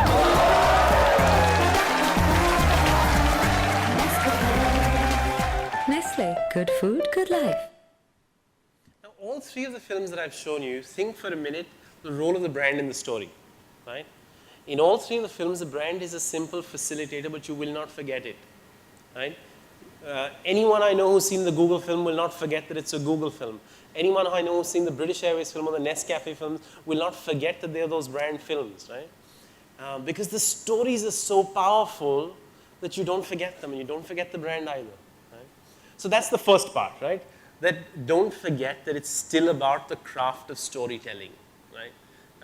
The second bit is a bit I actually wrote after getting here because Ashwath said something in the car which kind of triggered something in my head. And I thought that's an important piece that I shouldn't forget as well, right? So this one is about really building a sentiment graph when you're talking about a story and believing that it's okay to tell stories in parts, right? Because all of us, human beings and brands, on social media have a life. And that life is not in a moment, right? We do something today, we do another thing tomorrow, we do another thing day after tomorrow, right? And we can tell our story in parts, in little bits and pieces, right? The sentiment graph is something that brands can use, right, to figure out how can I tell my story in bits and pieces, right? What do I really want to achieve over time, and what bits and individual pieces can I take over time to tell that story? And I have an example for you, which is a fairly controversial example, but I'm going to show it to you anyway, right? So this is a sentiment graph that we built for the BJP, right, for their election campaign when we took it up early this year, right? And it goes from saying what we want to create in terms of sentiment, in terms of a story, but we'll tell it in parts, is emotionally I want people to feel discontent first, then mistrust, then possibility, then hope, then confidence, then faith, right? That's my entire storyline. You know, when Modi was announced as the prime ministerial candidate in September 2013, it was impossible for us to tell his story in one shot, right? There was too much negativity and baggage about him at that point in time to be able to tell a story in a single shot and succeed, right? We figured the story needs to be told in parts. It needs to be sliced. We need to give people time to understand part A of the story, part B of the story, and part C of the story, right? And there can be many elements to telling that story, right? So here's how we sliced it, right? I'm not going to show you the work here, but I'll just take you through the thinking, right? So for the first part, we said discontent and mistrust. We have a hero, we need a villain. And that villain was really the opposition party, right? And what can we talk about to really dramatize that villain and bring it alive? So we picked issues that were important to consumers. Inflation, corruption, unemployment, electricity, women's safety, right? Farmer welfare, all stuff that's important, right? How do you dramatize all of that and bring the villain up and say, this is where we are today, right? And the whole campaign that we ran at that time was something called Janta Maaf Nahi Karegi, right? So there was Bahut Hua Bhrashtachar, Bahut Hua Mehngai Ki Maar, that kind of stuff, and a whole series of films on inflation, unemployment, electricity, corruption, women's safety, farmers' welfare. There were 9 or 10 films that we did in that phase, right? And all of that was used to slice the first part of the story, right? Which is to build up the villain and build up a degree of discontent, right? Then we introduced the hero, right? Then we said hope and possibility. And then Modi came in and we said, okay, fine, let's focus on him, right? So, you know, his ethos of development, of governance, of transparency, of strength, decisiveness, proof of delivery. And then we did this whole thing called Achhe Din Aane Wale Hain, right? Which was all about hope and possibility, right? Again, a lot across TV, print, digital, not slicing it by media now, but a lot of it was digital as well, right? And then in the final phase, we needed faith and confidence, right? Which was about stable governance, about local issues, about state-level commitments, right? And that's when we brought in Ab Ki Baar Modi Sarkar again and reinforced that, right? And put up a lot of stuff from his rallies and the actual speeches that he was making, saying this is the guy you're going to be voting for, right? and again did a lot of stuff on static media around Bhrashtachar and Mazboor Nahi Mazboot Sarkar, Nirbhar Nahi Sabal Sarkar, that kind of stuff, and really took the whole thing around the journey and plotted it from all the way from discontent, mistrust, possibility, hope, confidence, and faith. Right? So the point I'm making here is, as any brand, you may not want to tell your whole story in one slice, exactly as you don't as a human being. Right? Nobody goes onto their social media platforms today and says, I'm telling you my entire life story right now. Right? Here's who I am. Right? And here's why you should love me. Right? You do it in bits and pieces. You say, here's what I did today. Here's my bit today. But every piece is a story. And every piece can be crafted. And every piece can be crafted to deliver a desired emotion. Right? The truth about all of us as human beings today, when we access any of our social profiles, is that we are acutely aware of what we want people to see us as. When you put up a photograph of yourself, you are thinking about what you want people to think about you when they see this photograph. Right? You already know in your head the nature of comment that you would love to see when you put that photograph up. Right? How are you portraying yourself? What environment are you in? Right? Am I putting up a photograph of myself in this environment, making a speech here, and do I want people to say, wow, you're so intelligent, everybody loves you, and you say such fantastic things? Am I putting up a photograph of myself at a bar or a club in the evening, and do I want people to say how relaxed I am, and how chilled out I am, and how good I'm looking at 10:30 in the night after working all day? Right? Am I putting up a photograph of myself at work and getting people to talk about how hard working I am? Right? Or am I putting up a photograph of myself on holiday, and do I want people to feel jealous about where I am and what I'm doing and all the wonderful photographs I'm taking? Right? All of this is in our heads, but it's in moments of time, and we're crafting stories all the time. Every update, every photograph that you put up is a story you're telling about yourself. Think about the brand as seriously and as egotistically as you think about yourself, and you'll find better work coming. Right? Very rarely when we put up a brand post, do we think about the nature of comment that we want the consumer to put up when they see that post? We think about it when we do it for ourselves. Very rarely think about it for brands. Because in brand mode, we're still about message delivery mode. We're not about receptivity. We're not thinking about what do I want people to say about me. Right? So that's the bit about slicing. The third bit is it's about your story and my story. Right? The bit I was talking about in terms of the explosion of social and saying it's not just about brand stories anymore, but it's about my filter to the story. Right?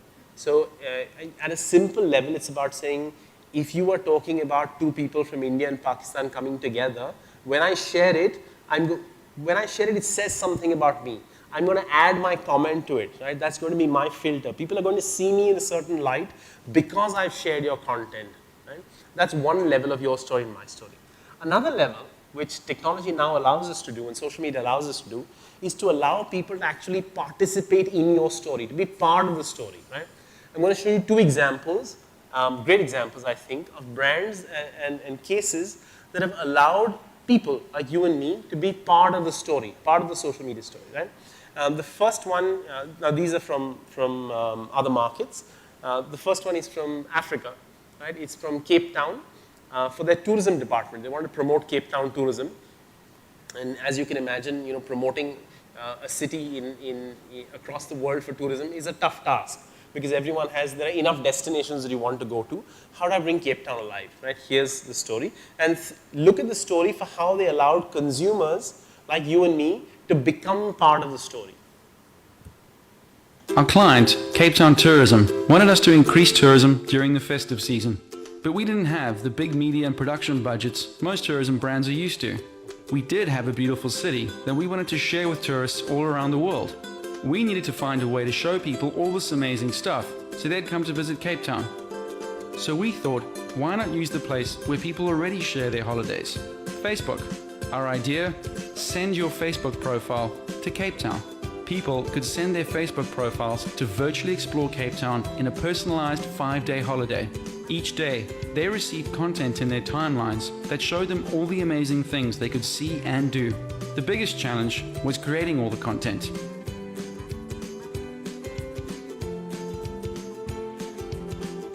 We shot over 150 POV video posts, wrote over 400 status updates, and took over 10,000 holiday snaps. Not only did people explore Cape Town through the eyes of their Facebook profiles, their Facebook friends did too. Some people actually thought they were really on holiday.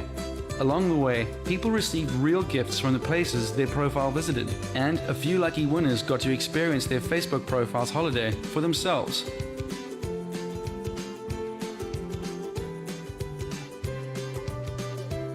At the end of the campaign, thousands of potential tourists had virtually explored Cape Town.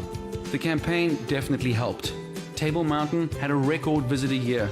Tourism increased by 4%, and next year's bookings already up by 118%. By using our content in a unique way, we made a big difference to Cape Town tourism with a small budget.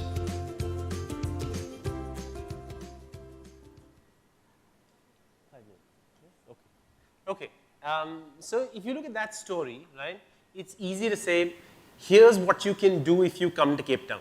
I can make a film on that, right? Come to Cape Town, here's what you'll see. What this does is actually takes me to Cape Town, right? So it says register here, build your route that you want to do, right? And it starts putting posts on my Facebook page with my point of view, with videos and photos, saying Kunal is in Cape Town, here's what he's doing. And all of my friends can see that, right? Now it's obviously fake, and I tell my friends eventually that it's a mock trip, right? But it makes me part of the story, right? I need to wrap up now, so I'm not going to show you the next example. Just quickly take you to just a few last words, right? Just to finish off, right? The first one is focus on story craft, right? Exactly what I said in the beginning, it's important. In a world where everyone is a storyteller, only the best crafted stories told in the best possible way have a chance of survival. The second one is stories can be journeys. It doesn't have to be a one-shot piece. Think of your life, bits and pieces, slice it. If you plot your story on a sentiment graph, it can be told in chapters, little slices with different players, different emotions and outcomes. The third one is craft for the platform, right? I haven't had enough time on that today, but that's another huge important part, right? Which is, if you're in the cave, create for the cave. If you're in the Colosseum, create something different for the Colosseum. If you're on Facebook, create for Facebook. If you're on Twitter, create for Twitter, right? And the last one is your story plus my story. Think about how you can leverage platforms, devices, and technology to create new stories where everyone has a role to play. That's it. Thank you very much. Firstly, huge amount of thanks there because, you know, the third video, the Nescafe that we were talking about, it really didn't stop us from watching it again today because that's the power of social media, that's the power of video, and most importantly, that's the power of storytelling. One more round of applause, ladies and gentlemen, for Kunal Jeswani. Very, very beautiful presentation there. Unfortunately, due to paucity of time, I'm going to very humbly request our delegates to please connect with Kunal offline for any questions, as we're totally running out of time. Sorry, sir, about that, but I'm going to request them all to connect with you offline. Ladies and gentlemen, we're going to take that enthusiasm forward, and we're going to be really kicked about our next session. Well, this is to do with Wrangler. Now, when we all think about Wrangler, yes, can we have that one more time?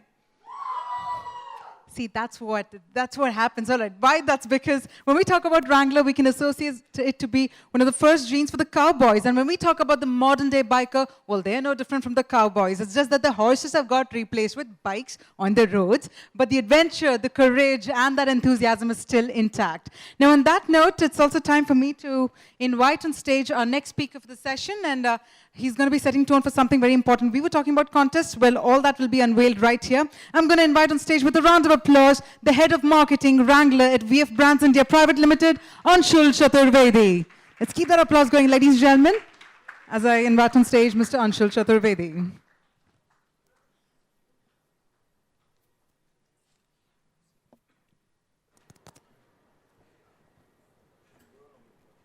Hello, am I audible? Okay, that was an insightful talk on storytelling. Thanks for that. So my name is Anshul. Good evening to everyone. I am a part of the Wrangler marketing team, and we are here to felicitate our winner for Wrangler True Wanderers 3.0. So many of you would want to know what is True Wanderers because some of you may not know about it. So I have a small video which would talk about what True Wanderers is and why are we here. So I'll just take a moment for that.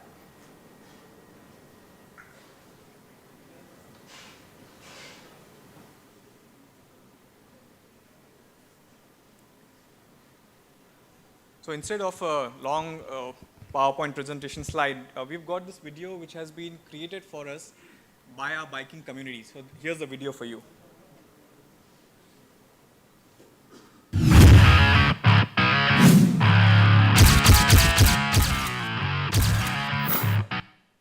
Sorry, the video is not visible on the screen.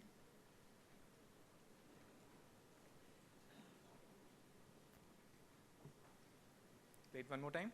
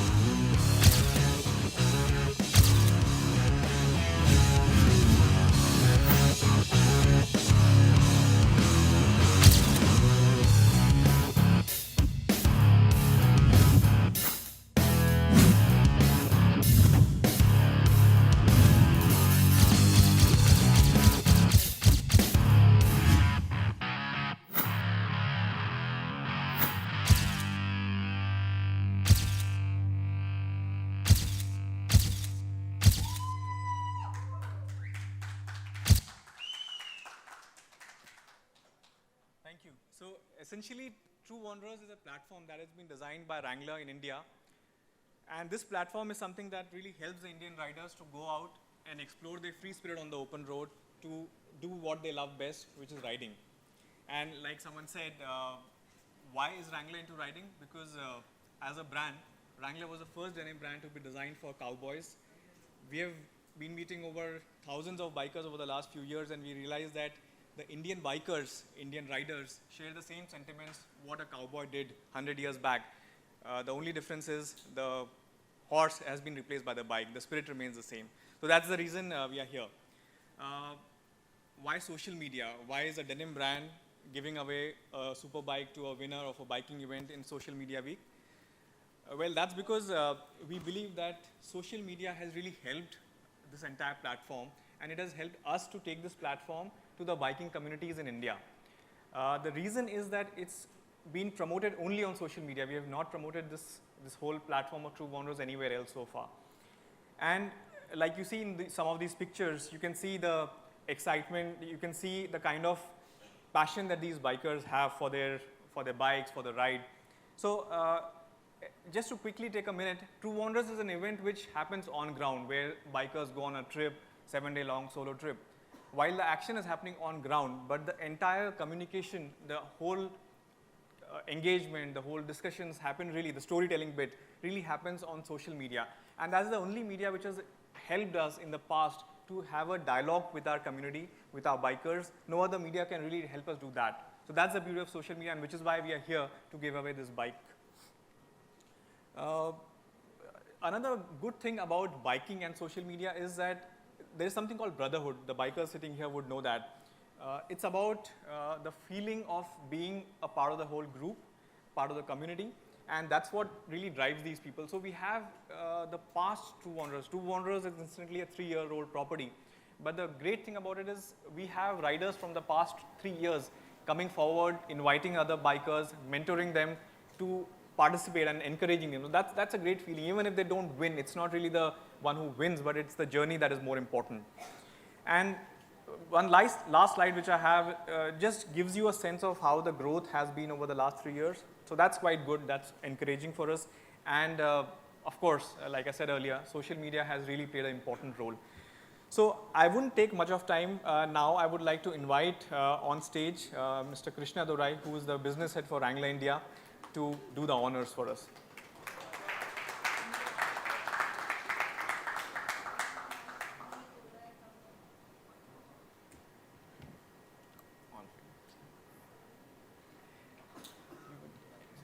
Om invite kar लीजिए. So I'll invite Om on the stage. Yeah. Yeah. So we'd like to invite the winner, Om Vaikul from Bombay.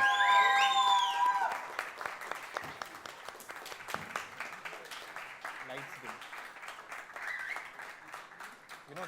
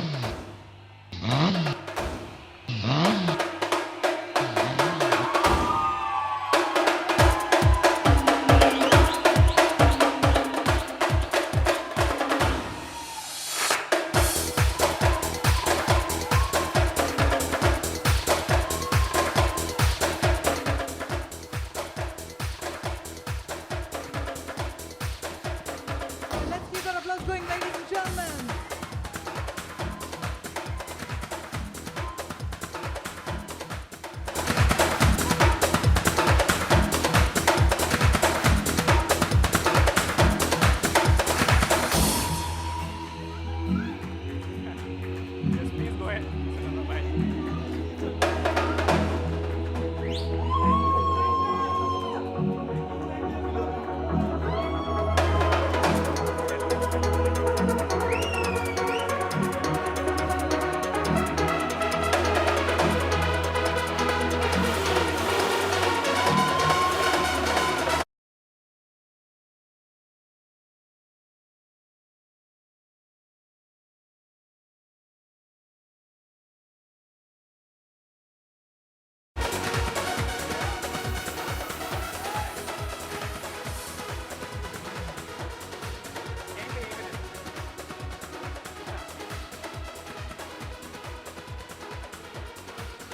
Ladies and gentlemen, that's our true wanderer for this year. Can we have a round of applause?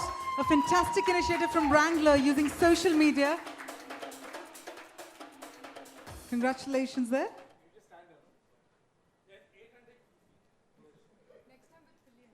Yes, sir.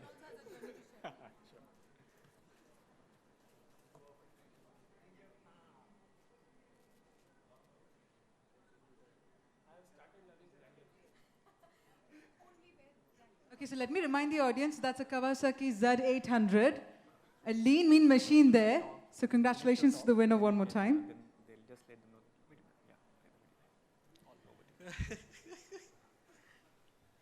know. Ladies and gentlemen, today, this evening, we have one crazy section over here, one crazy crowd. They'll go mad for the next 5-10 minutes. The lady over there, and these guys over here.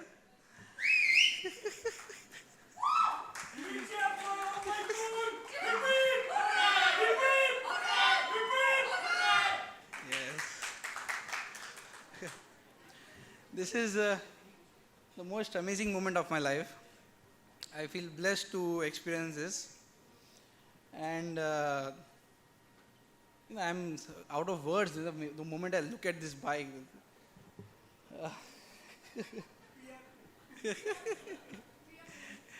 What I just want to say, everyone, that though I won this contest, but before I give my thank you note about to Wrangler and XBHP, this moment would have not been possible without three important people in my life.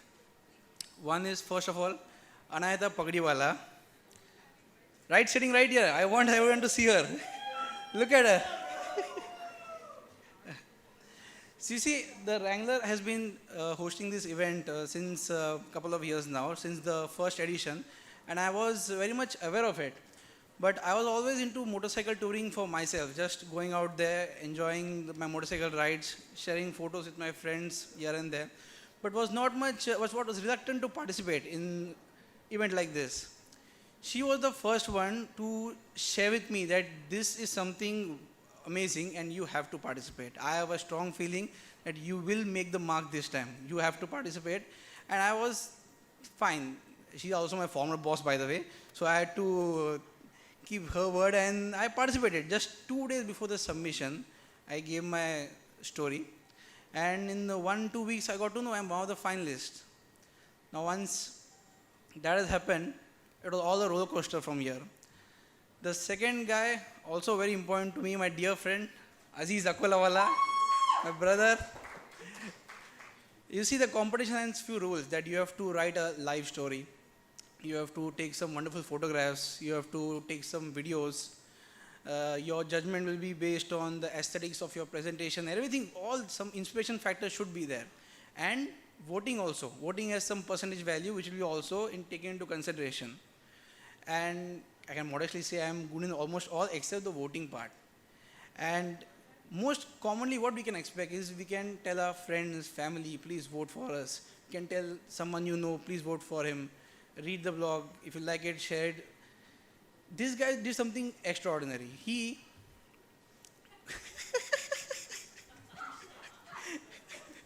This guy goes regularly for namaz with a laptop, and every time when he reads namaz, once he's done outside, each and everyone who is coming outside from the mosque, come here, vote, then leave.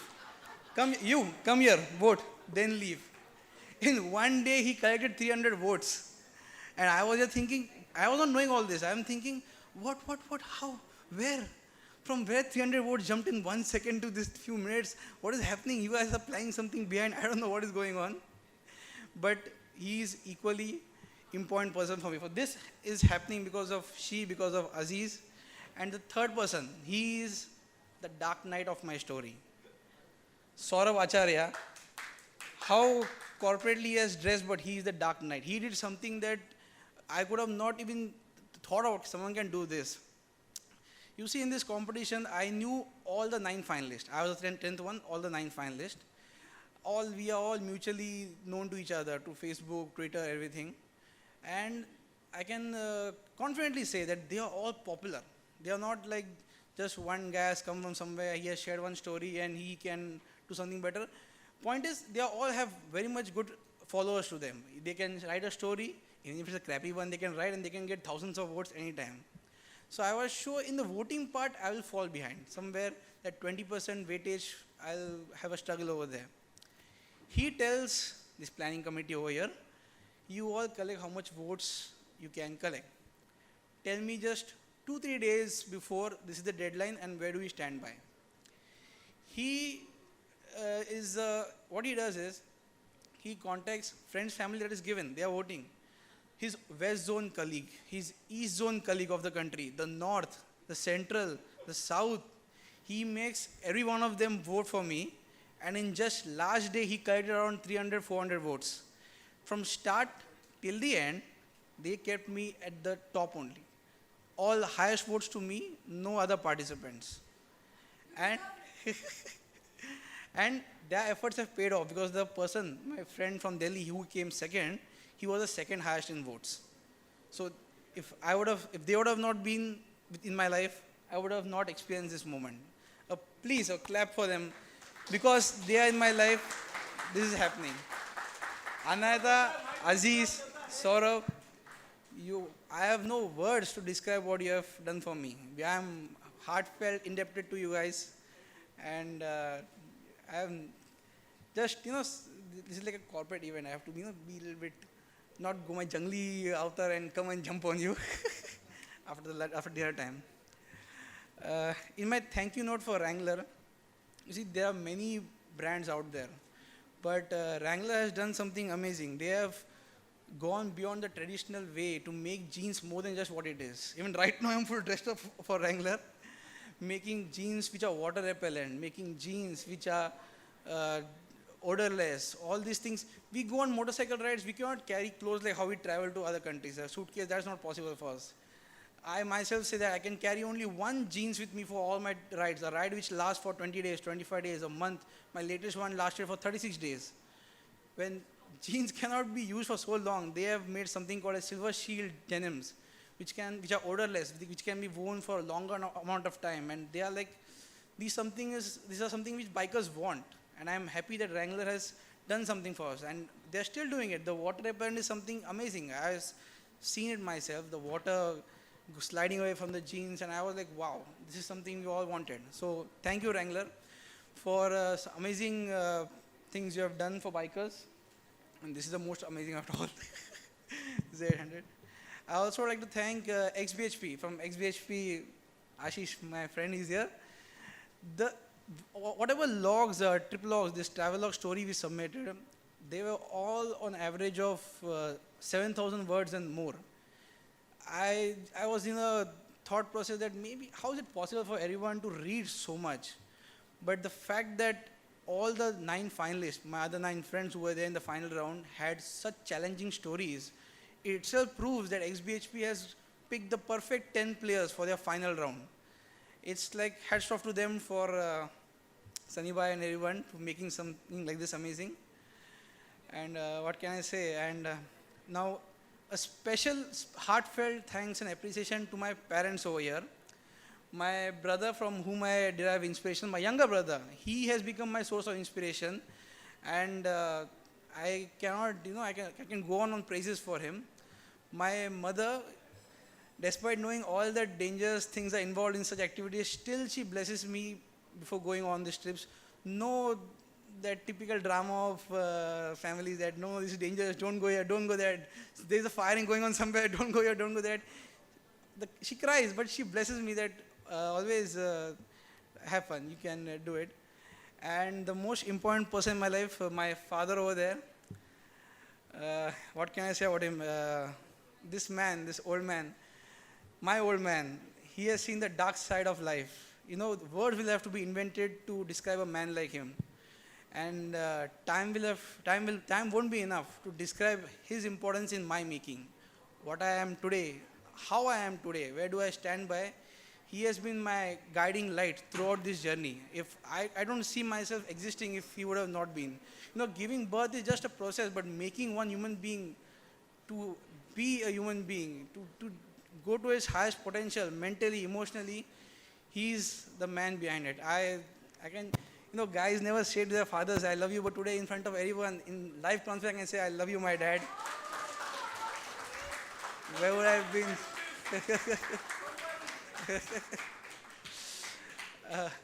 I won't take much time. I'm very thankful to Wrangler. I thank XBHU once again. Before signing off, I have made one small video presentation for everyone to see. Some videos I had collected. Can we just play it?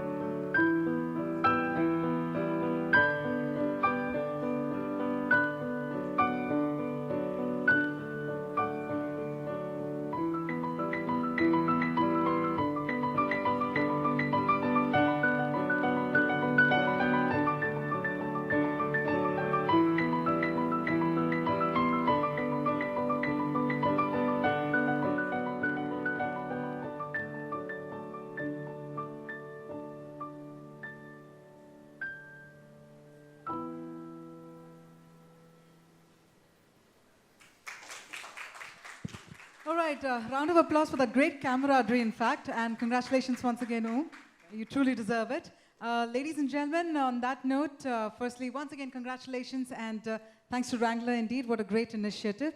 With that, while we're going to be wrapping up the session, I'd also like to let you all know that we are all actually currently trending in Bombay levels. So keep that tweets coming with hashtag SMW Mumbai, and we're going to take a very, very quick and a crisp break of 10 minutes. We're going to be back with another very, very, very important panel discussion. See you all in 10 minutes. Thank you so much.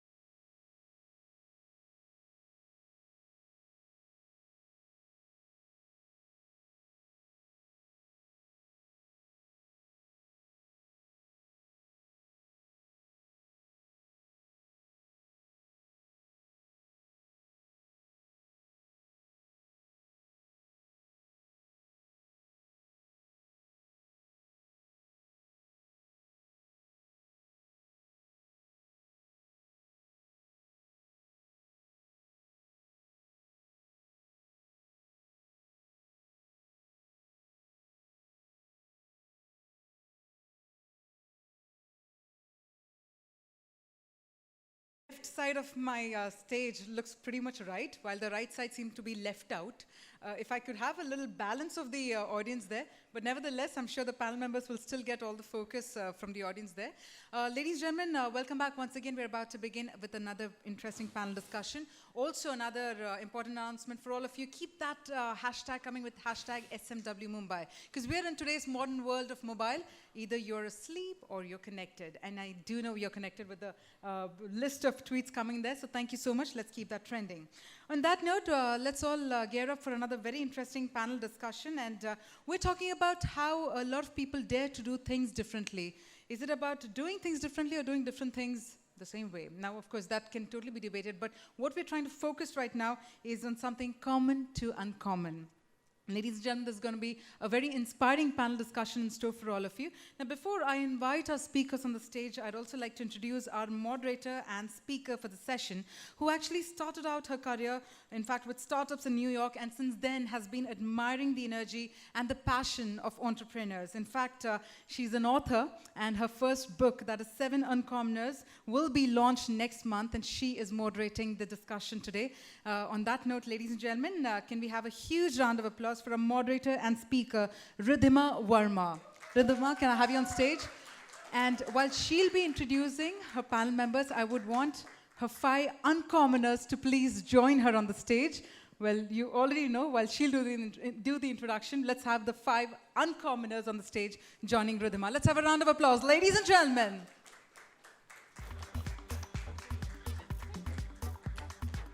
So 7 Uncommoners is my first book. It's inspired by 7 first-generation entrepreneurs across sectors in India. What is really great is that none of them was born with a silver spoon. They all found a niche for themselves by helping serve an existing customer need. And interestingly, they're all mavericks in the way they founded and built their companies. Starting from my left right now, Mahesh Singhi. Mahesh, please wave. Hello. Thank you. Mahesh is He's the founder and managing director of Singhi Advisors, a leading independently owned investment bank in India with offices in Australia and Mauritius. Mr. Pavan Jain, please have a seat. Mahesh, please have a seat. Mr. Pavan Jain is the owner and chairman of Safe Express Private Limited, India's pioneer in the supply chain and logistics industry. He's driving the third-party logistics revolution with a road network map like the back of his hand and warehousing space in excess of 12 million square feet. Mr. Jagdish Gupta is the chairman and managing director, thank you, of J. Kumar Infra, a listed infrastructure company that is building our metros, mines, and tunnels. He started out by actually doing plumbing jobs for government buildings. 20 years later, he's introducing the latest technology in infrastructure and forging partnerships with global experts. Mr. Prasad Lad. He's the founder and chief mentor of Crystal Group of Companies, which owns 35% of the organized integrated facility management space in India. His work life was kick-started by his love life when he eloped and married his college sweetheart, much like a Bollywood blockbuster. Would you like to wave at them, Neeta? That's his love life. He grew with grit and determination from driving taxis to organizing the entire sector of facility management in India and employing 25,000 people. Prasad Lad, ladies and gentlemen. Vishal Gondal married his love for technology with gaming to create India's first international gaming company. He later sold the company to Disney and made several employees dollar millionaires overnight. 38 years old and on his third venture, Vishal proves that there's no rest for the wicked. Thank you. I'll start with Prasad, please. Prasad, you eloped with Neeta, and then you found your niche very creatively. Tell us how, please. Actually, I started my career with a very small business as a taxi business. I told you very clearly that thing. I am from actually a very small background. My father and my mother was working with the government, and actually I married very early. You just, I think you just cleared all. You were 20. Yeah, at the age of 20 I married. And after marriage, I have so many responsibilities. और मुझे ये एक चीज़ थी कि नौकरी का scheme for the educated unemployed students, and that time government gives you the 30% of the subsidy for your business, and I take that subsidy from the government. Then I take one more scheme from the government of Maharashtra. I took a 10% subsidy again from that scheme, and I started my taxi business. With the taxi business, I struggle very hard. I drive personally on a tourist cab in the morning, 3 o'clock to 8:30. Then afterward, I went to my college. That time I was in a BSc, first year BSc. And after 8:30 to 3:30, I studied in the college. Then I have a one kida as a politics. Now also I am in a politics also as well as a business. Then I went to the college politics and the party politics, and somewhere that time I was representing the Mumbai University also from the Congress student wing. And parallelly I am doing my business. And after that business, I learned something from the business कि अगर मैं इसमें मेहनत करूँ तो मैं कुछ अलग कर सकता हूँ. और वो वक्त पे, वो मोमेंट पे एक चीज़ जो जैन में थी कि कुछ कर दिखाना है, कुछ करना है. और from one taxi I bought in a 6 year 35 taxis. After that 35 taxis मुझे ऐसे लगने लगा कि यहाँ पे कहीं ना कहीं तो एक स्टेगनेंसी आ रही है, कहीं ना कहीं तो एक बिजनेस में स्टेगनेंसी आ रही है, जहाँ पे परमिटेज ओपन हो गए, बिजनेस कंपटीशन बढ़ गया, लोगों का कंपटीशन बढ़ गया. तो मुझे कहीं ना कहीं डाइवर्सिफाई होना है. और उस डाइवर्सिफिकेशन के time I read one article in one newspaper. I don't want to mention the newspaper name, but I read one article in the newspaper कि something about the, it's in a 97-98 time, कि the infrastructure coming in India, the multinationals coming in India, the investments is coming in India, and they need a backup infrastructure for their management. वो time पे मेरे दिमाग में आया कि अगर मैं इसके ऊपर कॉन्सेंट्रेट करूँ, अगर मैं इस चीज़ के पास अगर देखूँ एक अलग नज़रिए से, तो मैं कुछ कर सकता हूँ. जैसे कि लोगों को सुबह उठते ही टूथपेस्ट लगती है तो लोग बोलते हैं कि मुझे कोलगेट चाहिए. हमको अगर मिनरल वाटर लगता है तो हम लोग कहते हैं कि मुझे बिस्लरी चाहिए. Colgate and Bisleri is a brand, but they created their brand कि जो लोगों की एजुकेटेड एंड अनएजुकेटेड लोगों के लिए एम्प्लॉयमेंट जनरेट करना, लोगों की ज़रूरतों को ख़त्म करना. और जो इन्वेस्टमेंट्स इंडिया में आ रही है, जो मल्टीनेशनल्स इंडिया में आ रही है, जो फैसिलिटीज़, बैंकर्स, मॉल्स, जो कल्चर इंडिया में आ रहा है, उसके लिए लगने वाला जो इंफ्रास्ट्रक्चर मैनेजमेंट का जो काम था, उसे ज़रूरत लगने वाली है, जैसे जय कुमार साहब को लगती है. तो उसकी तैयारी मैंने की. And 2001 I started my company name as a crystal. Basically, Crystal is a working in a facility management. When I started a Crystal and I am going and meet to the people, that time लोग बोलते थे कि अरे ये कुछ होता नहीं है, it's a integrated facility management India में चलता नहीं क्योंकि it's a unorganize sector. Then मेरा लोगों से आर्ग्यूमेंट होता था कि इसमें अनऑर्गेनाइज होने के बावजूद भी हम लोग इसको एक ऑर्गेनाइज बना सकते हैं, और मैं इस कंपनी को ऐसे ऑर्गेनाइज बनाऊंगा कि लोग जब इसका मार्केट पेनिट्रेशन इतना करूंगा कि लोग इसकी वैल्यूएशन करेंगे, या लोग जब फैसिलिटी मैनेजमेंट को पूछेंगे तो लोग क्रिस्टल का नाम लेंगे. And I started my company in 2001. I started with a security company, then I started with a house keeping, then I started with a mechanised house keeping, then I started with a building management system, then the HVAC, plumbing, air condition, and then come with a complete platter कि it's a integrated facility management. लेकिन 2001 से 2007 तक लोगों को समझाने में मुझे वक्त गया. और उस वक्त में CBRE, ISS, JLL जैसी इंटरनेशनल कंपनीज इंडिया में ऑलरेडी एक वजूद बना चुकी थी, एक उनका ब्रांड क्रिएट कर चुकी थी. और उस वक्त लोगों को ये नहीं समझ में आ रहा था कि इंडियन कंपनी को हम लोग इतना स्टैंड दे सकते हैं क्या. लेकिन मैंने एक बिजनेस कॉल, एक बिजनेस स्ट्रैटेजी के नाम पे लोगों को मिलना शुरू किया मेरी टीम ने, और उनको ये कन्विंस करने की कोशिश की कि CBRE जो काम कर रहा है, it's a technology, it's a concept. वही कंसेप्ट के साथ मैं आपके साथ आ रहा हूँ. और CBRE जो लोगों से काम करवा रहा है वो लोग हमारे हैं, इस मिट्टी के लोग हैं, इस मिट्टी के लोग ही आके काम करते. यहाँ पे कोई आके फॉरेनर काम नहीं कर रहा है जो क्लीनिंग का होगा या सिक्योरिटी का होगा. तो ये इस हिंदुस्तान की मिट्टी का आदमी काम कर रहा है, जिसको आप CBRE को 15,000 रुपया पर मैन पावर दे रहे हो, और यही CBRE इन लोगों को 7,000 रुपया दे रही है. If you page me instead of 7,000, 9,000 rupees, I will work better than the CBRE for you. और वो 2006-07 के बाद लोगों के बीच में अवेयरनेस आना शुरू हो गया, लोगों के बीच में चेंज आना शुरू हो गया, and then I click my company like anything. Now the Crystal is working for the so many airports in India. Now we are into the ground handling or crew transport, passenger transport, then the baggage transport, ticket counter, aircraft cleaning, and as well as the pushback and the traffic control. As well as I already told you that we are into the facility management. We have so many sectors in the facility management. We are working for the 12 airports pan India for the facility management as well as the ground handling.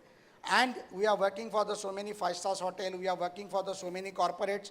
We are working for the so many national and the international banks, as well as the retail sector like a Titan, Domino's, Big Bazaar, Phoenix.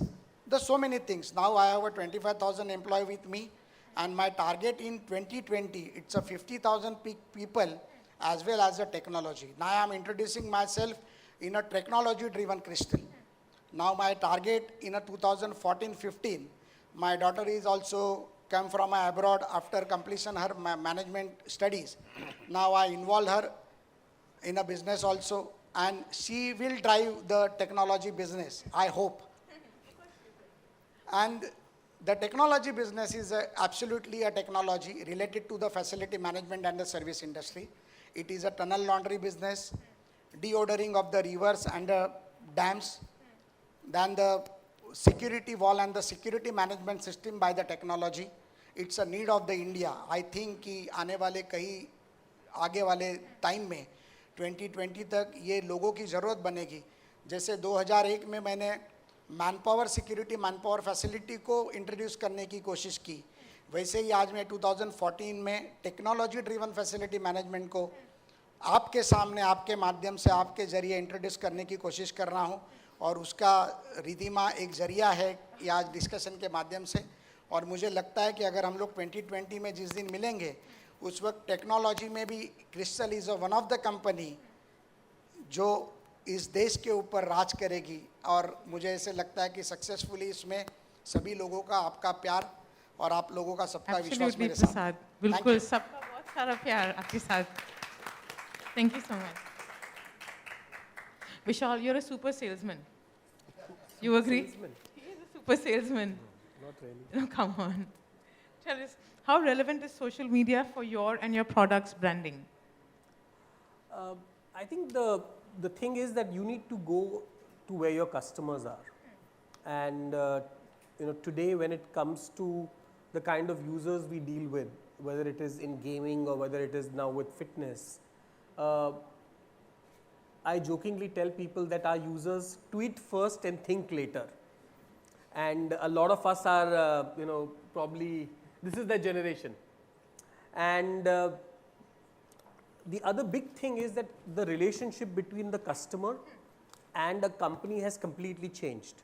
Previously, if you had an issue or if you had to praise a company, you would have to write a letter or call some call center, and some agency would take the call or whatever else, or some advertising agency was involved. Today, consumers are tweeting about the company, putting them on Facebook, and they're expecting the company to respond. Not in, probably in minutes. You can't even afford to wait for 10 minutes for a reply. And I want to give you a very interesting example here, that I was going to Bangalore a few weeks back, and I tweeted, "Hey, we are ready." Ola is yet to reply to me, so if anybody from Ola marketing team is there, they should see. And same is exactly happening with our customers. And not only us, pretty much everybody over here, your heartbeat of your business or your customers is sitting on Twitter, sitting on Facebook. Your heartbeat of your relationships are sitting on Twitter and Facebook. So while I'm not saying that we can have complete relationships there, it is extremely core to the existence of a lot of businesses going forward. In fact, traditional media is too late. By the time Twitter or Facebook or social media is breaking things, it's very, very important. And your new product, Goki, you launched it online completely, right? Completely online. I mean, see what's happening is that if you really look at the overall trends in the market, Amazon and Flipkart are replacing stores. I mean, you no longer you can buy everything online. if you look at what's happening with the entire disruption around taxi services, you can take out your mobile phone and order a taxi anywhere you want. We believe that fitness and the entire lifestyle related industries are in the Baba Azam ke zamane. That's what I call. The innovation is not really happening, and whatever innovation is happening in the fitness and health era is happening at the very wrong end. Everybody wants you to get sick. Today's model of medicine is that there's a full page ad that we will do open heart surgery in 24 hours, or we will do diabetes clinics. So nobody is telling you that what can you do so that you don't get diabetes. Everybody wants to advertise that come to my clinic and I'll cure diabetes. Because the incentive of the medical industry, the incentive of the hospitals is to make you sick.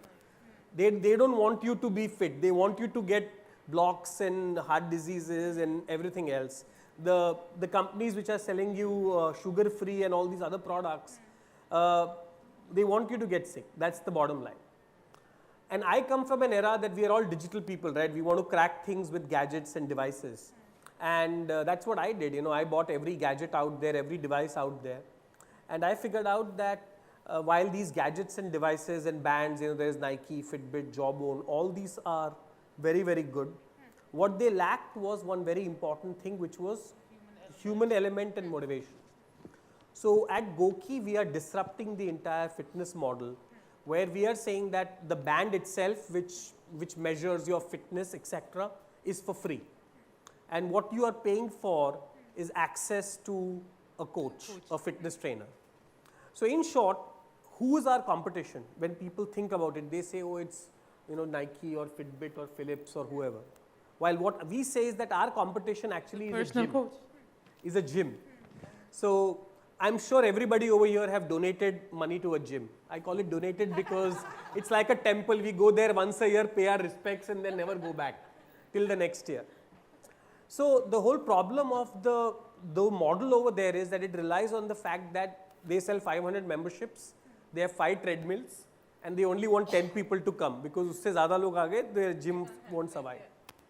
So at Goki, we are reimagining the world to be the gym. So you could be exercising, being fit anywhere, literally. And our technology connects your data to a coach. So it's completely disruptive. And hence, the model for us to launch was disruptive. So we've all, I'm sure a lot of us have seen computers, desktop, laptops, mobile phones, and now we have wearables. In a few years, none of us will be having a mobile phone. Mobile phone will become a device which will slowly disappear. We all will be having lockets, gadgets, rings, glasses, various kinds of devices which will be on our bodies, which are going to Vishal's word, people. No, it's already happening. I mean, I'm already... So, and the new trend is of implants. So imagine we are talking about hacking. People will hack into your network of your body and get your data out on what's happening. So the computing era is going to change in a drastic way. And I think all of us over here are very lucky to be able to experience it, because the last big trend which happened in computing was mobile, which started in 1994, 95. And now we know where mobiles have reached. So it's going to be a very exciting time, and especially social media is going to be driving a lot of innovation around all these technologies, because for the first time, there is no mediator in the middle. I am talking directly to my user. My users are directly talking to me. There is no advertising agency. There is no analytics company or research agency involved. So you said no mobiles? How? Sorry? You said no mobile. So the mobile form factor, when I say no mobile, imagine your mobile is going to be your watch, and you will have a little dot somewhere either integrated in your ear or conducting on your bone, which will do the sound. So you won't be using a mobile device. Thank you, Vishal.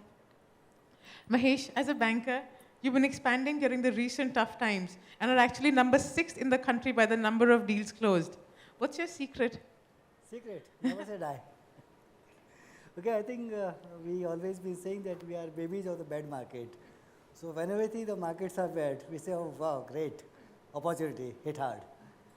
So if I say that Singhi is a baby of bed market, it is not unusual to say. So when I started way back in 1989, as all my fellow listeners say, whenever there's a bad time, there's a time when entrepreneurs think starting that what next. So way back in 1989, I used to be in a job, a company called LML Vespa, as a mechanical engineer. I'm a mechanical engineer, hardcore shop floor person.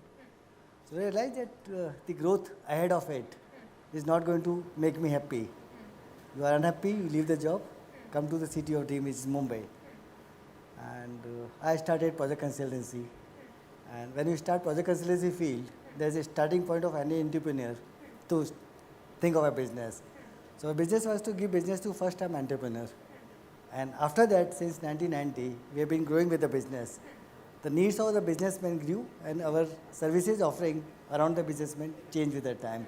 From project consultancy to project finance to syndication, equity raising, restructuring, sale of asset, sale of business, M&A, purchase of cross-border. business, purchase of business in India, purchase of business cross-border. So we have grown with the market with every phase of these things, and when we look back 24 years behind, we are going through every stage of business development. So when that happens, you realize that yes, if you are well grounded, if your feet on the ground, your connect with the client is good, if your service offering is solution driven, if you can provide something which client has not thought of, but it fits into their requirement, that's where you have an advantage of proactive thinking. So good customer service, proactive thinking. Proactive, think before they think, act before they act. Would you like to share that particular customer quote? Okay. Okay, as Singhi. Evil. Yes. So as Singhi, we have a clear-cut message to our team, which is by now we are one of the largest team in India, mid-market category, among the top 10 firms we are in India. So we have very clear-cut message to the team that deal making, so to say, is always playing in the gaps. So whenever there is a gap, understand that correctly. Assessment of gaps and the deficiency is our core business. So at that point in time, we apply 3 ways principle, which is confuse, diffuse, and infuse. So people, did you get that? Confuse, diffuse, and infuse. This is what he uses to bag his customers. So what happens? A person who is like, if a person is running business, 25 years he is running a business, and suddenly says, oh my God, I reached a level, what next? That means there is a confusion. Succession issue, there is a confusion. Lack of capital, there is a confusion. Technological difference, there is a confusion. Inter-partnership, confusion. Investors wanted to exit, confusion. So there is always some confusion in the mind of a businessman. And businessman is attached to business. Many times when you are in the problem, you do not know the problem. It's only when you see overview, you realize that there is a problem. So that confusion is a starting point for us to think. So we always keep our eyes and ears open. Where is that confusion coming from? The confusion, as I said, could be any kind of a confusion. Technology, finance, inter-partner, succession, market, bottleneck, anti-barrier, fatigue, just enough. That confusion, when we think, we go and hit hard, we assess this. What is the cause of confusion? Is it a confusion? Can be converted into transaction? The solution of transaction could be raising capital, getting partner, selling a business, buying business, joint venture, any kind of a solution is a confusion. So that's the time we go to client and say, here's a confusion. We go and diffuse. There's a diffusion. Here is you infuse yourself wickedly. So we first diffuse that don't worry, we are here. Here's your confusion, we have understood this. Now we'll come back to you with the correct position of solution which doesn't hit you hard. That's we call diffusion. And at the diffuse stage, we come with our love letters, we call it offer letter. Here are our terms, this is what we'll do, and this is what we achieve. We call it infusion. When we infuse, we are result oriented, and once we result brought to the table which are absolutely need to the client, we get a repeat business. So as Singhi, last 24 years time, I would take pride to say that we have not lost one customer which we wanted to lose. Wow. We have not lost one opportunity which we wanted to service. And I think we are happy about this. Thank you so much, Mahesh. That's your secret. Mr. Jain, your story reminds me of the saying that a right man in the wrong place can make the world a better place. Can you please share how you started out? I don't know whether I was right. Absolutely, but the opportunity was right when I started my business. It's way back now, what you can say, 39 years yes, 87. back. Not 97, I started this 97 company. was Safe Express, but yes. 75, I started my career on bicycle. In Delhi, I came from my hometown to Delhi, metro town, after graduation, and I thought that I should do something, not to serve somebody else, as Shadi said. I need to do something my own. Traveled a lot, traveled in third class train from Delhi to Kerala and everywhere. And I just sensed that India is so big a country, and cargo movement is really can be a very big thing, because spices in Kerala and bicycle parts and bicycle in Punjab, but everywhere everybody has to use these things. There is some industrial area, there is some consumption areas. Everything is not produced everywhere. Need to get transported from one point to another. Started way back 11th of July 75 in Delhi with a small shop, and first station was Bihar, and we call it Patna, the capital town of Bihar, and entered into Assam and Manipur and Meghalaya. So only the complex states, sir? Complex because, less competition, difficult terrain. Out of 7 sisters of Northeast, 4 states were never having even railways, so that there is less competition, but niche area you can do better business. Premium It's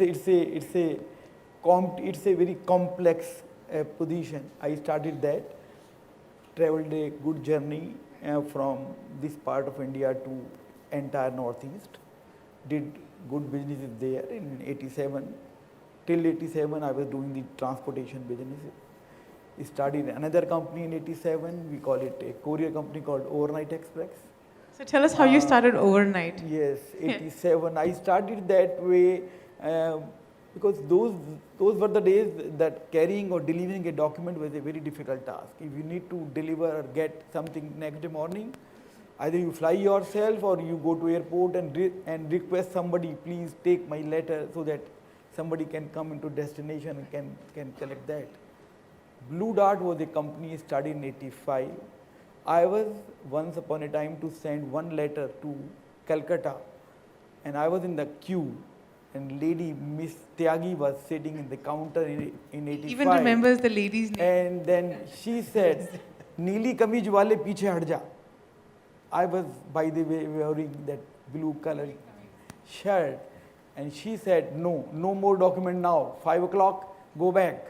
You need to come tomorrow morning because time is completely over today. We cannot take any document now at this moment because the time is over. I just said, it's kind of business they are in. If somebody can start these businesses, this can be a dearth of business, because after me, probably 20 people were on the queue to give a document to Blue Dart to get next day morning delivery anywhere. The very next day we sat together ourselves and we started thinking. And probably 3 months later we started a brand called Overnight Express, and we started delivering documents across India. In the same building as the same building on the ground floor. They were on the 5th floor, then there was no lift in Blue Dart's race, and we took a place on the ground floor and we started giving a play card courier here. And I think from the date 1 we got a huge business. We did a good business in that. In 97, a multinational companies were started coming to India. They were thinking and asking whether some logistics company can serve them. It was Haiti. 97. Was that Haiti, the company? Hilti was the company. Sorry, my bad. There is a Swiss company came into India, and they were asking us whether you can do logistics and business for us. The logistics word was never used in commercial terms in those days. It was a military word to transport their supplies to war front and our areas. But commercially, that word was never used in India. I thought, let's sit together with them, we discuss, and they exactly what they wanted, that whether you can safeguard our articles and you can deliver across India. I said, this is logistics. They said, yes, this is logistics we want. We started with them. It's a Swiss multinational. They came and they spread it across. They are in construction tools. Probably you must be knowing the Hilti very, very well, Mr. Kumar.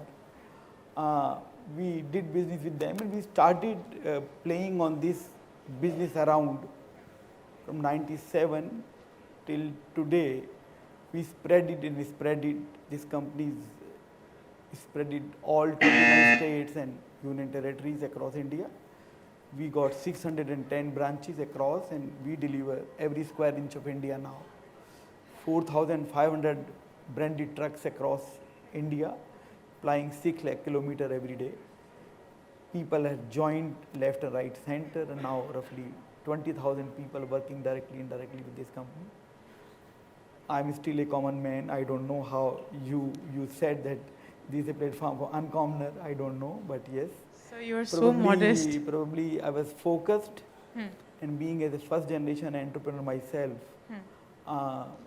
started way back in this way, and now still enjoying this business. Every single moment, all last 39 years, not even a single day was in my life that I never enjoyed. I'm enjoying, innovating every single day, connecting to the customers, growing and growing. That's the story of mine. Thank you so much, Mr. Jain. Let me share something with you as a testament of how modest Mr. Jain is. Can I please share the story about the Honda Accord? Can I tell them? And about the turnover? No. I don't know. I think... Not? Okay. You can ask. He's a very modest man. Maybe you can read my book and then find out more. Mr. Gupta ji, plumbing से आप metros तक पहुँचे, आपने खुद plumbing शुरू करा और अब आप metros build कर रहे हैं country के लिए. आपने relevant experience कैसे gain किया qualify करने के लिए? वो तो मैं बाद में जवाब दूंगा. पहले तो ये बताओ मेरा 5वां नंबर क्यों लगाया? मैं समझा था पहला लगाओगी, शायद प्रसाद जी के पास दूसरा और कोई छठा सातवां तो बता दो. मेरा पेशेंस का तुम मतलब एग्जाम दे रही थी क्या? करेगी ना? इम्तिहान ले रही थी. खैर मैं आप सबसे यही कहूँगा कि देखिए आप सबको एक छोटा सा मैं आपका सबका भाई बहन मेरे बैठे हैं कि कोई भी दुनिया में चीज़ इम्पॉसिबल नहीं है अगर आपको दिल से करते हैं तो. 1964 में मैं बम्बई आके 100 रुपये महीने में 3 रुपीज़ ए डे मैं काम करता था. The duty hours was minimum 18 hours, शायद ज़्यादा भी कभी. उससे करते करते जब एक दफ़ा 1980 में जिसको जय कुमार को शुरुआत की एक प्रोप्राइटर कंपनी से, तो सबसे पहला टेंडर मैंने 15,000 रुपये का लिया. उस काम के लिए. और आपने खुद प्लम्बिंग किया उस बिल्डिंग का? Yes. Actually fixed pipes himself. तो उसने एग्जीक्यूटिव इंजीनियर कहा कि ये मार्च के पहले पूरा करना. It was somewhere 16th of November. तो मन में इच्छा थी, पेट में भूख थी, कई साधन कोई ट्रांसपोर्ट के थे नहीं. तो माटुंगा से वेस्टर्न माटुंगा 1.5 किलोमीटर के ब्रिज को पैदल चल के मैं जाता था. सुबह सूरज निकलने से शुरुआत होकर रात को सूरज छुपने तक वो काम मैंने 16 दिन में पूरा कर दिया. 3 months की जगह 3.5 months. सिर्फ 16 दिन में करके ऑफिसर के पास गया. मैंने कहा साहब वो काम हो गया. तो कुर्सी से ऐसे खड़ा हुआ, बोला क्या बात करते हो? ये तो मैं परसों आता हूँ. वो भमंस कॉलेज से वहाँ पे आए, उन्होंने देखा, देखते उनकी गर्दन ऊपर की ऊपर रह गई और उनका हाथ ऐसे कंधे पे गया. Well done. तो मैंने सुना था 6-6 महीने पैसे नहीं देते हैं. मैं कहा सर मैं गरीब आदमी हूँ, मेरे पैसे. बोला बोनस 3 दिन में इनका बिल आना चाहिए. उस 15,000 रुपये मैंने 2200 रुपया कमाया, जो कि मेरी 6 महीने की तनख्वाह दी. उसमें सबसे पहले मैंने ब्रांड न्यू एटलास की बाइसिकल खरीदी, जो कि मेरी सबसे पहले ज़रूरत थी. उसी कंपनी ने आज हमारे पास कम से कम 50 मर्सिडीज और ये पोर्स और जगवार गाड़ियां हैं. तो उसका एक छोटा सा उदाहरण है. मैं अभिमान नहीं, घमंड नहीं कर रहा हूँ, अभिमान जरूर करूँगा कि कोई भी काम इम्पॉसिबल नहीं है. उसके करते करते आज हमारे पास कई हजार करोड़ के काम हैं जो जय कुमार के पास. ऐसे ही दिल्ली में जो 2200 करोड़ का काम हम कर रहे हैं वो CRT यानी चाइना रेलवे के साथ ओनली फॉर नेम से जय Kumar doing alone that work. और ऊपर आपकी मल्टी स्टोरी बिल्डिंगें खड़ी हैं, उसके नीचे से टनल बना के वो बिल्डिंग को कुछ भी खतरा नहीं है. और नीचे से उसमें 17 किलोमीटर की सुरंगें बना रहे हैं जो ज़मीन से 83 फुट नीचे हैं. 83. इसके हिसाब से बॉम्बे में आप देखेंगे तो 80% ब्रिजेस जय कुमार बना रहा है. हमने एक ही सिस्टम बनाया कि ये काम क्यों मिलते हैं कि आपकी स्पीड, क्वालिटी और कोस्ट अपने आप बचेगी अगर आप काम समय से पहले करेंगे। उसका एक छोटा सा और एकदम लेटेस्ट उदाहरण मैं देता हूं आपको। आप कभी कोई बांद्रा हाईवे से खैरवाड़ी से क्रॉस करते हैं तो 6 महीने में वो ब्रिज बनाया है जय कुमार ने, जिसको पूरे इंडिया में अप्रिशिएट किया गया है। तो अगर आप स्पीड से करेंगे, और ये जय कुमार तो यहाँ बैठा है, उसके काम करने वाले तो 2 मेरे बेटे हैं। वो जो कहते हैं ना, भगवान काम तो तुम करते हो, नाम मेरा है। तो ये जो बच्चे बैठे हैं, काम वो करते हैं, नाम बोलते जय कुमार करता है। तो ये देखिए भाग्य मेरे कितने बढ़िया हैं। और आज जय कुमार का नाम सिर्फ क्वालिटी में गिना जाता है। तो आप सब लोग जो भी काम करेंगे, एक ही निश्चय करें, दृढ़ निश्चय कि हम स्पीड, क्वालिटी और उसमें कॉस्ट में कमी नहीं आने देंगे। तो काम, टेंडर आपको पहले मिलेंगे, चाहे ये टेंडर कोई इसके सिविल वर्क के हैं, इंफ्रा के हैं, या आपकी कोई फैक्ट्रियां हैं, या कोई भी प्रोडक्शन आप करते हैं।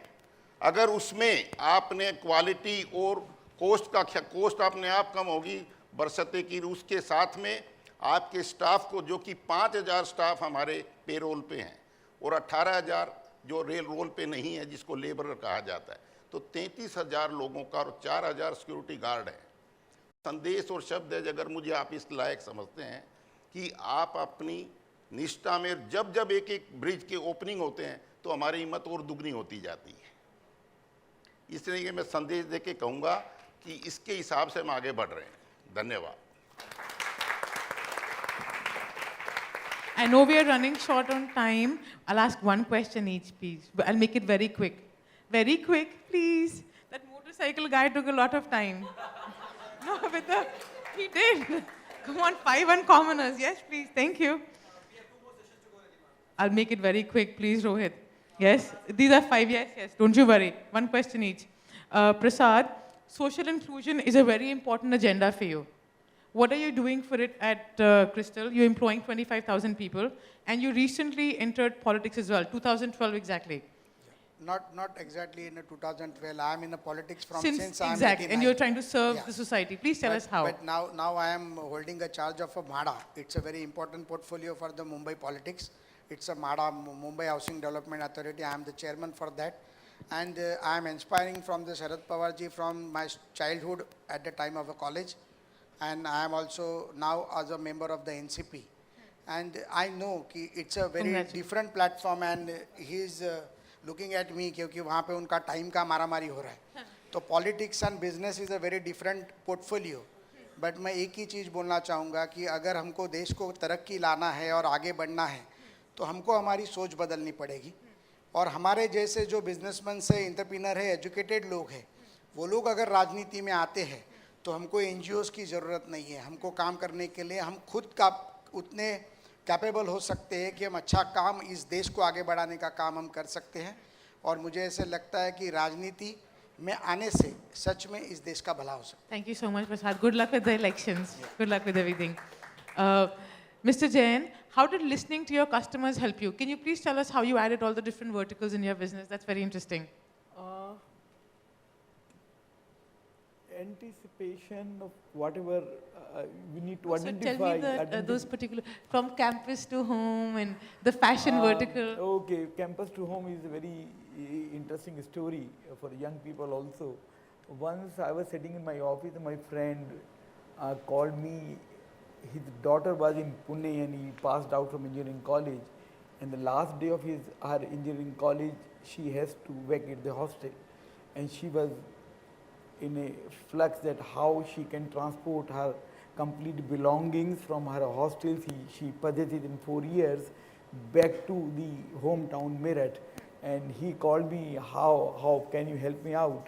I just sent my manager from Pune to hostel, and he supported her to get those articles in 5 different boxes, and we could transport from Pune to Meerut. I thought on that particular day in the hostel, so many girls were there and they were asking, can you help us out? Can you help us out? And within next 15 days, we created a service across India, and the service is already very popular among youngs, all hostelers or and your exclusive partner to IITs. And the name is Campus to Home. It's a beautiful carton box distribute it Safe to all box. the hostels everywhere across. They can fix and they can pack their price possession in particular carton box, and they can call on center, on the call center, and anybody or But my, so this my is how you people tied can up go with- and can collect those articles and can deliver home deliver to their hometowns across India. So that service actually is started after that particular incident on that particular day. It's a very popular service now. Ridma, we call it Campus to Home, is a registered service. You can call anytime, anywhere across India, and my people is collect the articles from the doorstep and they deliver to doorstep across. But so this is how you grew as well at Safe Express. You listen to your customers, automobiles, customer, listen to understanding their the customer's need and fulfillment of their needs. Exactly. That was the You idea. partnered with them very Yes, deeply. yes, mister Gupta, आपसे आप पूछ लेती हैं, आपको number 5 पे नहीं रखती. आपने बहुत सारा बड़ा कंपनीज को बीट करा बिडिंग प्रोसेस में. बिडिंग प्रोसेस में बीट करने के लिए आपने कॉस्ट लो रखा, लेकिन फिर भी आप प्रॉफिटेबल हुए. कैसे? कॉस्ट के साथ में क्वालिटी और स्पीड जो है, ऑफिसर कहेगा कि भी अगर एक ही आदमी के तीन आदमी के एक ही रेट हैं, तो प्रायोरिटी जय कुमार को इसी नहीं मिलेगी कि स्पीड से करता है. और ऐसे ही आपने एल&टी को भी बीट Yes, किया बिल्कुल बहुत किया. बार. कर रहे हैं अभी और करेंगे. And he आगे. started with plumbing jobs, people. Thank you so much. Vishal, you were one of the last companies to get funded before the dot-com burst. And then you got funded 3 times again. And every single time you came on top. How do you approach funding, external funding? I mean, funding comes when you have leadership and a very, very good product. So you don't go after funding, you go after market leadership, whatever be the domain. And I tell people that if you're not number 1 or number 2, there is no need to play in the game. So that's You what were I also very savvy in the way you dealt with your investors. I mean, you didn't play hardball. You were. I mean, that's what, see, the bottom line is you need to have an amazing product. And once you have that, whether it is investors, whether it is customers, there are many, many people in the value chain. And you need to be smart. I mean, you need to be smart to deal with them and play a lot of computer games. That's what I did. Mahesh is there. Last question from Mahesh, yes. Mahesh, as a relatively newcomer, you kickstarted relationships with Adanis, Birlas, everyone. You were new, you were an engineer, they didn't know you. How did you win their trust? Measure the pulse of the customer. Need assessment, again I said, assess the need completely. We are in the business to give business to others. So if you understand the chain of our business correctly and identify deep business gaps, go with the solution, it hits hard. So be it Birlas, be it Adanis, be it Bajaj, be it MNCs, be it Zodia, be it SEBs, anywhere in the world, they all need a ready-made solution. And you were willing to work with them at the beginning without a retainer, you We worked? have, in last 5 years, we have done 108 transactions, of which 38 transactions has been cross-border, dealing with 18 companies who are largest in the world in their respective domain. We generally believe that go with a complete end-to-end solution. And still an Never engineer. to say, Thank you. Thank you so much, everyone. Thank you to my panel for being here. Thank you. The 2 uncommoners who could not make it today are Nishit Desai of Nishit Desai Associates and Patu Keswani of Lemon Tree Hotels. Please follow my Facebook page, 7 Uncommoners. And we just started a Twitter handle today, the 7 Uncommoners, for more about their stories, the launch, etc. Thank you. Thank you so much, Ridhima, and thank you so much to all the panel members. We're very sorry as we were pressed for time, but yes, indeed, it's 7 Commoners. Well, that's the book. That's the Twitter handle for all of you of web. Can I please invite on stage Mr. Rishi Jetli?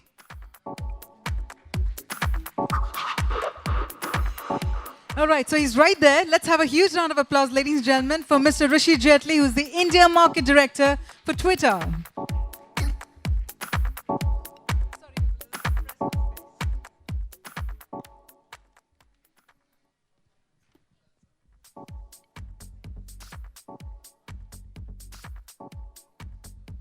Meanwhile, let's keep the tweets coming with hashtag SMW Mumbai. I do know that all of you are tweeting to your best, in fact, sharing all the opinions and all the tweets there. But once again, to remind you, hashtag SMW Mumbai.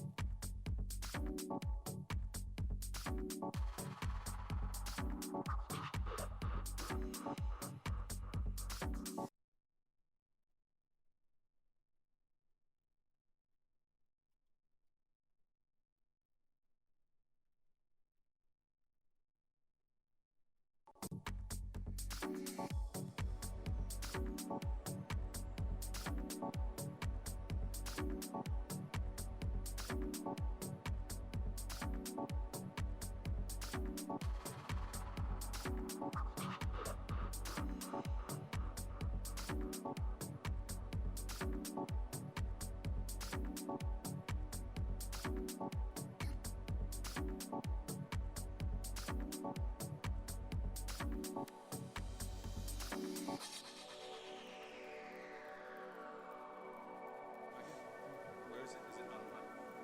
You can see the presentation. It's on the screen? Yeah, you can see. You sure?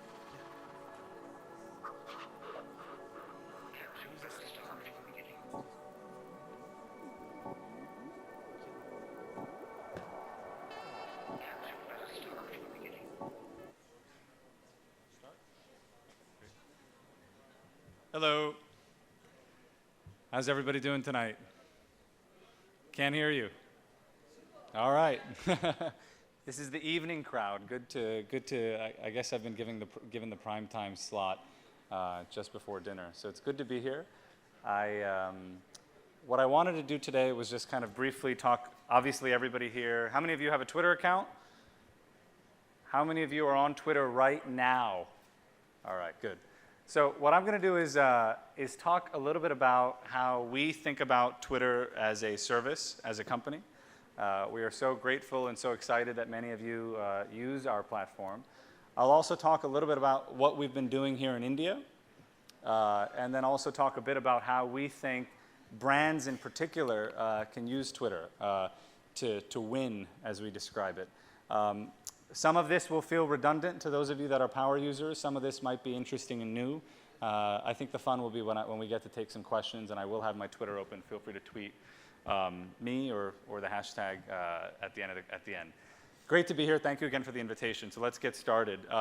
First, what is Twitter? It might be silly to have someone from Twitter talking to 100 or so Twitter users about what is Twitter, but I think it's important for everybody to hear how we as a company design and think about the service and the choices we make as we think about the product and its growth in a country like India.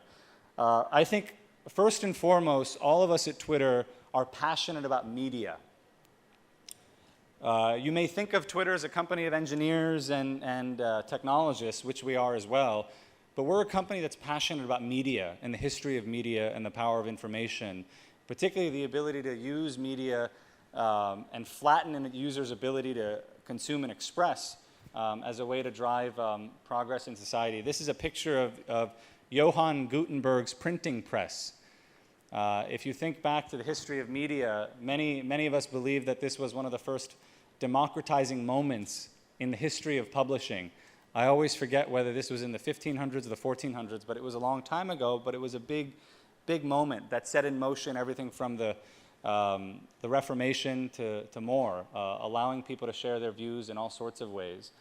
So many of us at Twitter believe that we are perhaps this service that is mobile first, frictionless in its ability to publish and consume, a realization of that dream. If you think about then the evolution of public broadcast, you of course had radio, then television. Some people say YouTube is also kind of an interesting moment in the history of publishing. But all of us at Twitter really do believe that we are really the realization of that dream in the context of truly frictionless content consumption and truly frictionless content publishing. And I'll come to how that actually plays out in India on a mobile device, even not connected to the internet. Let me now play for you guys a 1-minute, 40-second video, intentionally that long, that I think sums up for us at the company how we think about Twitter and why we're inspired by it.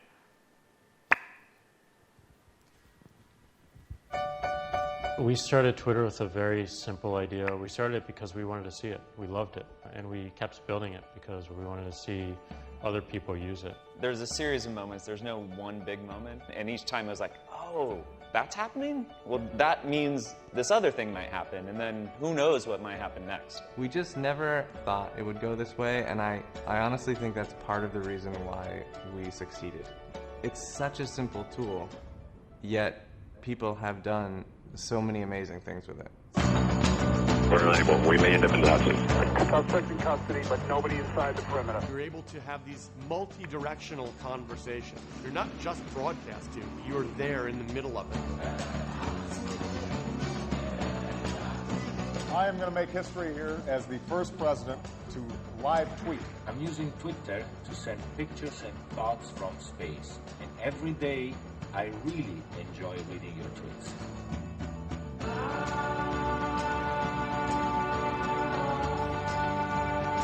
There's an incredible leveling of the playing field that gives every voice the ability to echo around the world instantly. And that democratization of content creation and sharing facilitates these connections that we see every day around the world that we would have never seen before. The possibilities and the opportunities afforded by the platform are limitless.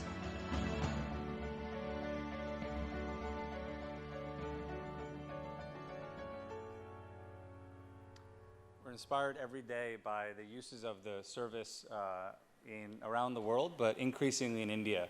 You know, especially during the last couple of weeks, the way this platform has been used during the floods in Kashmir, you know, has really touched us. You know, the Indian Army, for instance, has been literally looking at tweets marked with SOS messages, help me, and using those tweets to inform rescue operations in Kashmir. And one of my colleagues, Raheel Khurshid, on my team, has spent a lot of time on that. But all of us at Twitter are passionate about this platform. We're passionate about the role of information and media and storytelling can play in the world. And our hope is that you all and all of us together can evangelize that, not just in a Twitter context, but in general. Another way to think about Twitter, perhaps more specific, is this idea of a town square. If other platforms provide users and brands perhaps a dinner table type experience, on our platform we believe we have the world's town square, a place where at any moment you can detect, listen to, engage, interact with the pulse of the planet. And in India, we think that we increasingly have this country's town square as more and more people with mobile devices, whether they're using SMS or digital, connect to our platform. This is a visual of the world tweeting at once during a football match not too long ago, a soccer match within the last year. It might have been the World Cup, but I think this is 2012. But, you know, one of the things we think about as a company is what's different about this platform. And I think the things we've landed on is that we are live. Nearly 3/4 of tweets people view on our platform, some studies have shown, are consumed within 1 hour of the tweet being sent. So most of the content on Twitter is actually live, right? We are default public, as you know, and we're about conversation. We think we're the only platform in the world that is live, public, conversational, all at once. We say, how many of you recognize this picture? Come on, not one person? Yeah, what is it? There we go. You win. At twitter.com, we, for a long time, had this page as the login page at twitter.com. But we like to think Twitter brings you closer to your interests, whether it's cricket, news, politics, comedy, traffic, or social media week. Twitter was invented on SMS. Many of you may not know that, but Jack Dorsey's first few tweets were sent on SMS. My first few tweets were sent on SMS. The ability to send an SMS and have it posted on the web for people connected to data and cellular networks to consume is pretty amazing. And we are mobile first. I think we're the first company from Silicon Valley built on mobile. And we'll come to what this means in an Indian context, where what I hope you'll take away is you don't need the internet to derive value from Twitter, and you, of course, don't need to tweet, which I'll come to in a second. We've done some studies. What I'm doing here is just describing characteristics of Twitter that we've observed here in India that are perhaps of interest to you. 76% of tweets during the last IPL were sent during the match. Interesting, right? I think during the last IPL, there were nearly 10 million tweets. The idea that more than 3/4 of them were sent while the match is on tells you something about what's happening in media consumption in India, and also tells you something about how people are using Twitter. It tells you about the rise of what you can call multitasking, right? But it also tells you that Twitter is a companion service, a live companion service, meaning we coexist with some other experience. Those of you that have your heads down, I assume, are checking Twitter, right? We are a companion, which is okay. We encourage it. You don't have to look at me. We are a companion to the experience, this media experience, which is an event. When you're watching the IPL, we think Twitter is now the second screen for television in India, whether you're at another event, whether you're experiencing a news moment.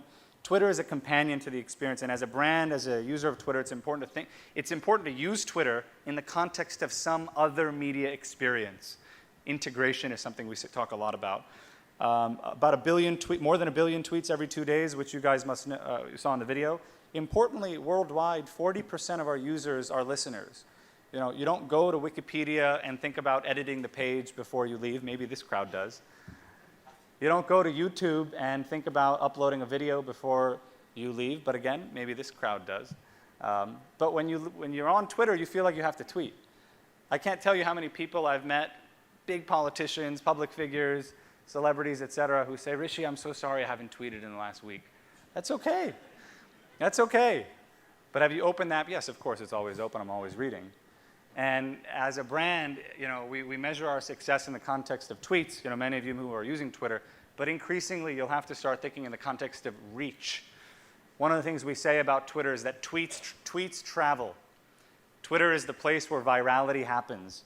And increasingly, as you think about your success on Twitter, I'd encourage you to start thinking about reach of tweets. How many people saw your content? And we'll come to that in a second. This will come as no surprise. Many of our first users were what you might call influencers, people who are just more engaged in the media environment in general. Early Twitter users were those that were more likely to comment on news websites, people that have audience. And this is a slide from years ago, but I think it's helpful. Studies have shown in the UK that 40% of Twitter traffic at night is about television. 60% of our users in the United Kingdom use Twitter while watching TV, and indeed 95% of the world's public conversation about TV happens on Twitter. I think in India now, as you'll see, we are the second screen for television in India. If you're watching cricket, if you're watching news, if you're watching nonfiction entertainment on TV, it's hard now to not see a Twitter experience baked into the television watching experience. That's something that we've taken seriously as a company and something that we are proud of globally, and I'll come to that a bit more in a second. For media companies, but even for brands, right? I now believe that every company is a media company. Everyone's interested in telling stories. Everyone's a storyteller. Twitter is your mobile microphone, another way to talk about the company. So what's happening here in India? Rishi, those platitudes and generalizations and metaphors are nice, but let's get specific. What's happening in India and what do I do? We're delighted that, you know, particularly this year, we have seen the country begin to embrace Twitter in ways you know, we haven't seen before, which is really exciting. You know, let me take a step back. What are we trying to do in India as a company, right? First and foremost, what we're trying to do is grow. When I say growth, I mean reach every Indian. You know, what we're not, and that's a choice, right? What we're trying to do in India, our entry into the Indian market, so to speak, has been about many things. You know, we have a little bit of a sales operation underway, et cetera, but the thrust of everything we're doing is how do we reach every Indian? How do we ensure my cousin in Pune is using the platform every day? How do we ensure people from all corners of India see value in Twitter? That's what we're working on. We really believe that we have a platform built on SMS, rich in media, that aligns quite well with India. So what you'll see here is examples of how we've tried to do that. And then we'll talk some about brands. I think it goes without saying we are now essential in the Indian media environment. If you were watching almost a year ago now, Sachin Tendulkar's final test last year, you may have seen BCCI and the Star come together to produce a pretty interactive second screen experience where you could tweet and receive back a personal memento from Sachin on Twitter, which was, I think, a watershed moment in the history of social media in India. Obviously, we're used aggressively in the context of news and newspapers and politicians tweeting to one another and second screen broadcasts during award shows. But there's a tweet from MS Dhoni during Chris Gale's Gale Storm a couple of IPLs ago, where MS Dhoni says, "I'm so glad I'm not a wicketkeeper," right? He's watching with us, right? If you think of Twitter in the context of TV as the world's biggest sofa, where we're all watching Twitter together, you, the cricketer, the actor, the brand, the host, the anchor, your friends, that's the television experience of the future, we think, and that's the television experience we think we're optimized for as a company. Here's just some other examples from this year. The center image, you may recall, is the Rahul Arnab interview from earlier this year, and those of you that had Twitter open, it was, depending on how you feel, it was It was clearly a 3D experience, watching with the country and feeling the roar of the crowd. Why are people chuckling? As you're watching the interview. And Times Now prioritized using Twitter in the context of promoting that interview and tweeting with you during the interview in a big way, and also during the election. At the bottom left is in Chennai. This is Star Vijay, a channel in Chennai using Twitter during the finale of Super Singer, where you could tweet and vote for and get touched by one of the contestants in the dance show at the end. Of course, if you're watching IPL, FIFA World Cup, during extra innings or during Cafe Rio, if I remember, you have an opportunity to tweet to the host of the show in real time. Top right, Z Cafe, where you actually had a chance to tweet to decide what movie you want to see next. The list is on and on and on. Right? This is Madhuri Dixit tweeting during Jhalak as a way of watching with you and getting you to turn the television on. So I think we're now essential in the Indian media environment, and we coexist with traditional media and strengthen their goals of audience growth and audience engagement. In mobile, though, we've also innovated. Many of you may not be aware of these examples, but we've launched something called Twitter Missed Call, where you can actually dial a Twitter account or dial a hashtag. So on the right side, you see some examples from Amitabh Bachchan and Shah Rukh Khan, where you can actually call their Twitter account. Their phone numbers are there. And you dial the number will hang up, the phone will hang up, and you'll start receiving their tweets back via SMS. MTV India did this during the election, where you could actually dial the hashtag Rock the Vote.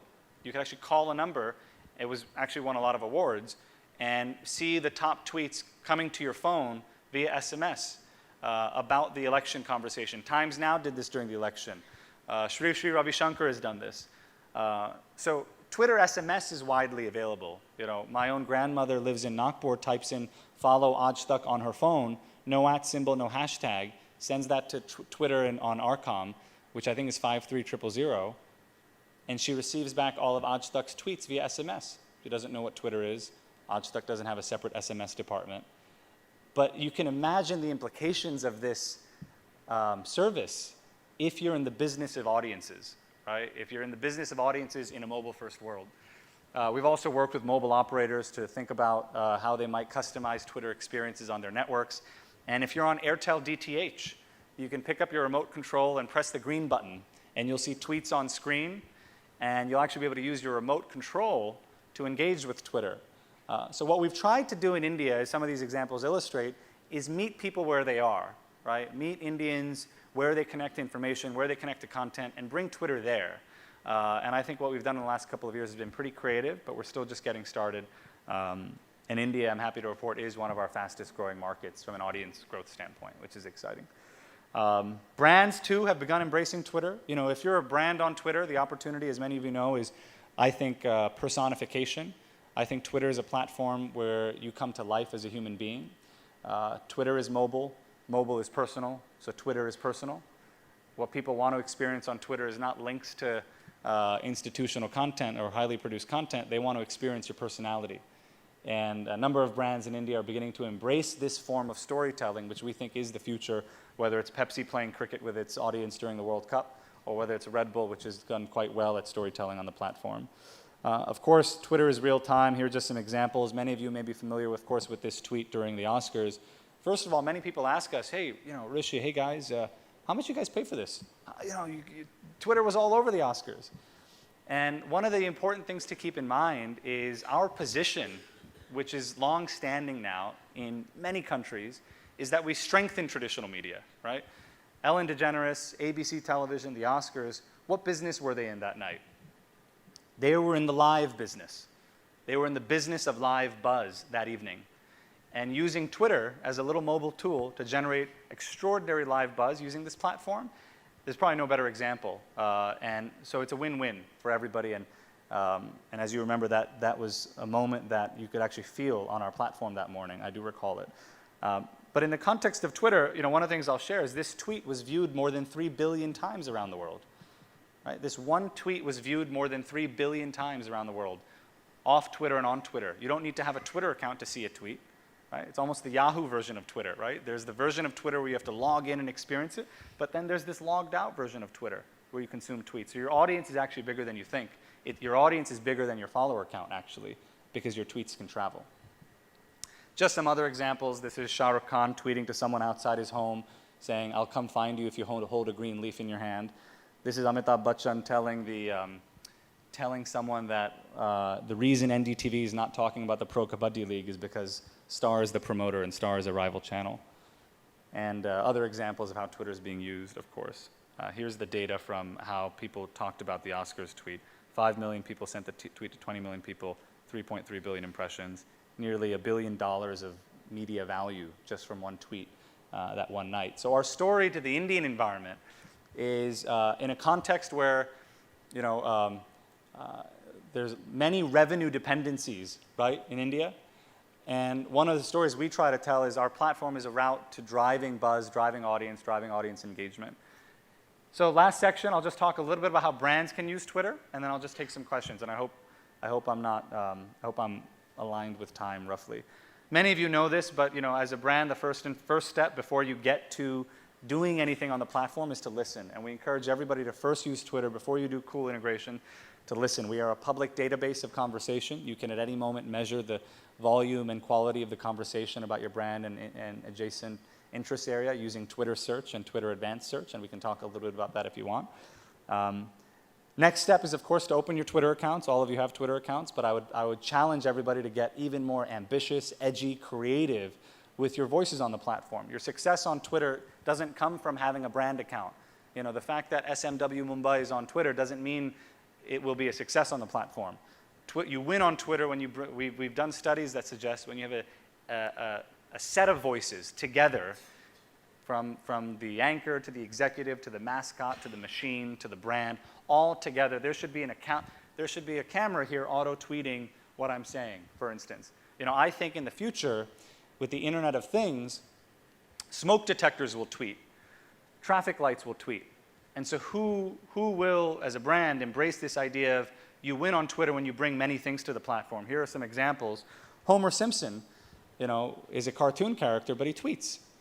In the off-season with Bart and Maggie and Lisa, and, well, maybe not with Maggie, but you get the idea. It's run by 20th Century Fox, has 1.1 million followers. There's another account that just tweets. It's a machine that tweets sunrises all over the world, one of my favorite accounts. And that's the Mars rover, a machine on Mars that just tweets like a teenager about water and stuff it's discovering, or not water, but other things it's discovering. Run by the Obama administration, an institutional account that tweets with personality. So our challenge to Indian brands is to embrace personality on Twitter. Be courageous about it. Every brand has an opportunity to project personality. NyQuil is a sleeping brand, sleeping medication in the US. Every night people are trying to tweet, say at night, I can't sleep, I'm tired, I can't sleep. NyQuil, the medication, starts talking to them. I meet many people here, Rishi, I run a hospital. I have no personality. How can I have personality on Twitter? Everything can have personality on Twitter. And we challenge people here to think in this way, and I'll share some examples with you. This is just an example of the conversation about Homer Simpson on Twitter. Almost done. Next step, of course, is to be ambitious and bold about how you talk about your Twitter accounts. Twitter followers, as many of you know, are not, they're high quality, right? They follow, they unfollow, they follow, they unfollow. They want to know, why should I follow you? It's why you see airlines putting their Twitter accounts on their aircraft. We didn't tell them to do that. It's why you see television channels naturally embrace Twitter as a platform. This is a screenshot from Star Sports. So encouraging people to use Twitter, right? Not just in a Twitter bird, Facebook logo, YouTube logo sort of way, but being very clear about value proposition if you're a brand, no matter what business you're in. We found on Twitter particularly, where the audience is coming to you for content, right? They're coming to you for a media experience, becomes disproportionately important to hit them with a soundbite as to why, and why do you stay. Let's talk about revenue and growth and audience, et cetera. When you do invest in telling people about your Twitter account, your audience does grow. People say, how do I build more followers on Twitter? The data tells us you've got to ask. And then you've got to tweet photos and tweet media rich and engage and all the and so forth and all the things you guys already know. What we've seen on television is that brands use Twitter, brands that use Twitter while their television commercials are running or embrace hashtags as part of their TV spots tend to drive higher recall on the platform. If you're a mobile operator, Twitter is a great way to drive data revenue because many, many tweets contain links. Star Sports ran something interesting you may have seen during India-England, where they tweeted sponsored replays during the India-England cricket series. Or during the match, even when India wasn't performing well, they were tweeting 30-second replays of the match sponsored by Vodafone. Meaning they have all these clips that they're not monetizing.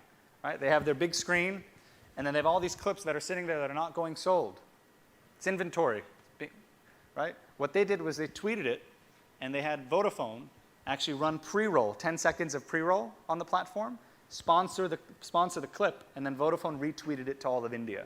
It's a program we call Twitter Amplify that we just launched in India. And if you're a brand or you're a media company and you're interested in distributing content and being associated with the distribution of live content, we'd love to talk to you about Twitter Amplify. So in this case, Twitter drives revenue. And then, as I said, investing in stories and interesting experiences on the platform. Many companies now are embracing this idea of transactions on Twitter. Tweet a coffee, you can tweet coffee to people. Kotak Mahindra Bank, you can now use DM to find out your bank balance and many other things on the platform. You can sell retail via Twitter. You may have seen we launched a buy now button in the US where you can actually press a button to buy products on Twitter in real time. You can use Twitter to real-time auto-respond to users as they did during Thank You Sachin. If you're Oreo, if you're a brand, you can participate in conversations that may have nothing to do with what you're engaged in, right? If you're a brand, you should participate in conversations thoughtfully and with quality on areas that may seem distant, right? Don't just be self-serving, be selfless and engage. This is a great example of a colleague of mine who was at an airport and said, should I grab a beer or not? And Carlsberg, the global brand, said, of course you should, unless you're the captain. But no better way to articulate the delight that is Twitter, right? The surprise that is Twitter. And our challenge to Indian brands, right, is to embrace this world because we think that's where consumers are going. We think the Indian consumers of 5 years from now, of 1 year from now, of 10 years from now, are going to crave this kind of authentic, raw, interactive, personal, emotive experience if you want them to be an attached consumer. And the brands that embrace this are the brands that are going to win. This is the Weather Channel, purportedly a channel with no personality, rather hilariously talking to a user, just one of my all-time favorites as an American. This is Oreo and Kit Kat playing tic-tac-toe with one another. No, why doesn't a brand, anyone here tweet for a brand? Okay, a couple hands. Why not challenge another brand, right, to something fun on Twitter, right? These are the kinds of things, by the way, that also drive earned media for you. India is at such a nascent stage. The internet is nascent, right? That when you do interesting things on social media, it turns out the press reports on it. We've all seen this week. You know the example I'm talking about this week. When you push on social media, the country pays attention. And it's not just politicians and entertainers, it's brands. And I'd encourage brands to be creative and thoughtful about how they use the platform as well. Just going to skip through. You can use Twitter during events. This is a television commercial that Mercedes-Benz ran where you can tweet which way you want the commercial to go.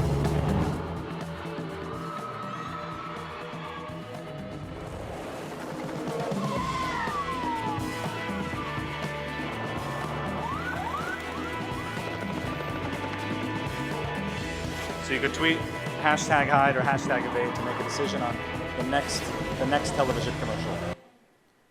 Coca-Cola ran something similar. I won't play this entire thing, but you get the idea. So look, our view is that all of these things you do as brands, as media companies, are things that are attractive in the marketplace. This is Starbucks sponsoring a vote during The Voice as to what song you want to see next on the platform. Just going to fly here.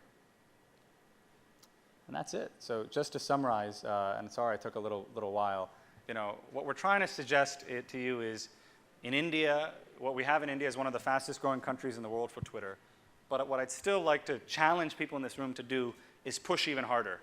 It's very easy to become complacent about everyone's on social media, everyone's tweeting, we're doing great, we're doing great, we're doing great. I think what we've got to do is push harder. Push people to use these platforms in ways that they were designed for intrinsically. And we're here to support, as we have been through these examples. Thank you, and I'll take a few questions if there's time. Yeah, that's fine. Can we have a louder round of applause, ladies and gentlemen, for Rishi Jaitley? Okay. And well, we do have one final panel discussion in store, so I've already requested Mr. Rishi if we could take the questions offline. Thank you so much for obliging, sir. I'll linger. Thank you. And ladies and gentlemen, with that enthusiasm spread by Rishi Jetli, we're going to go forward with the panel discussion. In fact, it's very true, because in this particular conference, I've told you all not to switch off your mobiles. In fact, keep it on, because we need to keep tweeting about the SMW Mumbai. Well, that's the power there. And very quickly, I'm going to also set the tone for our next panel discussion. Well, this is, again, a very important topic. We're talking about how social media has changed the face of political campaigning. This is going to be a US versus India scenario. We're going to get perspectives from across both the countries. And very quickly, I'm going to be inviting on stage our speakers and our panel members. Also, please keep the tweets going. It's hashtag SMW Mumbai.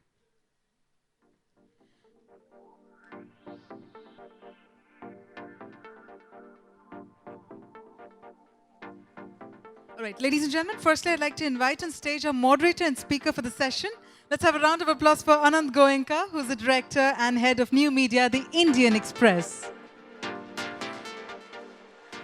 On that note, I'd like to invite our next speaker for the session, now having anchored some of Network's major breaking stories. Let's hear it for journalist and anchor, MSNBC and NBC News US. Let's hear it for Richard Louis.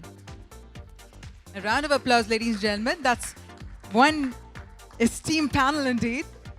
I'd also like to invite someone who calls himself as a tracker of money, power and faith. Well, that's his description on Twitter. Let's hear it for Gautam Chikkarmane, new media director at Reliance Industries.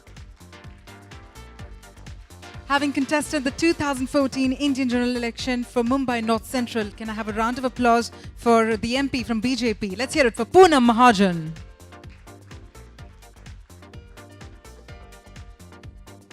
Well, she's still in a media interview. She's going to be joining our panel members very soon.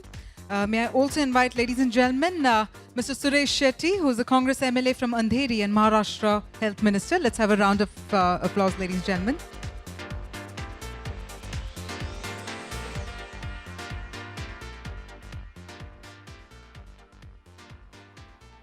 Welcome, sir. Good indeed, sir. Mr. Anand, Thank you. over to Yes, you. thanks so much.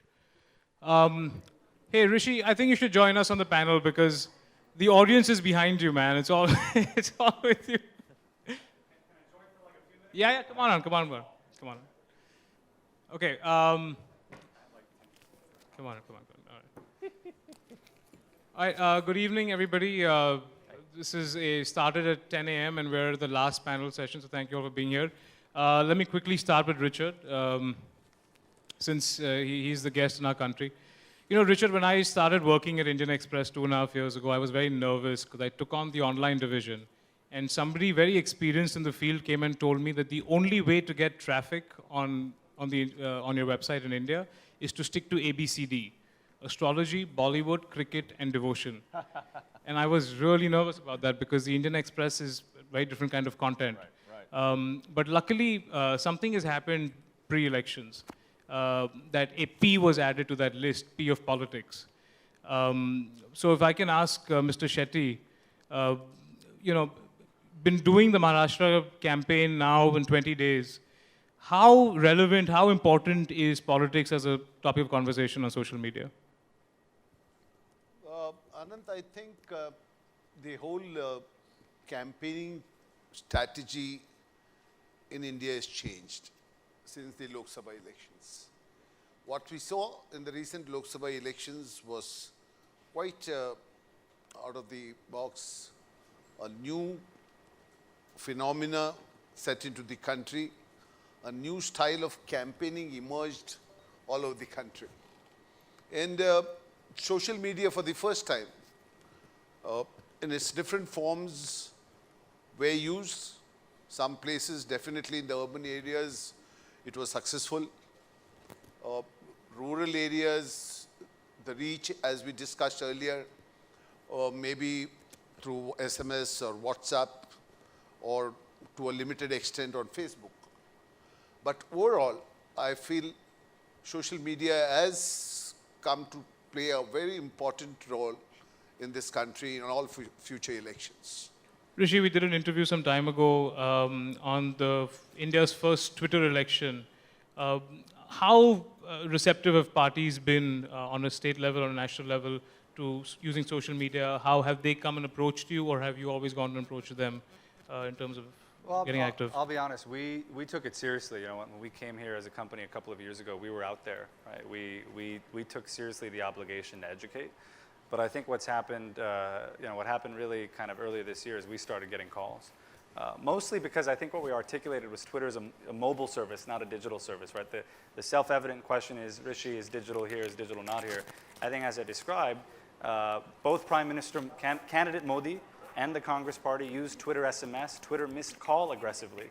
That you should talk to them about the number of people that dialed their accounts and received SMSs back, their tweets as SMSs back in real time. And so that's just one of many examples for how the Twitter service was used, not just by politicians, but news organizations and the rest. So I really do believe it was an election driven by digital, not just kind of from a voting standpoint, but from a public conversation standpoint. Poonamji, please. So, Gautam, do you find it a very different time now for journalists as well? Because, take the infamous Rahul Gandhi Arnab Goswami interview. Would it have been as much of a PR disaster for the Congress had social media not been around? No, certainly not. But is my voice audible? Yeah. Yes. Certainly not, because I think the PR disaster was among a very limited constituency. Rishi might not like to hear this, but I don't think the voters out there are really on Twitter. Twitter is one more tool. Voter constituency visits, you go to mohallas, gali mohallas, that's another. There is traditional media. A lot of Twitter, what I found was loose conversations, that some of which got traction and got picked up by traditional media, newspapers and TV, who did their due diligence, fact-checking, contexting, and then raised it to the level of an issue. On Twitter, per se, the best you can say in terms of making an issue out of something is, say, the Twitter trends, the top trends. And they don't last very long. So they are 2 hours, 3 hours, maybe 6 hours, if you are lucky, couple of days. But the real conversation as far as voter engagement, I don't think Twitter reaches out so much as we believe. There is a whole lot of influencers, there is a whole lot of opinion makers on Twitter who converse with themselves, among themselves, and who then probably influence the influencers, maybe the school teacher in some village who has an extraordinary influence in that little community or in that village. But to say that this was a Twitter election, I think is sort of stretching the point a bit too far. Yeah, but That's my opinion. To be precise, what I'm not suggesting, I don't think I said that Twitter drove votes and moved masses of voters to the polls. What I am suggesting is that when you have an election where your prime ministerial candidate breaks his where he's voting from, where he's running from on Twitter, when the first thing he does after he wins is tweet, when most of the public conversation, be it in Tamil, Hindi, or English, is being reported from Twitter. This was an election where social media, and I think Twitter in particular, was relevant. It's not our job to debate whether we move votes, and that's not what I'm suggesting. What I'm suggesting is that this was the first election where we were essential to the conversation. And having watched the evolution of the Indian Army on Twitter, I met with them a couple years ago. To see them now using the platform to literally rescue people, what is unmistakable is that the environment that this election created around mainstreaming social media is now evident in the context of governance, where they are above the line using Twitter. Above the line, not secretly, above the line using Twitter to drive rescue and governance. Yeah, no, so I agree with the governance part. I think Twitter is a great tool for governance, for information sharing, for a lot of engagement with the public. The Kashmir floods, for instance, are fascinating. Or people getting together, the Delhi gang rape issue, for instance. So to that extent, I find Twitter very useful and impactful. But I'm not, what my point is, I don't think it's a vote getter. Okay. Poonamji, you had a selfie that you took with Mr. Modi, which went fairly viral. And you know, you have 74,000 followers on Twitter, and our Maharashtra CM, I think, has 7,000. Sorry, but so how integral is social media to your campaign? You're also one of the youngest MPs in the country. So how integral is social media to your campaigning? Actually, I was just sorry I joined the discussion a little late because I was giving an interview inside, and I was saying the same thing what Rishi was saying. I started my interview by saying. Actually, social media platform, because the constituency I represent, it's of course a diverse constituency, but I'm from Mumbai. So mostly out of your 170 internet users, 170 million internet users, out of 100, I think million Facebook user has been arrived. So there is some kind of connectivity, and cities are quite connected. So for me, social media is quite a big platform. But I did go to every gully and mohalla also. So it's always a balance of real and the virtual world. But how the Indian election impacted us. India has won. The tweet he was talking about. That tweet was a short winner, showing that social media has arrived. Social media is integral part of election propaganda, as I say it that way, or connecting with people. I was just saying in that interview, first we always used to dream that my thoughts should reach as fast as I'm just thinking it right here it should reach. Right now with internet use, what I think, I just put it on Twitter and I put it forward. Yes, there is a difference between social media, Twitter, Facebook and other aspects like my blogs. Yes, Twitter has the class value and the opinion makers value. Yes, it does. And Facebook is supposed to be the mass connectivity. But yes, social media for me in my constituency, for me to connect with people all around, has been quite helpful. But as the propaganda way, I always say the real and virtual world has to have some kind of fringe and you have to connect with it. That's very, very important. And there's a parallel there, right, Richard? Because the photograph that, I mean, the India-US parallel, right? When Obama won the elections, it was one of the most, the second most tweeted photograph was of him and Michelle Obama. And here our Prime Minister photographed with his mother. That's right. But there's still some parallel to that. You know, Anant, I mean, there's a lot of parallels, and as you have that discussion on this side of the stage, I cannot help but, I mean, it's a difference between a success indicator versus a success factor. So in the 2008 election, when you look at how social was involved in that election, it was a success indicator of an election that was well put together. It might be, if you will, the glamour, the I look good, I'm cool, I'm the Apple campaign, if you will, because we know how to use social. And that was the Obama campaign in 2008. Was it really driving votes? One would probably say no. Was it really driving votes that meant the election moving one way or the other? One would probably say no. 2012 was wholly different because you look at the following from the Obama campaign over 4 years, as well as from the conservatives, in this case it was the Romney campaign, where they were in the hundreds of thousands in 2008, and they were in the tens of millions in 2012. But then there was only one campaign that used it as part of the way they got out the vote and swung votes, and that was the Obama campaign. And that was where you saw the first social media election, I would say, because there's proof of it by the way they put together their databases, bringing big data together along with social data, along with everything else that they could pull together. And they had a 3-year jump start in putting all that information together while they waited for their opponents to pick their nominee. And I think that difference is what we'll probably see here in India. So May 2014, I think social was a good success indicator of a well-run campaign. In 2018 or 19, the question will be who has integrated all this amazing new emotional data as you're running for office in real time to get votes? And is there infrastructure for you to be able to do that? So I think the parallels in that you're talking about is that right now might be 2008, but what's amazing is that India is going to leapfrog in many different ways and not have to go through this growth pain that's been going on. So while it may not have affected votes today, boy, the next election, you know, look out. But the next election is in 20 days, so... okay, so you got a lot to do in a matter of days, right? Anand, what I think is the social media has not only changed the style of election campaigning in this country, and it will change further in the days to come. But it also will bring in one more very important revolutionary change in the political system of this country.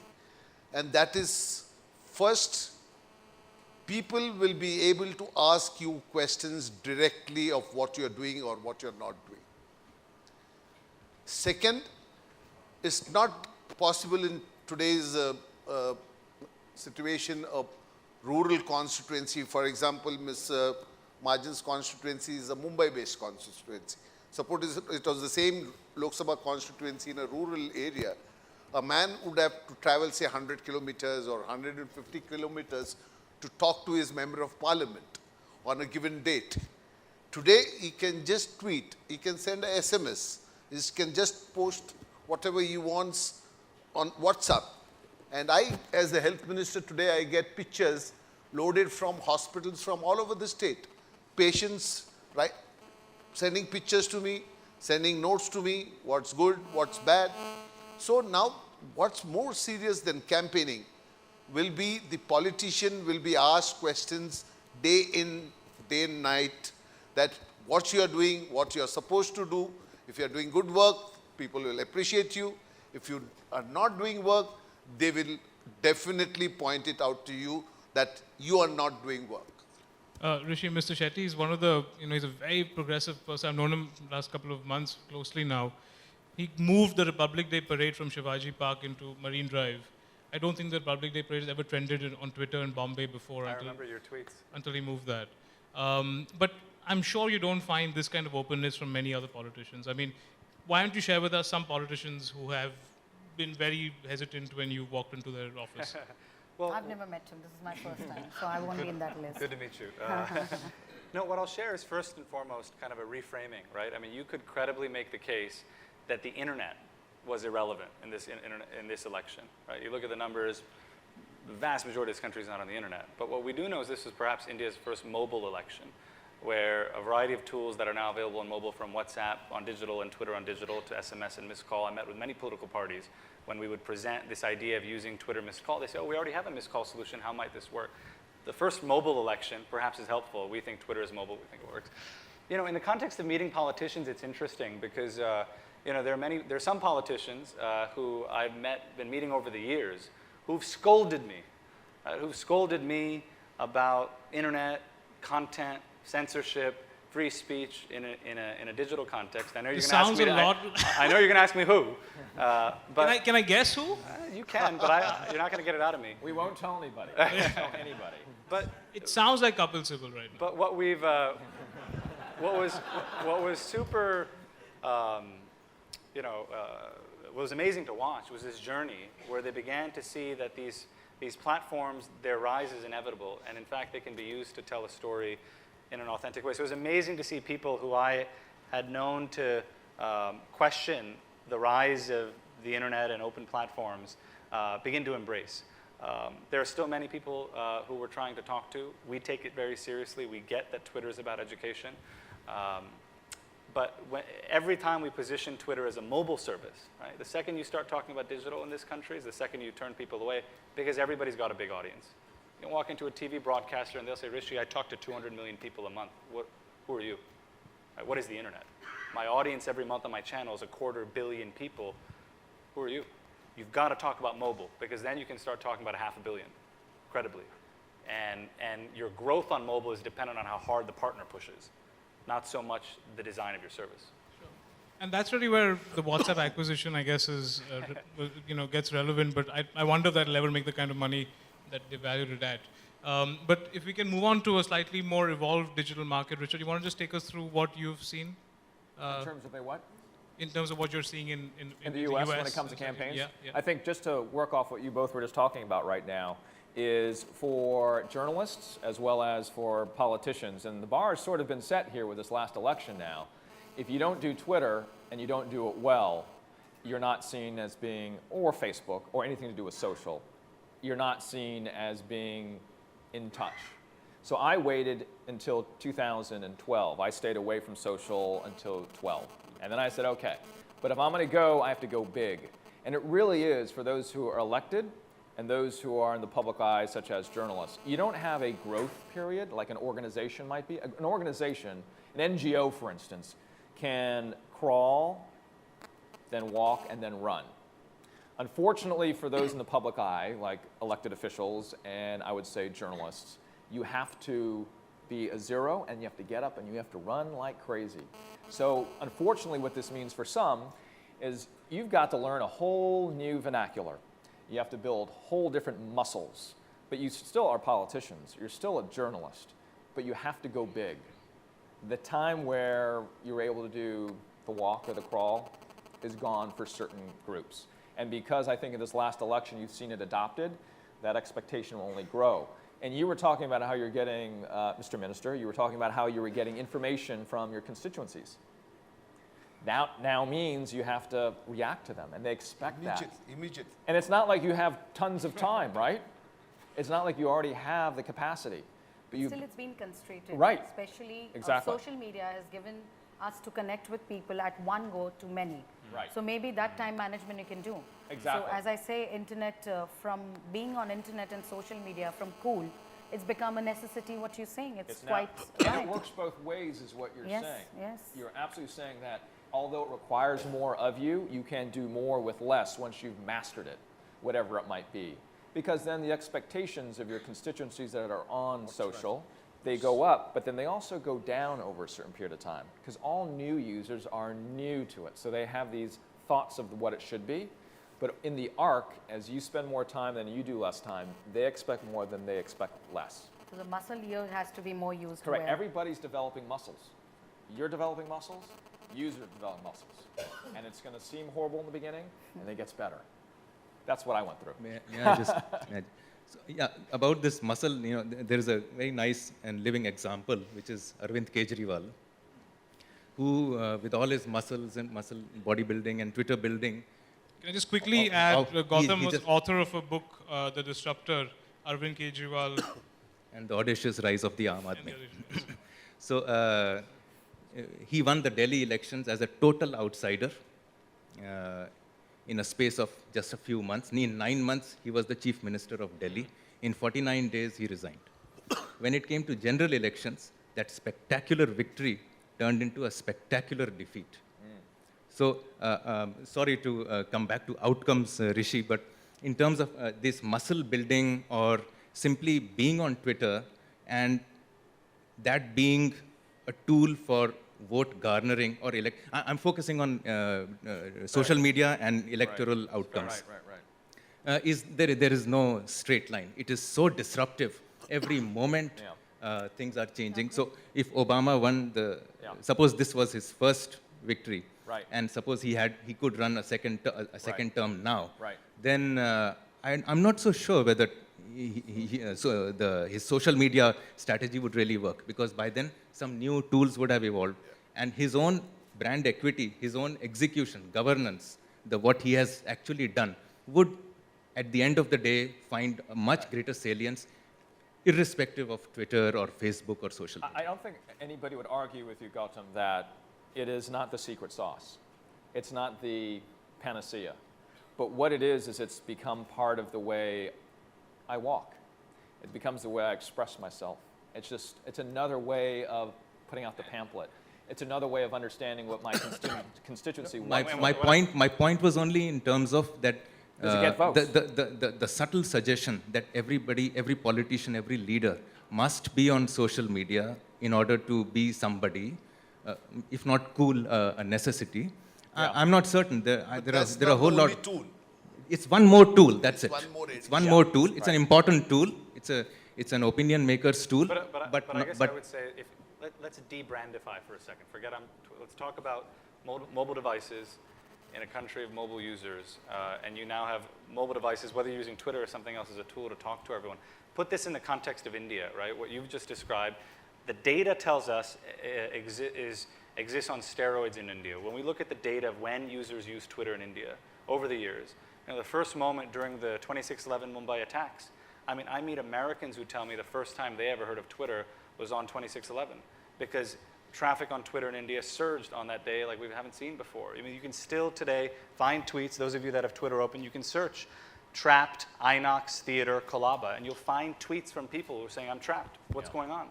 You look at the protests in 2012 from The data tells us that India's embrace for elections, politics, political news is self-evident. We know that. We know we take our politics, elections seriously, their festivals, et cetera, et cetera. The data tells us that it's happening on mobile as well, be it Twitter, be it another product. And so it's something to be ahead of. If you're taking this business seriously, it's something to note. Whether it's a panacea, et cetera, that's not my business, right? But I feel, Richard, elections in America and elections in India are two different things altogether.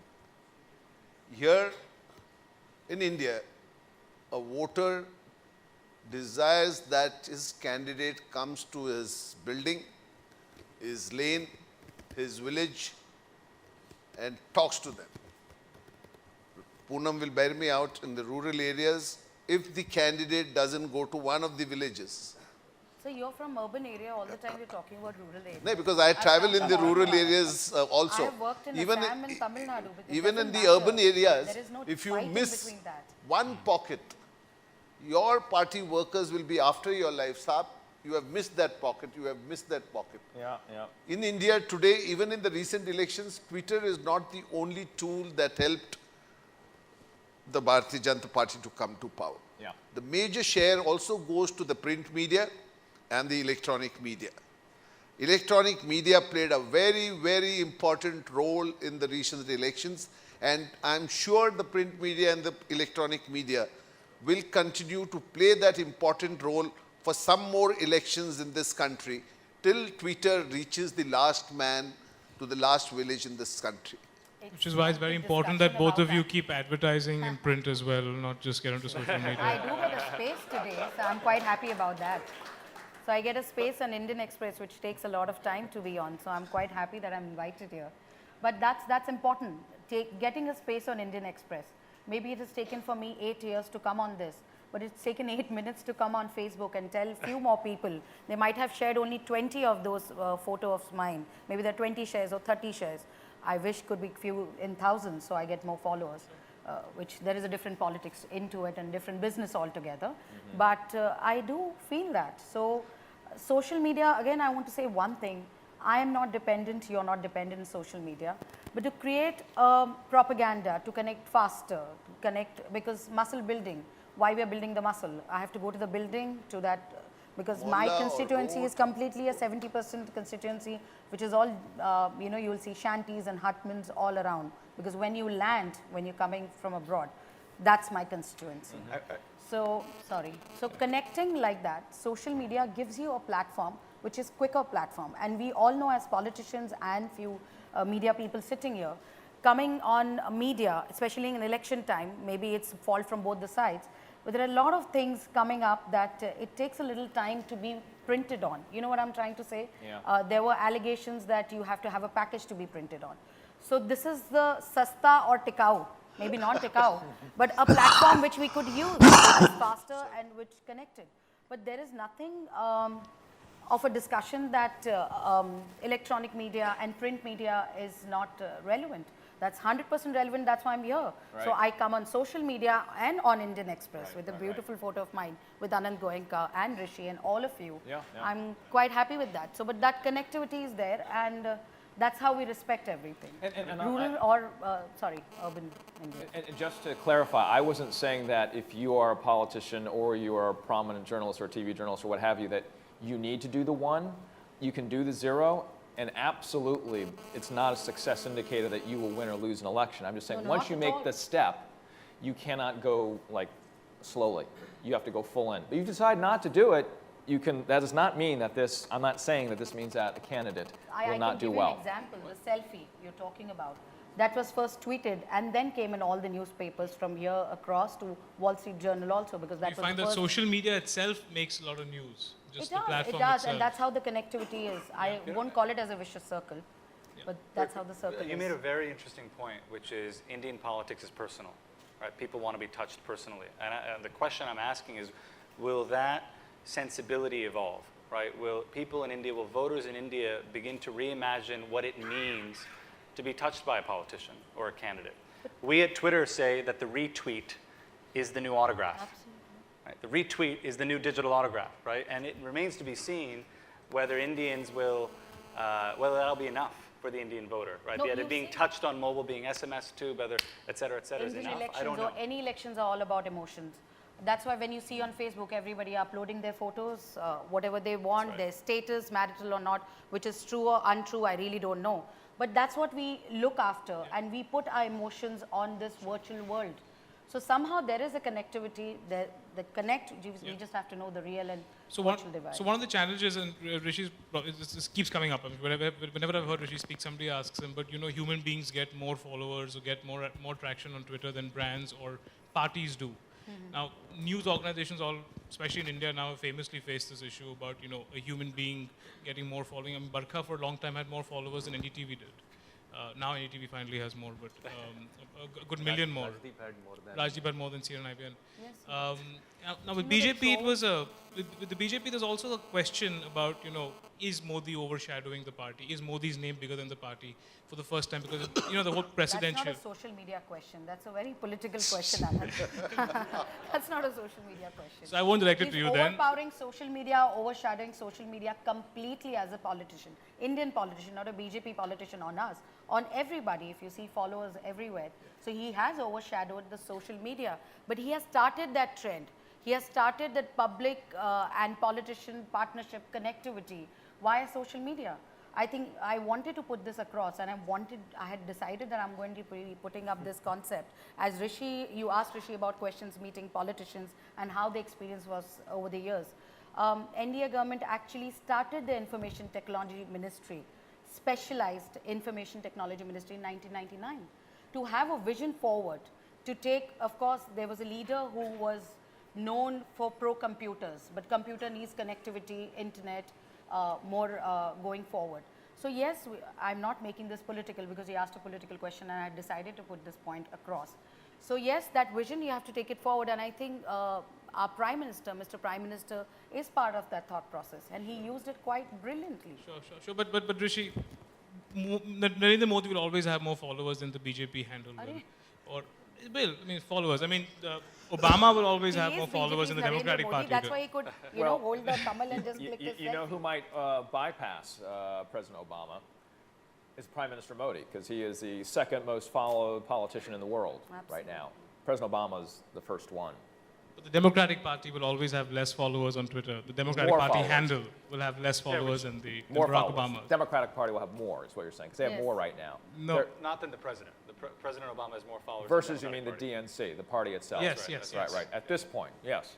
He has 40 million, for instance, on Twitter. It speaks to the nature of these I mean, I said this earlier, right? These are mobile platforms. Mobile phones are places of personal communication.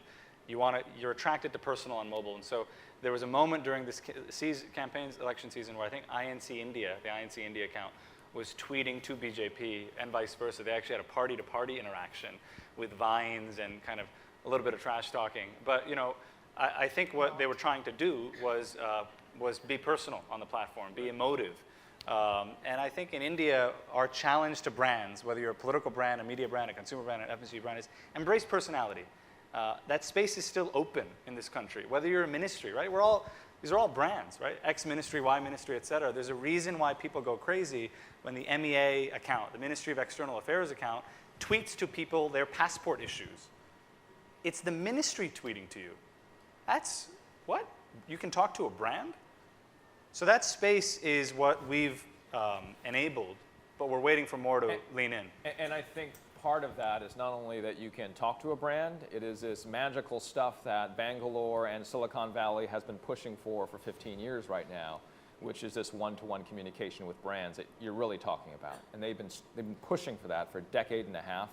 And for the first time, we're starting to see that applied in large numbers. So in the US with the campaign, it was reaching, theoretically, 300 million voters through various ways, and they're reaching them more one-to-one. That's the magical sauce. That's what everybody's after as a brand, a campaign, or a business. It really doesn't matter. And it's not only Twitter. So I mean, look at Facebook in 2008. There was that wives' tale that one post on Facebook turned into 300,000 votes, right? Because I sent out one post that said, hey, I'm voting tomorrow at 8 a.m. What time are you voting?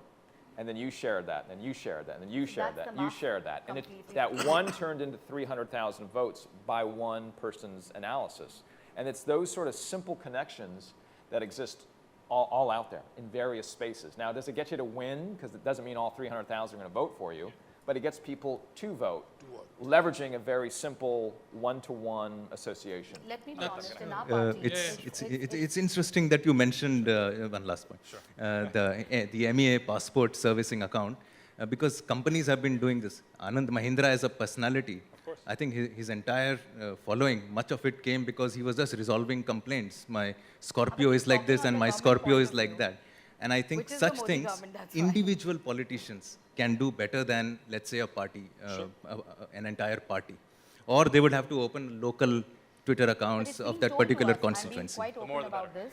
Even a corporator election, anybody contesting, there is a rule book, not a rule book as such, but we've been told to have a Facebook account, a Twitter account, and we've been told and we are doing it. So the natural, real connect with the world, which Mr.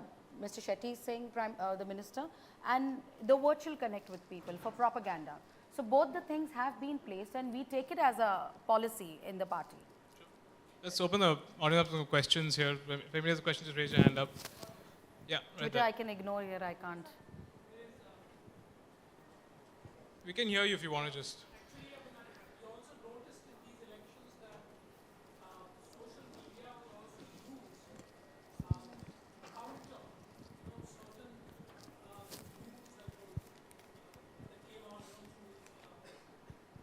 Mainstream media, and there was a constant war going on between mainstream media and social media. So if mainstream media tried to play out a particular news, which probably was detrimental to Modi's prospects, the social media, it came out in a big way to counter that propaganda.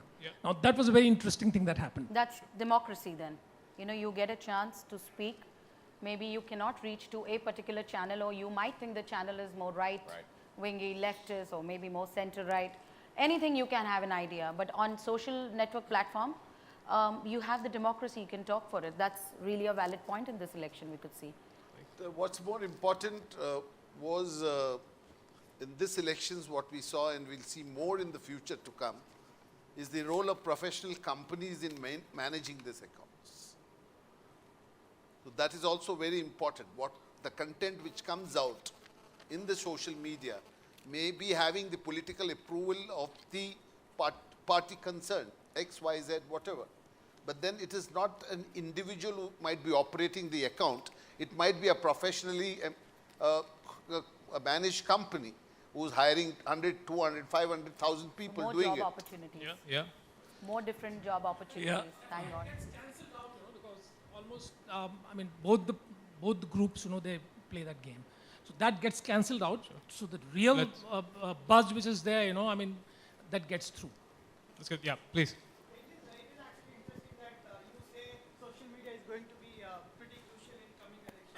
In fact, Congress was dismissive of social media, and they are defensive. Even now, some of the top leaders from Congress is not there on any of the social media sites. Do you think it was a strategic flaw from Congress not to have a social media presence, or completely ignore that platform till the last minute? I'm here as Suresh Shetty. So you have been a loyal congressman for how many years now? 35 years. 35 years. You must have some opinion. Honestly, that was a typical Congress answer. Okay, let's go. Yeah. What is your opinion in terms of the reach that you get from, say, social media compared to print media? For example, in terms of politics, I know of my personal experience. I was known for resurrecting the Narendra Modi Plans website when it was a spoof website on Narendra Modi. And when we went live with the website, social media gave us like a few thousand hits. But boom, next day we were in the Times of India and we had like 30, 40,000 hits. So is that like true for everything? Social media gives you a limited reach, but print can just bang in and give you those. Is that your question? Yeah. Is he your friend? No, he's not my. I have Okay. no idea. And I think I see a WordPress badge on you. Yeah, so I would like him to be my friend, but he's not. I organize WordCamps, WordPress That's official lovely. I see, okay. conferences. So we should connect after. Yeah. But by the way, See, I got you a new friend, Yeah, that thank means. you. Thanks, Poonam. But we are, by the way, the first news website in India to be on WordPress VIP, fully hosted and on WordPress. But anyway, let's move. It's a question that we have been talking about a lot. The stuff that works on Facebook is very different than what works in the newspaper. So to take out the kind of content that would work on Facebook is a full-time job. I mean, we call the Indian Express Facebook page the Facebook edition. It's a completely different universe. And our whole objective has been not to try and get traffic from Facebook onto Indian Express's website. We wanted to engage people with our brand on the Facebook universe. So you don't have to leave the Facebook universe if you want to hear about Indian Express. So we do a bulletin. We do 4 bulletins through the day. So everything you need to know in the last 4 hours as one post. And so we try and keep you engaged in that Facebook world. What that means is we need to realize that the Facebook world requires a lot of different content. So we curate a whole bunch of things that you would never see on the Indian Express newspaper. I mean, we talk, we do cooking recipes, which we do on the website, but it's all, most of that stuff, the lifestyle, the cooking, the travel, the jokes, we have a section called Express LOL. All of that is largely powered from social media. So social media drives a lot of traffic to us consistently on things aside from our mainstay, which is, politics and, Supreme Court news and that kind of crime and those kind of heavy-hitting things. It's a very different way of getting What audience I there. understood from I your think, question. sorry. No, I think the person who must have written that story must have been on social media. Now, why it went on traditional media is because I think a serious analysis of what you were probably doing is very difficult to do on social media. It needs rigor, it needs fact-checking, it needs context setting, it needs perspective, trending, and so on, which only traditional media, it's a skill, which an average citizen does not have. So like I was saying earlier, Chai Pe Charcha cannot become a policy document, cannot even become a pamphlet. In order to move into the next stage, which is traditional media, let's say a newspaper, a magazine, or maybe even a TV story, the kind of checks and balances that go into making a story for their readership or their viewership interesting is what is why that one small tweet or one small thing may have been picked up by that journalist. It's about content, from 140 characters to actually the analysis, what you're saying. And I think his question was completely, maybe I didn't understand the question. Your question was, is it important to be on the newspapers or not?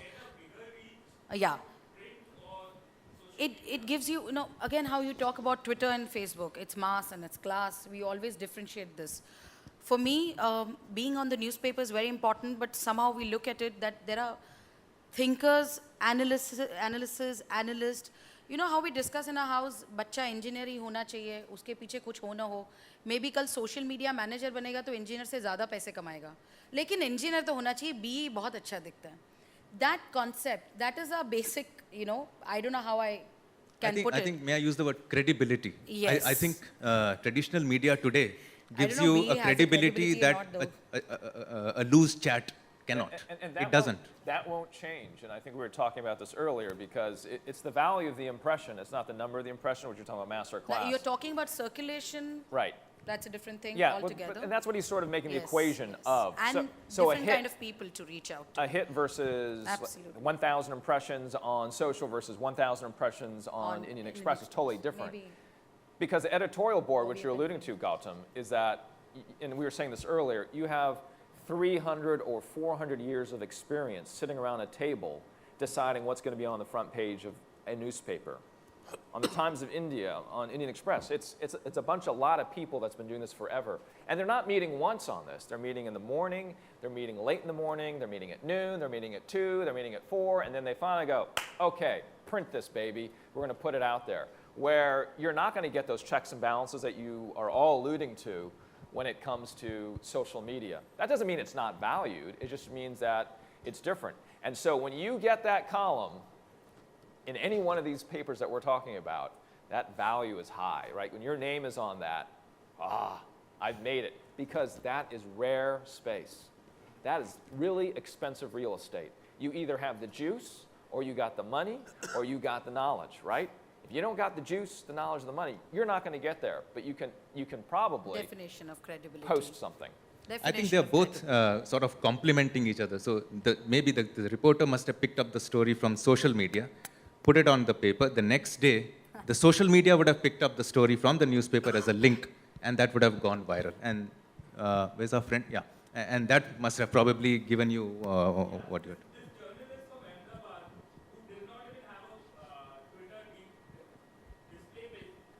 Messaged us, and we thought he was a spoof account or someone trolling with us, and we still gave him our contact numbers.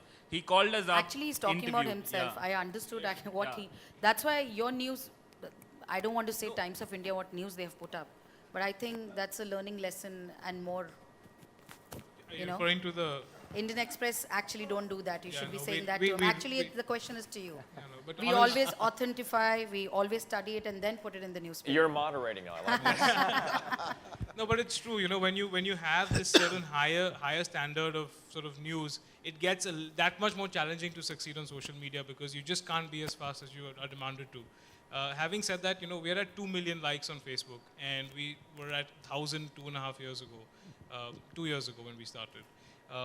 I don't think we would have got that had we had, you know, the same checks and balances that we have in the newspaper. I would agree with that. Yeah. Go ahead. Exactly, just an observation. Exactly 1 year back, social media, the first meetup over there. So we had people from the erstwhile, the previous ruling party, we had the Aam Aadmi Party, and we had BJP.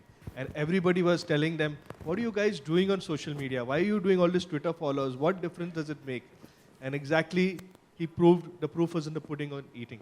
And he proved them all wrong. Social media does make a big difference over there. And now they're all trying to get onto the... party. Yeah, get on. No, don't worry, I'm a Narendra Modi fan. So that's why I'm saying that over there. Thank you from Narendra Modi's party, BJP. So that's and he has got the foresight to see that. And exactly 3 months back, at an interview in Baroda, I said he's going to get more followers than Barack Obama very soon. I've tweeted that. It's there over there. Guys, how many people here read the newspaper every day in the morning? How many of you guys read a physical print newspaper every day? After Twitter, okay. And how many of you guys don't read a newspaper every day? We can just have a show of hands. Like, do not read a newspaper. You know, they get everything at 2 o'clock. All our youngsters here. By 2 o'clock, you update everything on Indian Express app, which By I 2 also a.m., read it. yes. Yes, which I also read it. So it just... All right, it's like reading yesterday's story the next day. You know, you've read it. But despite that, some old habits that you know you're used to, a certain layout, a design, a font, and so on, you go there. But the American on the panel has got more faith in print than This is amazing, actually. Who's on electronic media, been That's right. advocating, we were discussing it there also, Right. for print media. I That's right. hope your company is not listening to that. But No, I think that it's common. It goes through cycles. I That's believe true. that. That was he said. There's a connectivity in cycles. It's the new a circle now. Right. So that phase we'll also go through. That's what you were saying. It's before coming this. back, right? Because you go for the new shiny thing. Ooh, that's shiny. I'm going to grab that. And then after a while, you realize that shiny thing doesn't do everything. So I don't believe like it's the panacea, as I've been saying. But I do believe that you'll go back. Because like I was saying, if you've got 300 years going through this information for you, doggone it. But having the vision, as he Right. rightly said that, having the vision for tomorrow, that social media will be important. Well, That's that- why when our Prime Minister, when he was the Chief Minister of Gujarat, that time social media was actually not known to many people. Right. And then he started working on that, connected with people. So that's what I think the observation was. Well, that's an observation, but you know what the reality Vision. is that when you look at social media adoption, there is a first mover advantage for all of us users like us. Because the way it works, especially in Twitter, if you're in the early adopter group, you make it's just like when we walk into a room at a convention, we have our little group. Oh, I know these 8 people now in this 2 front rows, and I'm going to talk to you when I see you in the hall, more I'm going to talk to everybody else. That's just what we do in conventions, right? Oh, I met 3 new people. Those are 3 new people I'm going to talk to. And it works that way with Twitter. There is a first mover advantage to develop, because after that, we don't want to follow more than whatever that number is, because it just becomes too many. So there is an advantage to get in early when it comes to social, just because of your access to the people that are in the know or in the power. It pays to get in early. Can we get last 2 quick questions, please? This is for the politicians on stage. Does it concern you all that there are abusive trolls on Twitter, perhaps, that use your party name? How do you tackle that? I, as an individual on my Facebook or any other this thing, I have not got anybody abusing me. There might be people doing it, but I don't think that's the right way to do it. If some politician commits a mistake or he commits an act which is not supposed to be committed, there's a proper language you can put it to instead of being abusive. And Mr. Shetty also been very successful on digital platforms with health in Maharashtra. Yeah, What does the BJP MP have to say? I mean, how do you tackle that? Or does it concern you at all, or does it work perhaps as some form of polarization of votes? No, nothing like that. The thing is, when I was on Twitter, there are, as he has said, there are Congress followers, BJP followers, Modi followers, Rahul followers. There are different kinds of followers. It does somewhere affects us also. Sometimes there are a lot of trolls, which I just ignore it, but it hurts you. You're a human being. When you say a politician sitting on the platform, I don't know why suddenly it's hurt me. You could just say Poonam sitting here or Mr. Shetty. No, because I was referring to the political party. No, I understand. Yeah. What I'm trying to tell you, it's just a normal feeling. Politicians also have feelings. So there are trolls, you just have to... I ignore it. I ignore it. No, I fully support See, we support in that at least. See, after all, we are human beings. We may be in politics, but politics is not our profession. We are here to do something good for the society, and that's all. Tomorrow you might be in public life, and you can be a politician too. I understand. But it's not that all politicians are bad. There are good politicians also. My question was simply, does the You're right, using the party name be affected in any way? Completely, I agree. As a human being, it just hurts me. Like if tomorrow someone on Twitter might abuse you, okay? You just want to kill him. Now, I can't say that. I just feel it inside and I really want to kill him inside my heart. It's just a natural feeling as a human being. Why me? Why? It just because I'm in public life. But you just take it as a pinch of salt when people praise you, talk to you, you get these kind of platforms to talk. I think you just let go of these things. Few people, I've never blocked them. I enjoy them. Sometimes that pinching is also required to do better. But it does hurt, not for a politician, for a human being. That's what I'm trying to say. Yeah, I think there is much to be said about keyboard courage. The same person who will abuse her or him will not have the guts to stand out here and say half the things that he can. So behind this anonymity and behind a whole lot of anonymous identities, anonymous IDs, or even if you are public, to be able to tweet, just have a keyboard courage and say something nasty to anybody directly, just simply because you have access to by tagging him or her, is something that we have to learn to deal with. That said, let go. That said, I find a lot of trolling, which is, suppose a BJP politician or a leader says something, a lot of trolling comes from Congress supporters and vice versa. So if a Congress person says something, a lot of BJP people attack him. And there is no getting away from it. Aam Aadmi Party does the same thing. You can, if you are studying it closely enough, you can almost identify who is aligned with whom. And a lot of this abuse is also to sort of what you were saying, it pinches you and all. Sometimes it goes, I mean, I have also been a victim of abuse for being neutral. So there's a lot of keyboard courage out there, which is nothing, which is meaningless. But you have to let go. It's just normal. I mean, that's maybe their frustration, and that's what. I think it's way worse in the sports space. I mean, the anonymity of fan, when you give a fan anonymity, I mean, the kind of things they can say will be really hurtful. Last question, guys. So in the interest of the time, I might not ask the question, but just put my own observation. I think, if someone motivated me to go and register, to get my voter's name registered for 3 times, I submitted form 3 times, Didn't was you just use because of the... easily, fill out the form 6. I'm just doing my advertisement on this. Yeah. No, I know, most of those things were doing... You can directly approach the Election Commission's office. I think that's what I did the final time. That's being trolled. That's why I'm giving the app to you. I think it can come. I think, those were multiple reasons, right? So leaving that aside, if I was motivated thrice, right, to submit that form, it was because of the political campaigning that was happening on social media. I'm way old. from when I was eligible to vote. But, the reason why I was motivated was due to the social media campaigning that was happening. And, connecting with the political leader, whom I thought had a vision for India. But leaving that aside, and, I am from her constituency, so I'll not, talk about much. But, I'll just share one instance. No, I'm not. I don't want to tell, that I voted. No, then I have to do your work. Meet me later True. after this. I think the only thing that I want to share here is that, Shashi Tharoor, whom I respect as an individual, was at one of such meetings in Delhi, and, a statement was made in humor, which was that, he was one of those politicians who really was using Twitter long back before, other companies came into it. But unfortunately, probably the party didn't realize, that they could have benefited it from long. He lost his job because of Twitter. Yeah, that's...